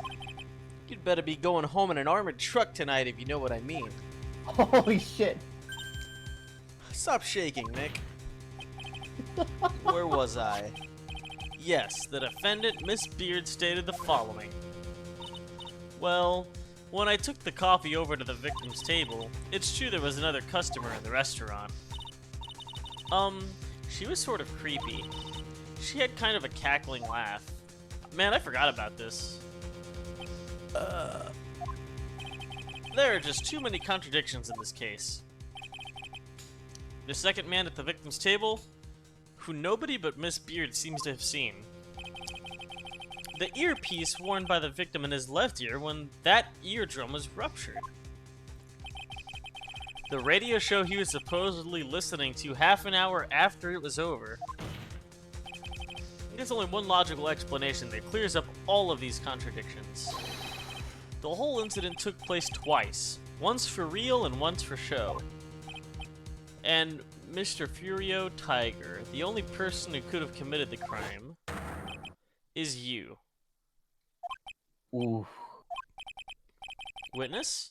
What have you got to say? That's cute. Sorry? He's alright. I could do with a guy like you around. What do you mean? Okay, I'm in on this game. I'm gonna have to charter a jet to get to my meeting by now. But I'm gonna give you one more thing to think about before I go. A jet? Jeez, where is he going? Something to think about? It went from bus to train to express train to super express train to jet. Huh. You missed out on one important thing. I was in the joint that day, and I met that kid too. But I couldn't have poisoned him, you's here?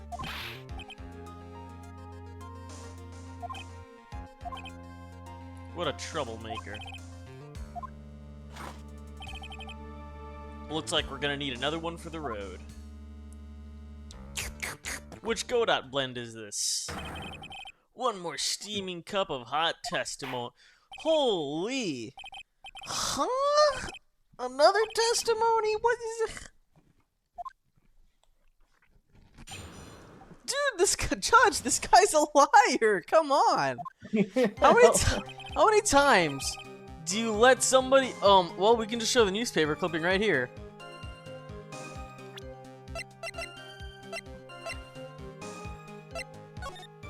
$100, MC Bomber, and then there's the 500,000. Mask to mask.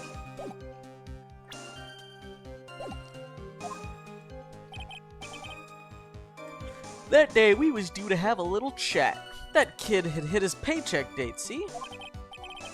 So anyway, he tells me he's got no way to pay up.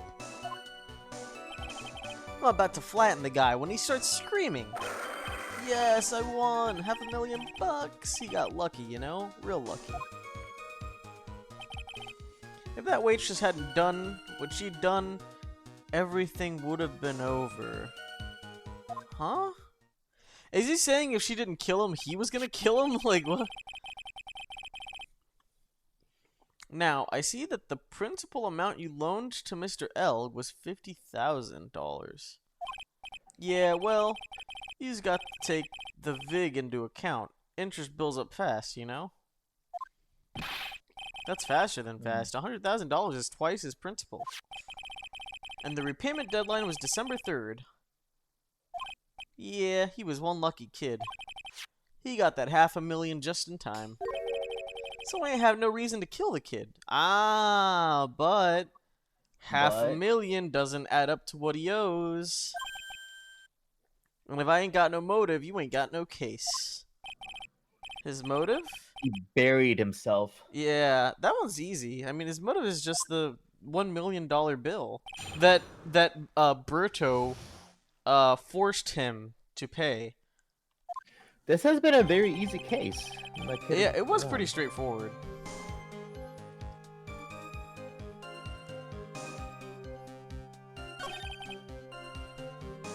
Wait, are we still getting I don't think we're getting pressed this time, right?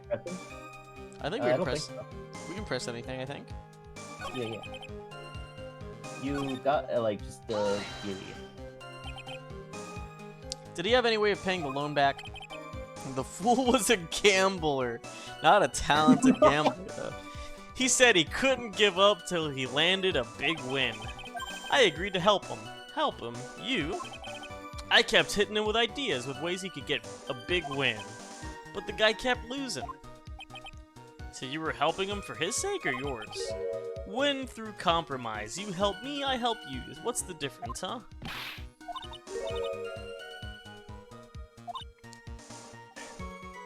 Like, for example, if it were you, I'd only loan you $5 max. Thanks a lot, Maya.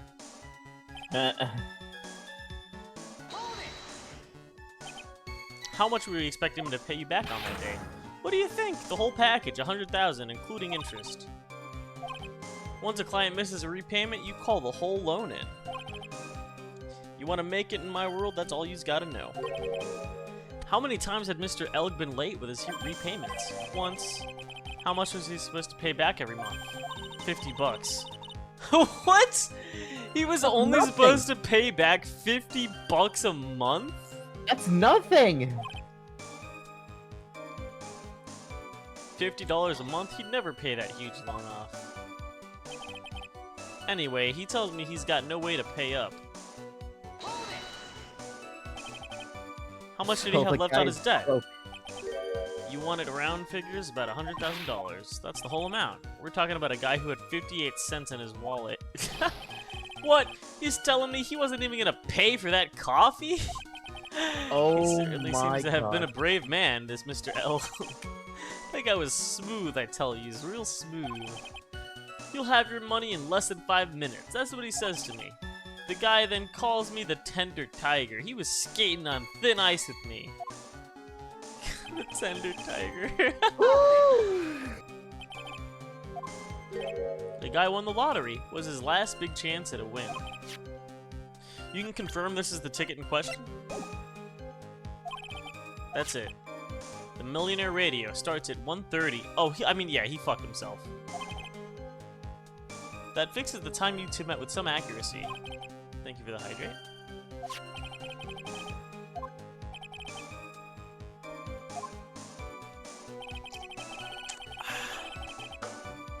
Oh my god!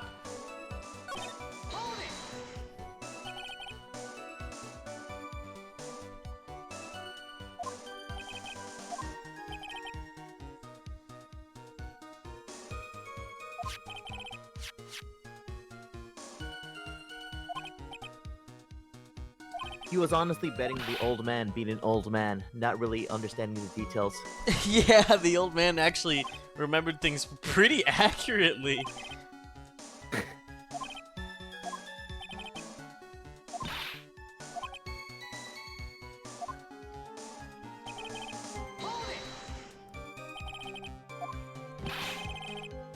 The girl with the glasses, who else could I mean? If she hadn't gotten in the way... Wait, if she hadn't got in the way, things would have been bada bing, bada boom, over and done with. Yeah, sure. Ask what Maggie did, ask how things would have been. Things would have been fine. Yeah, what did he mean? When he says things would have been fine, I think what he means is he was gonna take the 100 that was owed, but he needs more than that.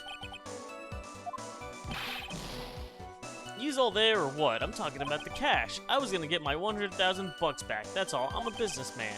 It was all coming together before that waitress got in the way.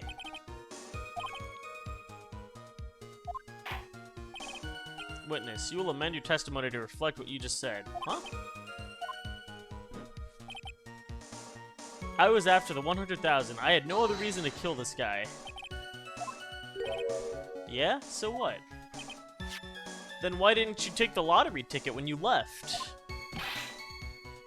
Why do you think? Because of Four Eyes over there.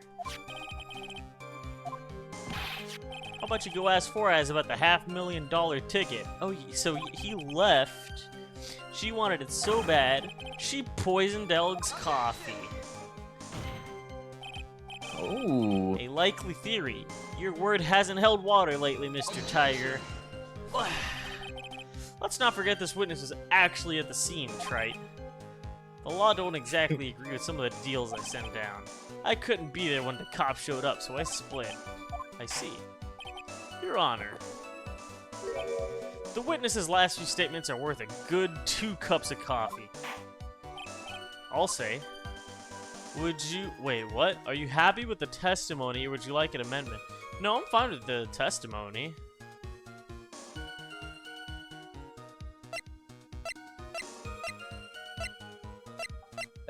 It's all good. I think it's good. That's my favorite. Yeah, there's... We can get him. We already got the motive. Yeah, we do. He says he has no motive, but we have the motive. And there was new testimony that just been presented when you pressed him. The $1,000 one.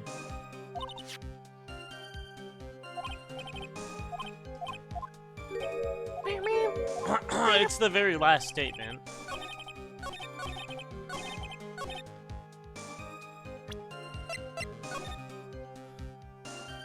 MC Bomber. Like, he knows about MC Bomber. And he has MC Bomber. I have no other reason to kill the guy. What about for the surgery? You just intended to get back $100,000 Mr. Elg owed you, correct? So here's the thing. Since he didn't take the lottery ticket, that means he would have left with nothing, and that's really uncharacteristic of him. Right. He would have at least taken the lottery ticket and bailed if he just wanted to get his 100,000 and no more. Mm-mm. About 6 months ago, you were involved in a traffic accident, weren't you? An accident involving a car and a scooter. In which, how does her hitting a scooter end up with her getting hurt, and not him? Oh, she does have like a frail body. That's true. These medical papers document the treatment of the young woman in question. According to these, her operation cost $1 million. Payment for these expenses was due in December of last year and was paid in full. Oh, what the fuck? What? Someone should sue these HMOs.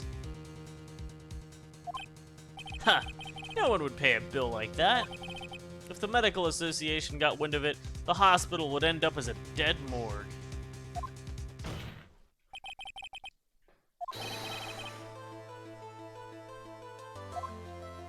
Wait! Oh my god, I'm so dumb. The bill was fake. I don't know why I didn't think about this. Wait, what do you mean? Well, okay. I actually thought her surgery. I actually thought her surgery costed $1 million because I took this fucking bill at face value. This isn't for the surgery. This is what Bruto is extorting him for. Oh, fuck that. He's like, you hurt my daughter. That surgery is gonna be real expensive. $1 million. Like, no hospital would charge $1 million for surgery, right? Right. They just brought it up just now. Right?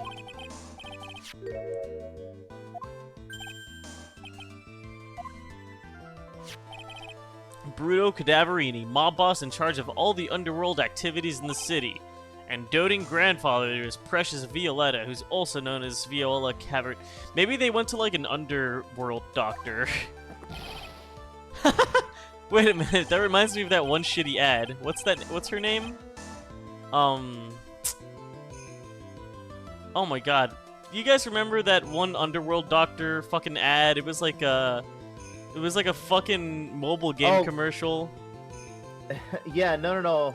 She'd be like, nice to meet you. I'm something that starts with an N, an underworld doctor. Underworld doctor. Feeling sick, and she has fucking mushrooms in a jar while somebody's fucking got a respirator tied to the fucking mushrooms. It's a fucking honko. Oh yeah, okay, hold on. Nice to meet you. I'm Natasha, an underworld doctor. Feeling sick? Yeah, and no, look at the portrait. She's got a fucking she's got mushrooms in a fucking jar while the guy's like passed out. Oh, Honkai Star Rail, right? Yeah. Look, I found the fucking image. Somebody took a screen cap. Can I just say I hate the ads for that game so fucking much? Yeah, I mean, why does she have a stupid potion in her fucking like neck? Why does she have a potion hanging from her neck? So dumb.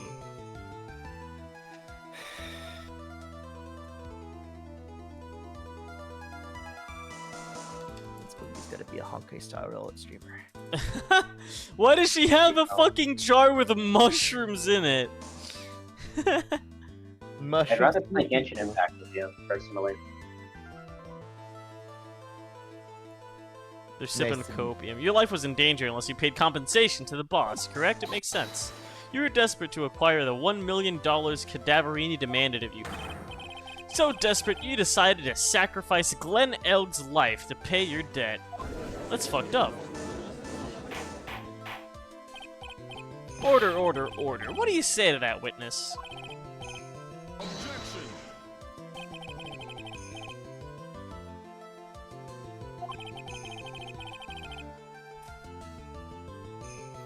Even if the witness did need $1 million, that doesn't tie him to Mr. Elg's murder. Mr. Elg only owed him $100,000. He had no hope of repaying it anyway. What? No, MC Bomber. That guy wasn't worth my spit. I don't think so. In fact, the opposite is true. The opposite? Lending money with no hope of ever seeing repayment would normally be bad for business. But in this case, the very fact that Glenn Elg had no way to repay the money is crucial. Huh? You gotta think outside the box. What the fuck? I like that this time it's Phoenix saying you have to think outside the box instead of fucking Mia showing up just to say, think, Phoenix, think! And I'm like, what the fuck? You're not even helping me! I'm already thinking! He's not after the $100,000. He's after the millions because of the disc. Okay, this is definitely, maybe it's the it MC was Bomber. ransomware, you're right. Yeah, he was after the MC Bomber. This one. Potentially worth millions of dollars. Glenn Elg was a programmer, Oh my a god, highly you think it skilled means programmer. money cleaner? Oh, dude, that's a good one. Yeah, maybe. Money. What happened? Viz said, "Do you think it means money cleaner?" I mean, you can see on the disc it says something. It says What does money cleaner mean? something bomber. Money bomb. Maybe it's MC. Money collecting bomber. Yeah. Can somebody look up what MC Bomber is actually in Japanese, like in the Japanese version, what they named it?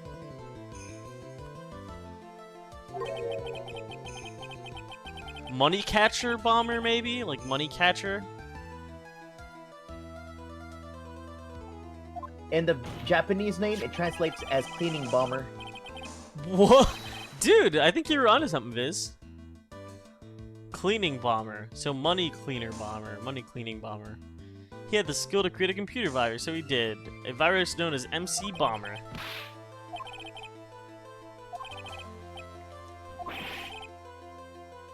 Oh, come on. He really doesn't know what a computer is? I doubt that.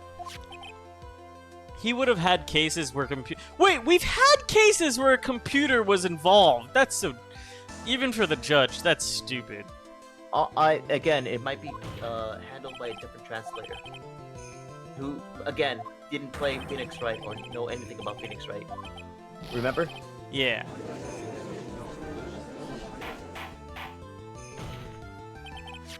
On the day of the murder, Mr. Tigre's sole intention was to get his hands on this CD.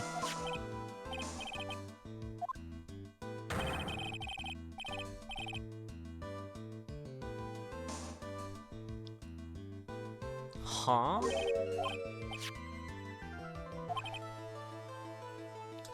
Oh.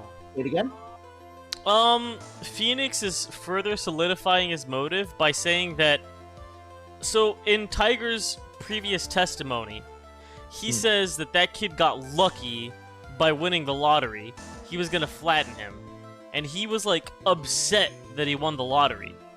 And the reason why he was upset that he won the lottery was because if he pays him the $100,000 that he owes him, he's not going to be getting anywhere near what he needs, right? Right. If he didn't win the lottery and he has no money, he has to give him MC Bomber, which is worth millions of dollars. That's what he wanted. He didn't want his shitty lottery money because the lottery money wasn't enough. And that's why he had to kill him. Oh, so the guy was just like, I got this lottery money here. Yeah. I got the lottery money. I can pay you with the lottery money. And he's like, fuck. Because he wants more. He doesn't just want he doesn't want 100. He doesn't even want 500,000. He wants 1 million. And he's not gonna get that from him if he can pay, right? Then he can't squeeze him for interest. He was trying to seize a loan shark. He wanted to squeeze him for more, but he won the lottery. So he wasn't gonna be able to get that much. Compared to the empty bomber. Oh fuck. You know, statistically speaking, winning the lottery is the worst thing that can happen to you. Seriously? Only Really? because a lot of people that win the lottery end up like dying or losing most of the money. It's not like you're gonna suddenly have bad luck. It's just like a mismanagement of money usually.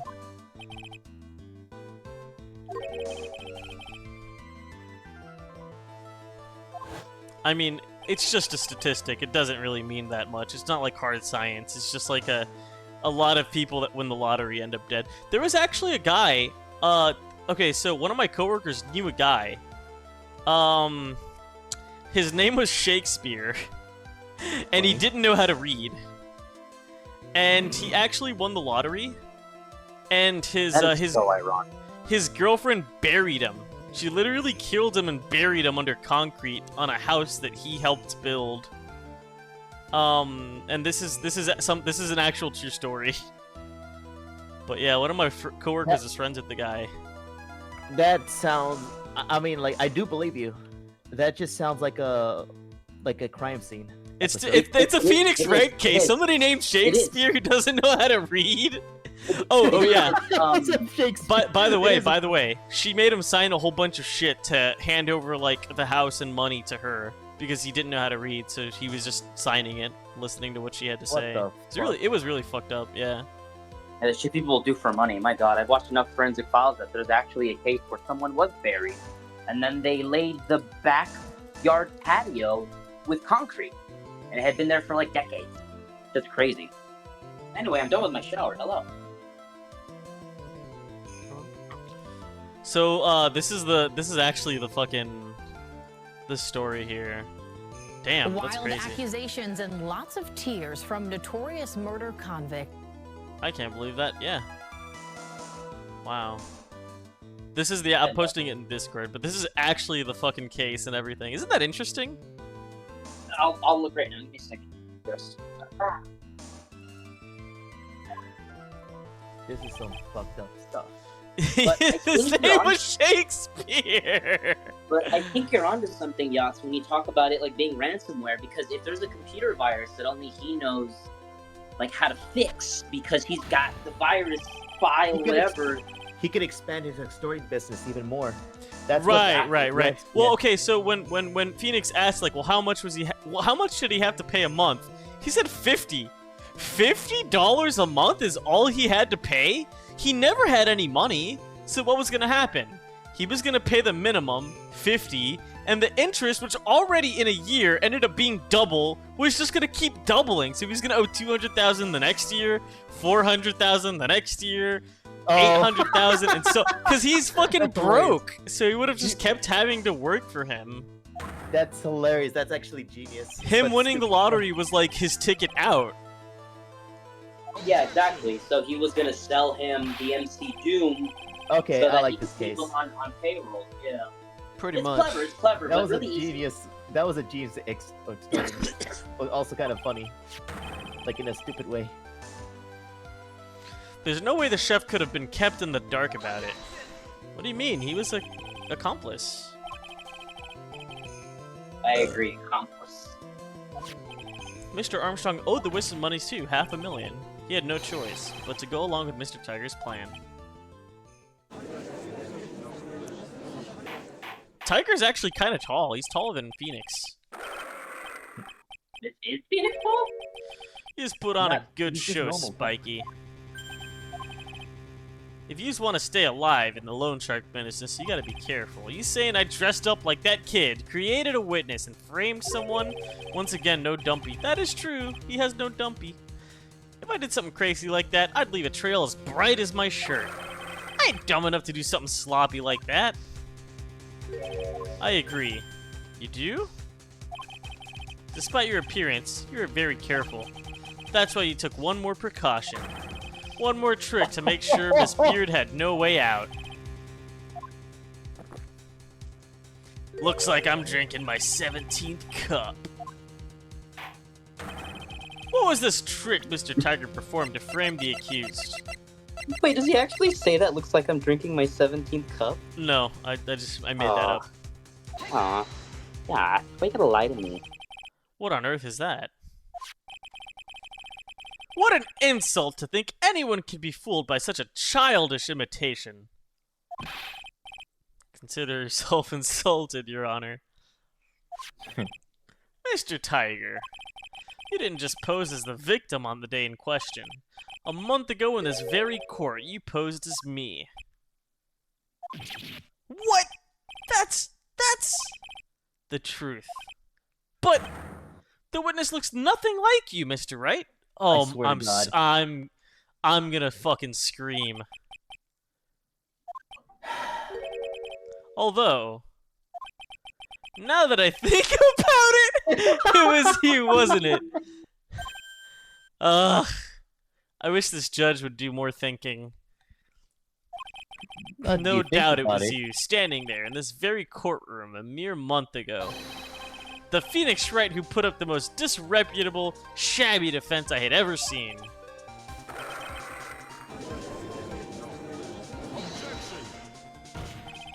Can you prove that, Gramps?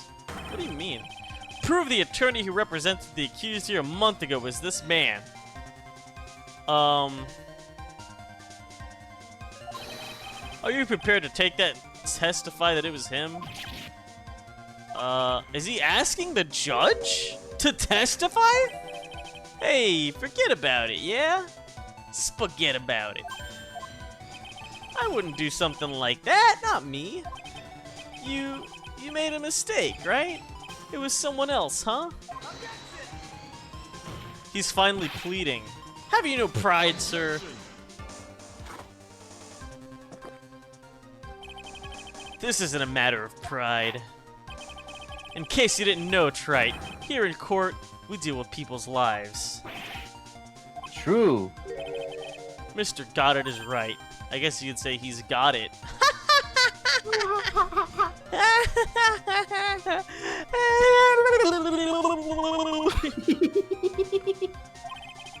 Speaking for myself, I am absolutely convinced. The attorney in question, standing before me now, however, wait, the attorney in question was the witness standing before me now. However, I preside over this court as a judge, with the vested power to hand down a verdict. Someone in my position cannot be swayed by a memory without evidence to support it. What? What do you mean? What do you mean? He just said it was him. If the defense has no further evidence, the court will now excuse the witness. He's saying we don't have proof that he killed him. The circumstances surrounding Mr. Tree are dubious for sure, but not conclusive. What the fuck? Well, he impersonated Glenn Elg. You say he impersonated you, but none of that adds up to a murder charge. Oh, You don't have a shred of evidence that the witness poisoned the victim's coffee. Fuck, we went off trail and not talking about the murder. Waiter. Sucks to be you, right? Don't mess with the tiger, you're gonna get mauled. He's got that? Oh, shit. Not guilty. Hey, wait a minute! Wait a minute. Oh, right. I was gonna say, don't we want this guy to be guilty? And then I realized that the defendant is Maggie Beard. Oh, right. So we do want a not guilty. Looks like I won't be needing a refill. If I had just one more piece of evidence. One more piece of evidence, and I could get Maggie off the hook. Show him the newspaper. The witness's cross-examination is over. Mia! What? Mia! No gyat?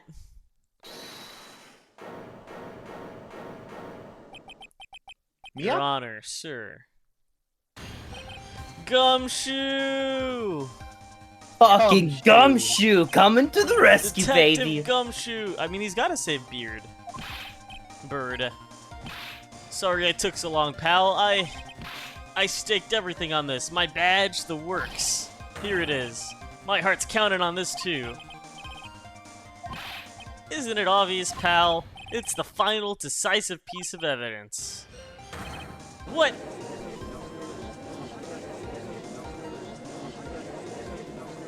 You want to show it to them? That was it? Wait, what? Sorry it took so long, pal. I finally got the results from the lab. About the prints, pal, from this medicine bottle. Oh, so? Do you know who the prints belong to? Do you think I'm some kind of hack of a detective? Of course I know. So tell us, they're the tigers, right? I knew it. You bet. Oh, good. Okay. Crimson crystal all over the bottle. He was like, oh, it was Maggie the whole time. That would have sucked. The Furio Tiger's paw prints, alright. That's great. We've got him now, Nick. What's wrong with you? You've hardly said a word since Detective Gumshoe got here. He's laid everything on the line for this, Nick. I know, look, I'm sorry.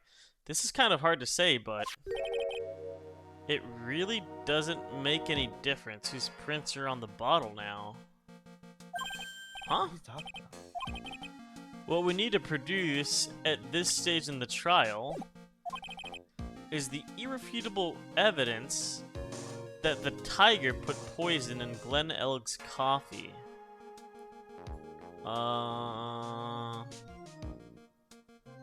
he's talking about the... MC Doom? He's already admitted that he met the victim. The fact that his prints are all on this bottle, that doesn't really make any difference now. Huh? Great, no matter how hard I try, I'm never of any use. Hey, don't be so hard on yourself. Hey. This is our last chance. He even had his cutscene! He had his new sprite holding the bag and everything! Phoenix, what's wrong with you? I've been working on some useless piece of evidence the whole time. It's alright. I'm a real loser. It's not breaking news to me, pal. Damn, he's a real boy failure. Detective Gumshoe? Maggie, you've been working on something for me? Sorry I let you down, Maggie. I know you didn't do it. And I'm a detective. We're supposed to be able to prove stuff like that. I'm really sorry. I'll get out of your hair now. Detective Gumshoe, wait. He's gone. Isn't there anything we can do now, Nick? Gumshoe worked so hard to get that evidence. If only there was some way I could use it.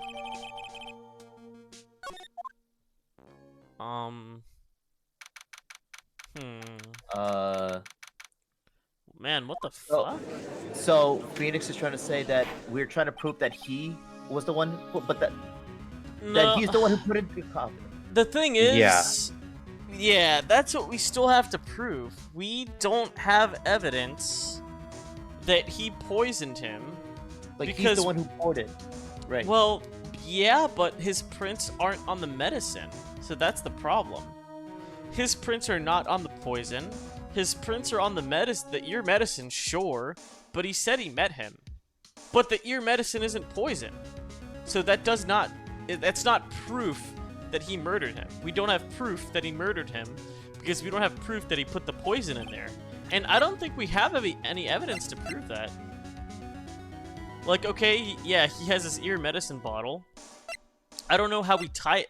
I mean, okay, the only way we can tie it to him is that he was there before the old man, right? I mean, it's tough to prove.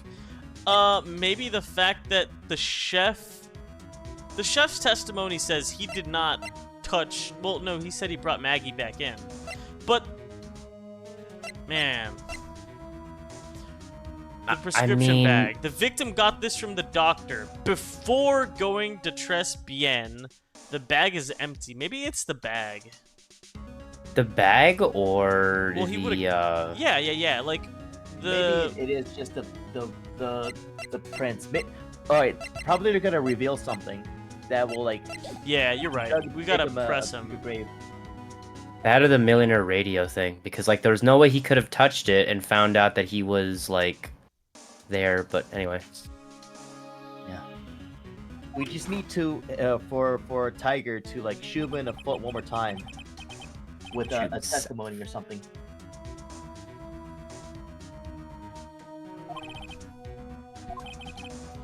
The zonk is gone. Don't let Gumshoe's hard work go to waste. Hell yeah, brother. I guess we gotta show it, huh? I mean, the Phoenix did use quotation marks. I know I can't prove anything with this new evidence.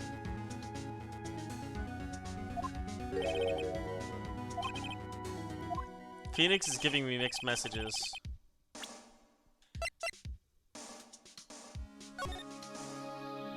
Go ahead and shut the bottle.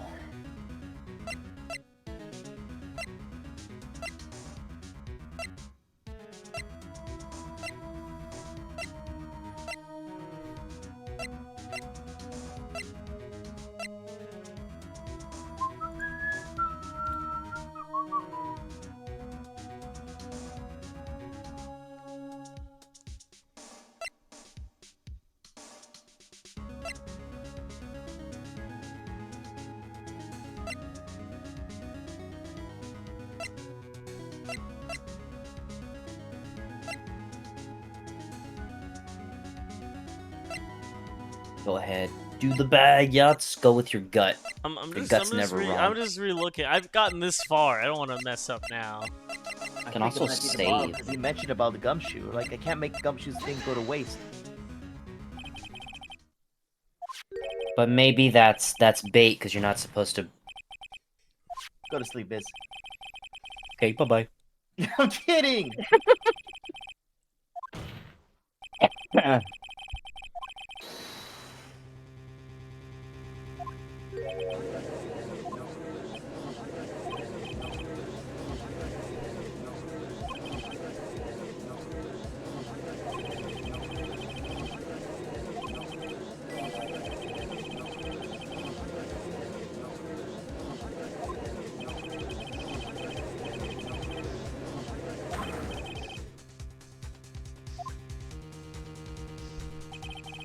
A phony trial, Are a you phony saying that lawyer. Hold up. Tiger doesn't know that it has the actual cyanide in it? He doesn't know what's in the bottle. The bottle's just ear medication, so it shouldn't kill him. Yeah, because he poisoned his drink, not his ear, right? Yeah, Phoenix is suggesting that we make phony evidence. This is the What? decisive piece of evidence that'll prove your guilt. Why? Because it contains... Cyanide? Yeah. Oh If my we God, tell are him we it's actually- ear medicine, that doesn't tie him to the crime, right?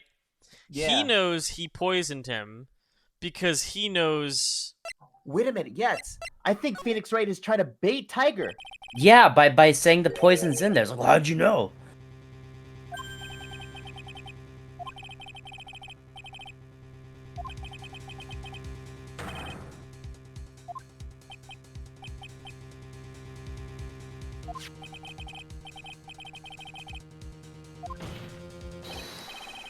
How does... Wouldn't the court... Wouldn't Godot overrule this and say... that's actually just medication. That's not actually... Everybody ruled out that it had cyanide in it. He'd make a good clown. You know that? What? Yous ain't never gonna get this to stick. He's just making me laugh now. You think a chief bluff like that's gonna fool the tiger? A I bluff. mean, he was nervous. I can see straight through you, Phoenix Wright. That ain't the bottle with cyanide in it. How did he know? Oh, he's gonna... No, this is the bottle we found traces of the poison in. Don't mess with the tiger, or you're gonna get ripped to shreds. That cyanide bottle was brown, and it was made of glass, and that cheap piece of trash don't look nothing like it. Really? His coffee. I mean, this one puts it on the counter. Really? No gyat. 0 Ohio.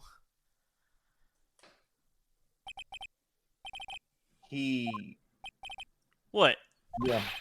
Why's everyone gone quiet? I said that bottle... Is this the bottle you're referring to?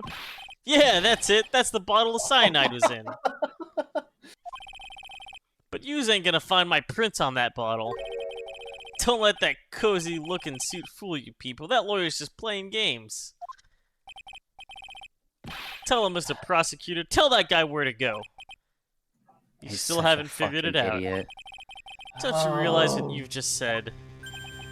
What I said? What did I just say? You were summoned to this court for the first time earlier today. If you really had nothing to do with the murder, you shouldn't have known all the little details. For instance, you shouldn't have known what kind of bottle the potassium cyanide was in.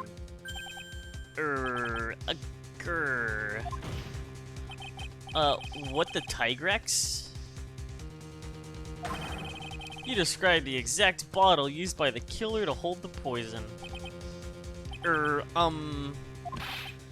Yous don't know who yous messing with. I'm the Tiger. I control millions of dollars on the black market. Yous think I'm just gonna let some jumped-up suit get the better of me? Sure, the last piece of evidence was phony. But that's just what you deserve. The phony trial with a phony lawyer. It was all played out by you, the biggest phony of all. Oh no, he's gonna erupt. It's about to come! Whoa! Oh, man. Oh my god. You played his own game against him. Damn, the lights went out.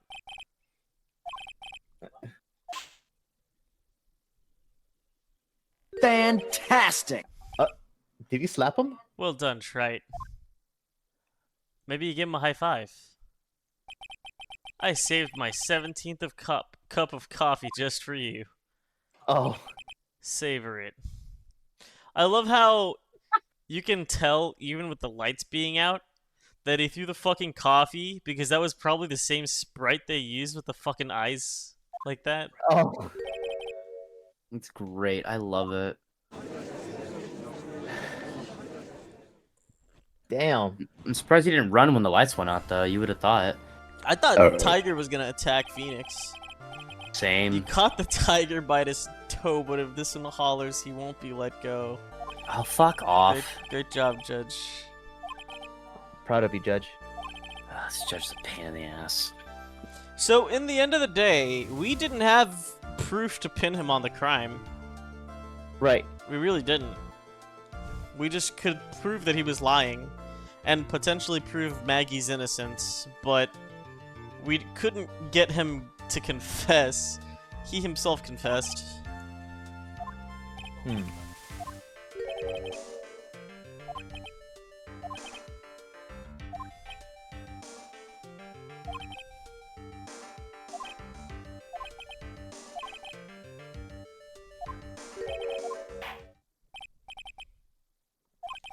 This court finds the defendant Maggie Bird not guilty. One shot? One shot. There's still the matters of present this if you want it to make it feel good. No. You know the answer yet.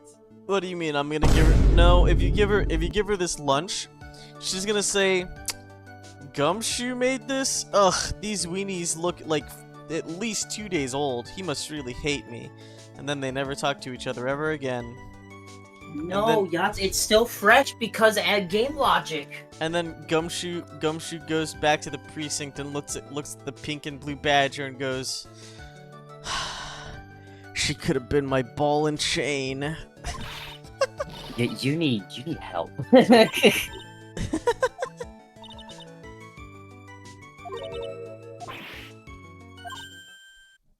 Look, Nick, in the doorway. She could have been my balls. Hey, Gumshoe. She cut my chain. Huh? You cut my balls. Detective Gumshoe. Oh, yeah. Congratulations, Maggie. Thanks. I knew you were innocent all along. Aren't you gonna tell Gumshoe his fingerprints ended up helping?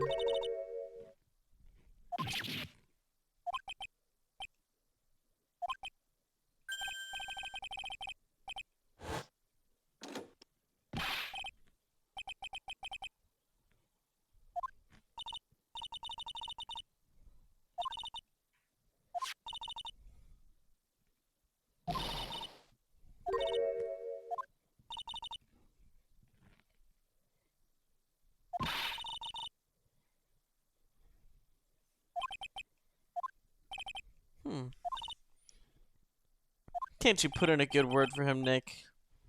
I should help Gumshoe out. It's clear he needs it. Maggie? You know, Detective really has been worried about you through all this.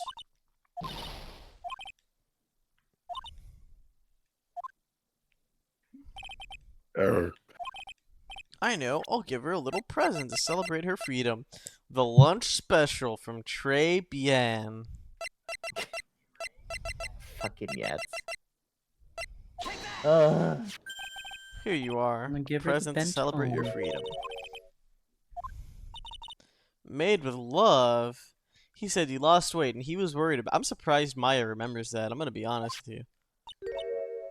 Yeah, she's a dumbass, but she's an elephant. I actually really like weenies, you know. Do I tell. love wings. What the fuck? Was that you, Fizz? What was that noise? Oh, that was the I'm game. crunching. Oh, It went. Sorry. No, you're good. Sorry about that. Is it okay if I eat this now? I mean, it's like 2 days old, but sure. It is like 2 days old.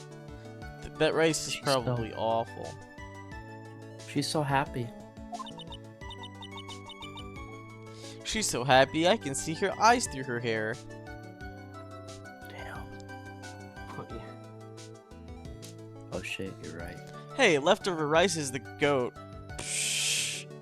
Ba ba, black sheep, have you any wool, motherfucker? What? I was just saying nonsense. Leftover rice is the goat. God. Yeah,